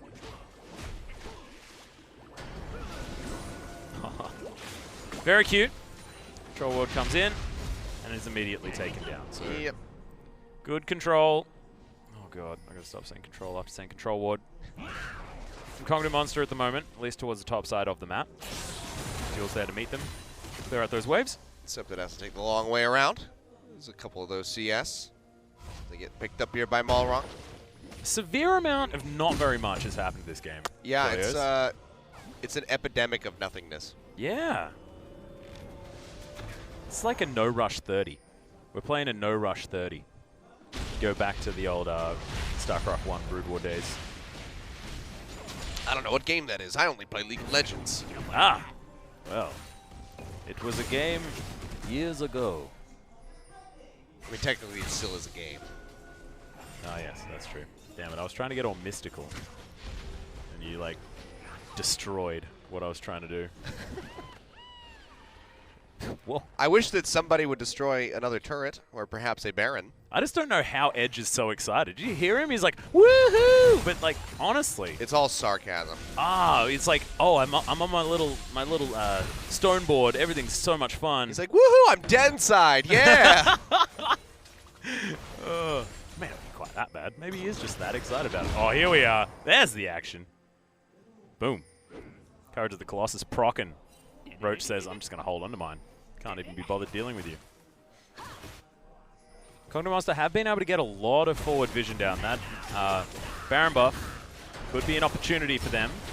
Yeah, I mean, this is a good transition, now that you bring it up. Compared to the first couple games here in the series, Kongdoo Monster's vision was really lacking throughout. Yeah. So good control around the top side of the map means that they do have priority and unique vision over that Baron, at least for the moment. Oh, Jewel. Now 3 items. Phantom Dance completed. Varus is looking pretty strong. He continues to farm up towards the top side. Helper's out to a 10 CS lead. Very exciting. Oh, ultimate. Oh, wow. Barely missed Both that one. of these 80 carries actually thinking that one should have landed because QSS was thrown out by Soul. Yeah, it was dangerously close. Well, a couple pixels off from landing. Don't know if it would have transitioned into much as far as the kills go, but either way, you got the QSS cooldown out. Yep. Bit of a trade. There is a blasting one from Scepted. We'll see whether that's going to be a Void Staff. Makes sense as third item. Well, we are at a staggering rate of a kill every 15 minutes. This is ludicrous. How can we even hold all of this excitement? I'm normally unaware. Right now, Helper's like, well, I'm going to kill some Krogs. This is going to be the best. Well, this is going to be the longest game in the series, almost certainly, so unless something drastically changes in the pace. Maybe they've had a little bit of a chat in all chat to see, like, let's try and at least make this the longest game in competitive history with the least kills, or something like that. They're trying to go for some sick statistics so that they can make it into the inside. No, make it into the history books, man. It's all about making your mark on the world. You know, if you've watched any movie with like a king of old in it, you know, it's just like, I need to leave behind my legacy. This could be their legacy, the longest and least action-packed game of all time. It's got a bit of a ring to it, I reckon. It really is pushing for it. Going for a bit of a stretch. I mean, there's like almost no lead in existence for Ever 8. They can't play like they have one. There's been one dragon taken in 31 minutes, and then the second one is another Cloud Drake, so no one wants to take it. And I like how, despite the fact that nothing's happening, Malrong's still building a Duskblade.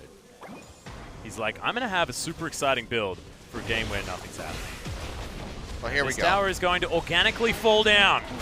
Helper's trying to do the same thing towards the bottom side of the map in his split push. Well, finally, 31.5 minutes in, Roach has soaked enough waves that he is actually unkillable. Yep. And can just walk up and face tank the turret. Bit of a difference now as well, as Helper decided to pick up the Locket of the Iron Solari instead of the Guardian Angel that Roach has opted for. As he turns up towards the bottom side. Oh, Malrong. This is an objective being taken. Oh my god, a turret and then a dragon. This is insane. Absolutely crazy play coming out from Ever 8 as he solos down the Cloud Drake. Elder gonna be the next one. God. That means they've both got a Cloud Drake. All right, 1 stack each for the Elder Dragon. Things are even more even. Malrong. Okay. He wanted to do something. Redemption's going to come in, and Soul looking for the escape. Good heal out from the Redemption, but the threaded volley forces the flash. That was really bizarre. That was, I mean, Malrong has been very good in the beginning of this series, but not being able to find entries there in Game 3 on the Rengar and then taking pathing like that is so bizarre to me. Yeah. So loses his flash for basically no reason. Might spell a Baron attempt here for Kongdoo as well. They're going to try to bait something. They've had control over the vision in this area for quite some time. They need Helper to be the one to base check. Yeah, and they need a Cougar in that bush as well if they want to actually go for something as Punch. He's going to land onto Jewel. Can get the kick if he wants it, but there's the Wild Growth. Jewel getting free auto attacks, but look at the CC out from Kongdoo Monster. You can see Scepted on the back end. The flash out from Punches Malrong. Oh, the Q misses, and there's the isolation, but no. Oh, there it is, just the edge of that W. And Roach should be falling down now as well. Titan's Wrath is torn apart, and that's a double kill. So Ever8 find 2 kills. And there is no answer here for Kongdu Monster. All right, it took us 33.5 minutes, but the double kill comes through from the Malrong, hook finally getting something done. Soul, bro, buddy, friend, no. He's just watching his teammate die. Never mind. He's waiting for his ambush. He wants to try and open up for as much damage as possible, but he's can't win decided that exchange. instead that he wants to die, I think, unless Jewel can land this. Oh my goodness, the Glitter Lance isn't there. But there it is. Ela takes matters into his own hands, and it's only Edge remaining. Yeah, even with the isolation, there was no way that Malrong was going to come out of that one alive unless Ela could have gotten a big shield on top of him. But it just wasn't enough. He goes down, so there's no smite here. Oh god, Flash the in. flash from Scepted. Can't get the miasma down in time, but it looks like they will be able to secure this Baron buff. And Ever8 now, 35 minutes in, an actually sizable lead with a match point game. And look at how it started. We have something we can actually measure. And yeah, it was this face check that they were so desperately looking for. The big kick comes through. You think the Jewel is dead to rights, especially as the dredge line comes through. But the shielding from Ela, constantly keeping alive with the help of that wild growth, just helps turn the fight. And once Punch is out of there's no one really threatening the back line. So Jewel is just firing away as they start pushing forward. Same with Scepted, using the poisons thrown down. Drops the miasma, making sure that Roach can't try to drag himself out to safety. I love that was Malrong with just a casual W thrown out. He's waiting on the cooldown, finally got it, gets the pick. So Baron goes over to Ever8. Finally have a substantial lead coming out here. Turret gets knocked down in mid. Only the second one for the team. See how much more they can get off the backside of this objective. Level 16 for Malrong as well, so now has the evolved wing. Oh, actually didn't decide to evolve the wings at all. Has got the ultimate just for a little bit of extra slipperiness. Like it. All right, I've been told that Seraph's Embrace came in at 20 minutes and 50 seconds. Oh, you're 5 seconds the difference. My God. Close. So close to being completely tied. But I'll concede. Both of us now losing a pretty horrific bet thus far. Helper says, see you later. Gets himself over that wall, but I don't think he had much of a threat of dying.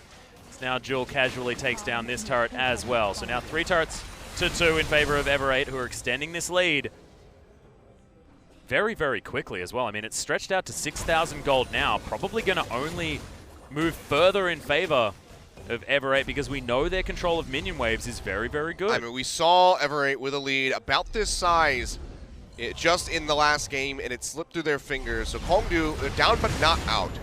Things are still very close as far as objectives are concerned. Only losing the 3 outer turrets. The inners have not been truly threatened yet, outside of the bottom lane, which did suffer a little bit of damage in the split pushes. I really hope that Malrong actually decided to go for these evolutions based on how cool Kha'Zix looks without the big wings and having like the cool rockets on his shoulders and stuff and being like all like black and red and looking cool. I don't know, I just think that's like the coolest looking evolution combination, in my opinion. It was just the way that you sounded so giddy about it. Yeah, I'm excited. Like a child talking about his Transformers toy. It's like I'm playing Metroid Prime, you know, and I've like got my new suit, and I'm like feeling super psyched. That was a great series. Yeah. Well, 1 and 2. That we'll is like the 3. Phasm suit, actually, from Metroid Prime 1. Because now we do have a Siege, so something to actually talk about. I really would love for them to make another Metroid Prime game. Yeah, I know, all the corruptions just it didn't really do it for me. 3 was bad. Yeah. 3 was very bad. But 1 and 2 were excellent. They were. Echoes was brilliant. And then, what was I going to say? I think that I feel like I heard that they were remastering these, but I could be imagining that. I could be making that up because I'd be so excited. They're re-releasing them on the Switch, so you can just like buy them from the downloady store. Oh, okay. I thought that they were doing a remaster for the Wii U, emulating them super cool or something. Yeah, makes sense that it would be on the Switch. I still need to buy one. Oh, I got one of those. You can have the sick computer, and I'll have me Switch. We did it. Well, I know that Amazon finally got them back in stock, so maybe I'll make a purchase next month, perhaps. This is like the advertising cast. That's what we're doing. We're doing the advertising just cast. Chilling out. Yeah. Anyone got any requests of things that you want reviewed? We just want to cut. Yeah. You know, give us a percentage. It's like Aussie Man reviews, because I'm an Aussie man. Although I don't swear quite as much. You can't. You wouldn't have a job. That's true. Oh, you wouldn't have this It's just job. not on brand. It's not on brand, man. You know me. I say the golly goshes and stuff like that. Yeah. I recently changed from heck to hell, though. I decided that saying hell was okay. Oh, my. Yeah, I know. Malrong throwing out his ultimate. like Skittles.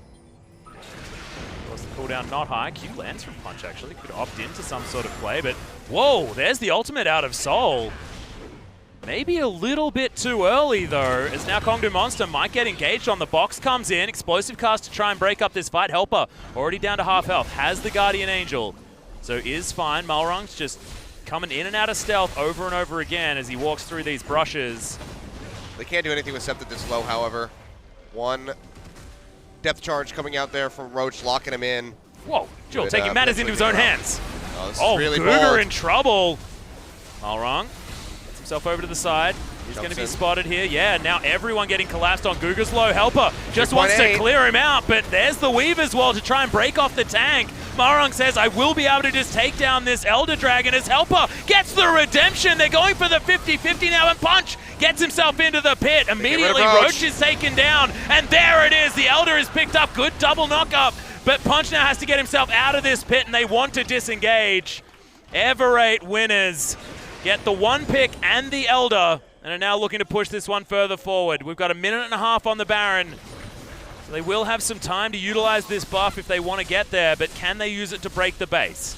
It was a really bold start up there on the Elder Dragon. They already have this turret prepped in mid to get taken out, so they continue to push now over onto these inhibitor turrets. The wave clear is going to be strong from Edge, but I got to say, I'm really surprised that Everate started that up and stuck with it so hard. Punch had this golden opportunity as the Elder Dragon fell to about 48 HP, but the smite never came out from the Lee Sin. The execute damage there from the Kazakhs. Tasting the fear. Takes that one away. But, I mean, already starting things off, getting this huge burst of damage down onto Guga is a really nice way to start things off, because now the Thresh can't push forward to really fish for a hook, to drop that box down in front of somebody. Yeah, so I like the Weaver's Wall. It was well placed, and Helper, like, this is just free damage going down onto the front line, but he gets that flash off, gets the redemption heal, and now the fight breaks out, and Roach is just doing nothing. He's just trying to walk back. Yeah, 800 HP to come back in. I mean, it was a really good Dragon's Rage kick. It knocks up two, extra members in Scepter and Ela, but it's too late. Had you had the kick, knock away Malrong, and then get the smite, that's the play that you want to see. But Punch, he finds one, he doesn't find the other half. They lose that on the Elder Dragon. Advantage goes over to Everate, at least for the moment. They break one turret down. Haven't been able to go for the inhibitors yet. They don't get any damage in. Like I said, the wave clear is too strong from Kongdu Monster. But they still have a very discernible lead in this game now, as they near closer to 10,000 gold. They've got double Lord Dominic's Regard as well. Malrong's going to be doing so much damage with these 4 items that he's picked up. Infinity Edge is there, 6 items on Jewel actually. And Soul's build is just not going to have the damage potential of this Varus. And I know that's something that you're not going to be talking about generally as a Twitch. I mean, he's going to be safer when he's throwing out the Rat-a-tat-tat, but pure damage potential-wise... We don't call it that anymore. I'd like to just mix it up. You can say whatever you want, because it's been both of them at different times. I'd like to think that it never was that. It's like Kongdu Monster in the LCK, It's in and out, in and out, in and out. Just flip-flops back and forth. Oh, here we go. Baron started up. Weaver's Wall comes in. Body Slam can get Helper out of the side, and everyone's getting healed. Feeling okay, and Malrong waiting for that flanking opportunity. So, that's another cooldown not there, and Everate winners just say, well, we'll just start this one up again. Come at us. Helper is going to be the one hooked, but he's not the priority target. Helper getting taken down very, very low, but so is Roach. Those crits doing so much work. No more redemption, and now Kongdu Monster once again starting this one up. Q lands, Punch could possibly get around to get a kick onto Jewel. Decides to not opt in for it. Threaded volley, Helper avoids all of it, but the Baron is still being aggroed. Hook doesn't find anyone. When are Everate going to opt in for any sort of fight? They don't actually like the look of it just yet. Just take the wave look from at the top. Massive minion wave on the top side of the map. Looks like they may just head over and take free objectives. I mean, they have this Baron warded out. I think you just ride the wave into the tier 2 tower, take that out. They have the fast track on it. And Kongdu Monster, if they try to push in, it could cost them. The hook comes out. Lands on the Helper, though. And you can see it's just going to be this really awkward standoff. So they wait for the minions to push up a little bit closer. They should be able to go ahead and take away that turret. But see both teams, the indecision. Another hook lands. Malrong's actually quite a ways away. He's looking for the backline threat. If he can get on top of Soul, he will kill him in a matter of seconds. Oh, God. if Soul is spotted in this attempt to move over. Invisible. Doesn't want to open in on Decepted yet. Hasn't seen Malrang. He does it now. Jewel's going to get locked up, but look at Soul taking so much damage. But now The W Malrang. is not enough. Roach gets right into the front line, but look at the big shields. That is going to be 2 turrets falling down on both sides of the map, actually, as Malrang, he's low. Soul also low. Now Tier 1 Punch. for Tier 2. The bottom lane Tier 1 goes down for Ever 8, but they trade up with the minions just constantly shoving in. TP's coming through from Roach, full HP on that Nautilus. Yep, Hook is not going to find the target. Soul and he's still so at fast. half health. Malrang just leaps his way over. Jewel, very, very healthy, actually. They're taking a lot of damage from the Baron. Soul, he's opened up with the ultimate, but Helper's going to get taken down to his GA. Jewel knocked in, but look at this damage from the Varus. Just ridiculous. Soul's taken out. Now Malrang's looking for the resets, but doesn't get them. Punch is so low. It's a double. And can they actually finish off this fight? Because Punch is so... If any of those minions even looked at him, he was dead.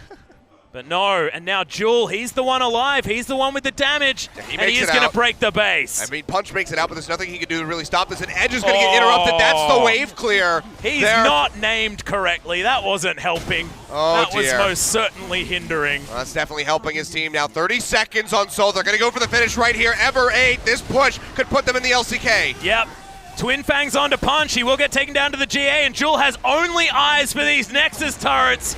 Ever 8 winners are looking to be their namesake. Edge just thrown towards his fountain. Last Nexus turret. There's the Nexus, and Scepted's got so much damage. That's the Varus taken down, but who cares? His job's being done, and welcome Ever 8 winners to the LCK. Since 2015, this team has existed. They've been trying to get out of challengers into LCK. They finally accomplish it 2 years later. Their first promotion tournament, and they come out with the win when it matters. The threat of that reverse sweep, very real from Kongdu Monster, keeping things just so tight-knit in game number 4. Yeah, and we were They cannot nitpicking pick a lot. up the win. We were saying that, not a lot was happening, right? But both of these teams wanted to take this game late. Both of them had tools in order to win in the late game fights, but Soul couldn't get the position to open up. He was collapsed on by, honestly, it was a Cassiopeia and a Kha'Zix in that last team fight that really chunked him out to the point where he couldn't actually get anything done. And then Duel, this Varus standing in the middle of 5 people, just tearing them up with that Renan's Hurricane. Ever 8 winners, well-deserved best of 5, 3-1 victory to secure their berth in the summer split of the LCK. A nice showing from these guys. We'll get a replay over this last fight here at the Baron. I mean, greatly good setup here from Edge with the Weaver's Wall, but they just don't have the damage to get through Helper fast enough to be able to turn onto the rest of the team. Malrang, even as low as he is, still a very real threat. Able to stay alive this entire time. Look at that piercing arrow on the stacked up Blight. That was nuts.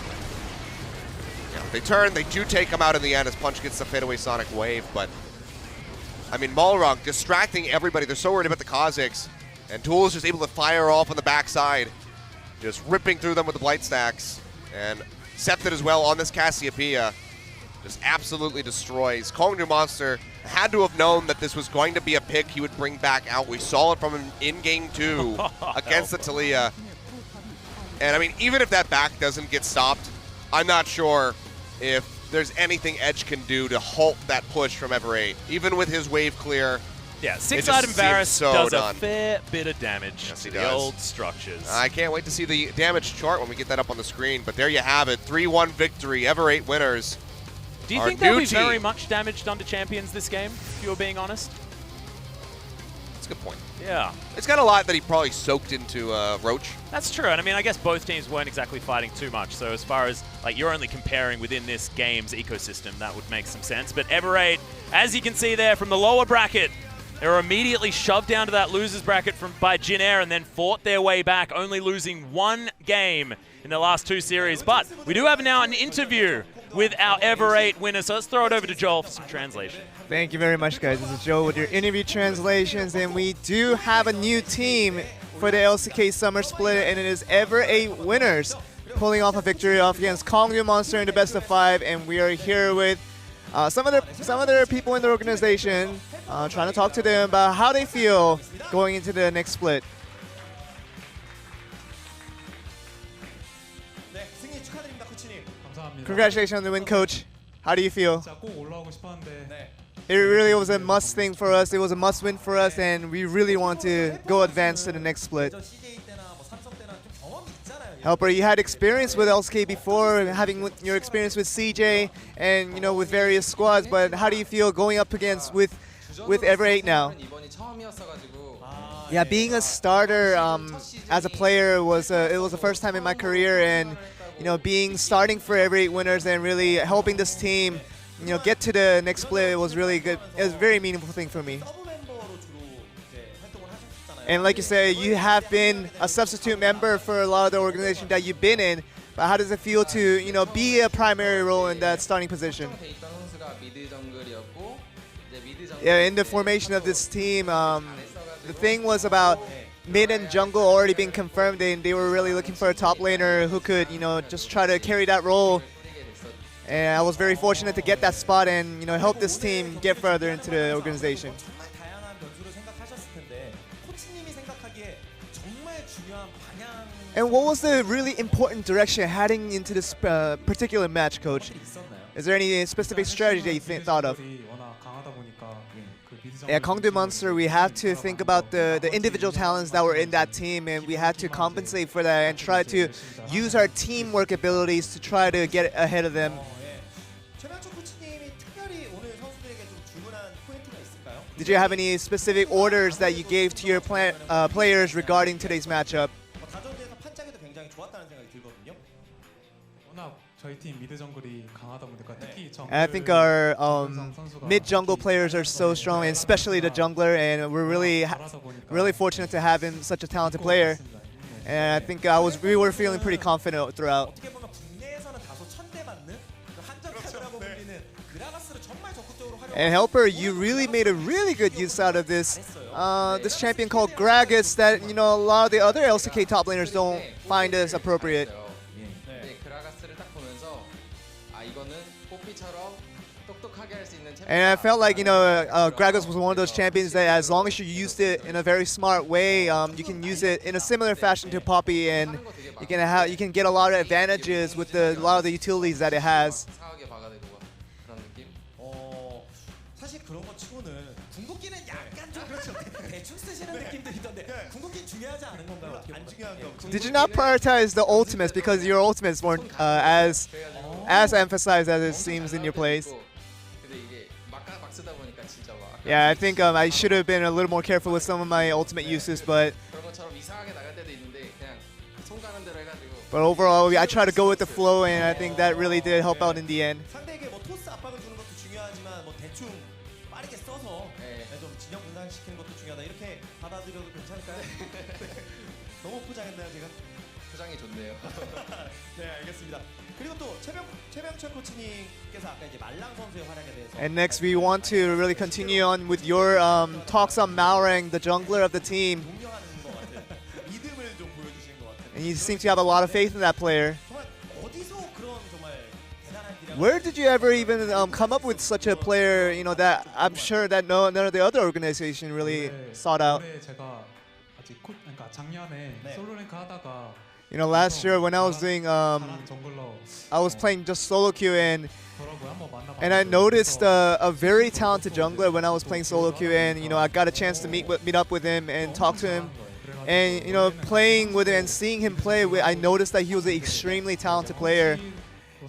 And as a coach, and being able to develop this young player and hopefully get him into the status that a lot more people will notice him was kind of my goal this season. 거시적인 그러게요. 설계라고 해야 될까요? 실제로 또 이렇게 LCK 입성하는 좋은 결과를 만드셨기 때문에 좋은 선택을 하신 것 같습니다.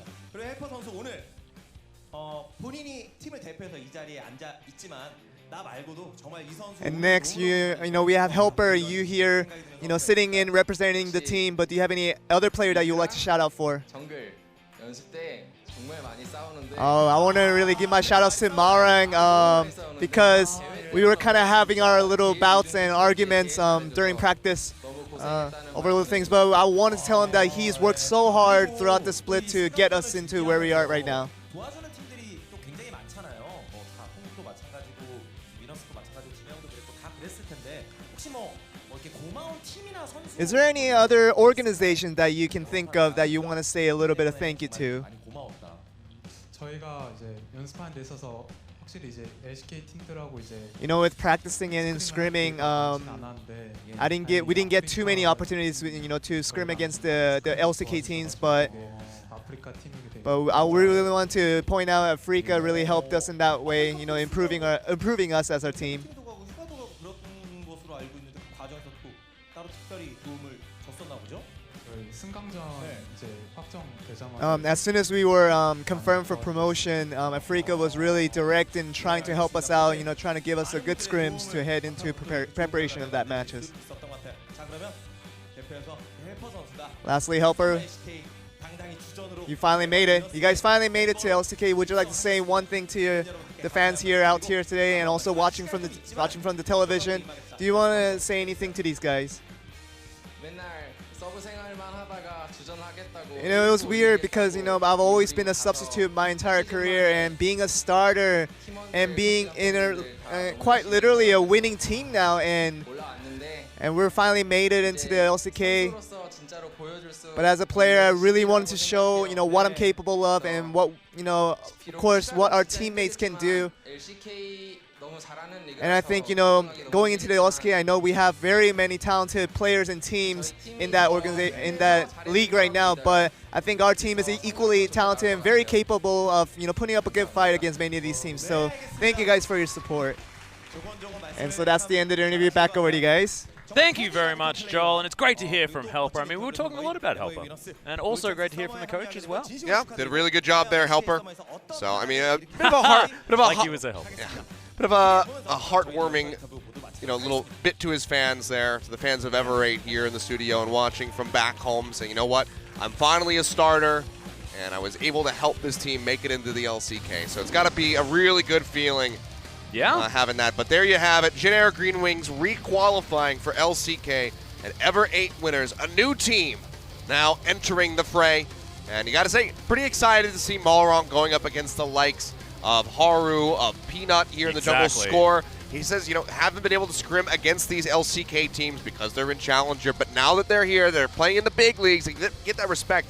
And even just playing these games against them during the summer split is going to be such good practice for Ever8. Yeah, and unfortunately, I mean, wasn't quite up to the task against Omti, but we saw Omti was having a phenomenal tournament over this promo. So really, we don't necessarily understand where Malrong fits into the whole grand scheme of things. And picking up the Kazakhs, in a very high-pressure game towards the end there, playing very, very reserved, still the high-damage build, but utilizing it effectively. Like, this is an intelligent, young, new player. Yeah. It's going to be fun to track where he's going to end up in the LCK. Yeah, for sure. Could definitely find himself within the top 5 spot junglers here. Really stiff competition the higher up you go. I mean, Haru has put on one hell of a performance with his second split playing, was on CJ before. Now over on the side of Samsung has had one hell of a time. So Malrong, definitely a lot of things that can be improved on, but the mechanics are there. His decision-making is typically very strong. So I'm expecting a lot from this guy. Whether or not Ever8 is going to be climbing up the rankings, I'm not sure. I think they'll probably find themselves near the bottom of the standings, the likes of BBQ Olivers in that sort of realm. But I also don't think that if they go to the promotion tournament for spring of 2018, I don't think that they'll get eliminated. I think they had a pretty strong performance here. I feel like they're pretty solid. Yeah, unless Kongdu can put on quite a bit of weight, of muscle in that Challenger series, I don't know if they'll requalify. Yeah, the only question mark that I really have for Ever8, honestly, is, man, we just heard from Helper. Like, a little bit unfortunate that his champion pool seems like a little bit of a question mark, but that's something that we're going to find out another time. See you later, ladies and gentlemen. Until summer, we'll be Seth and Atlas, and we'll be having a great time just hanging out. See you later. All right, goodbye.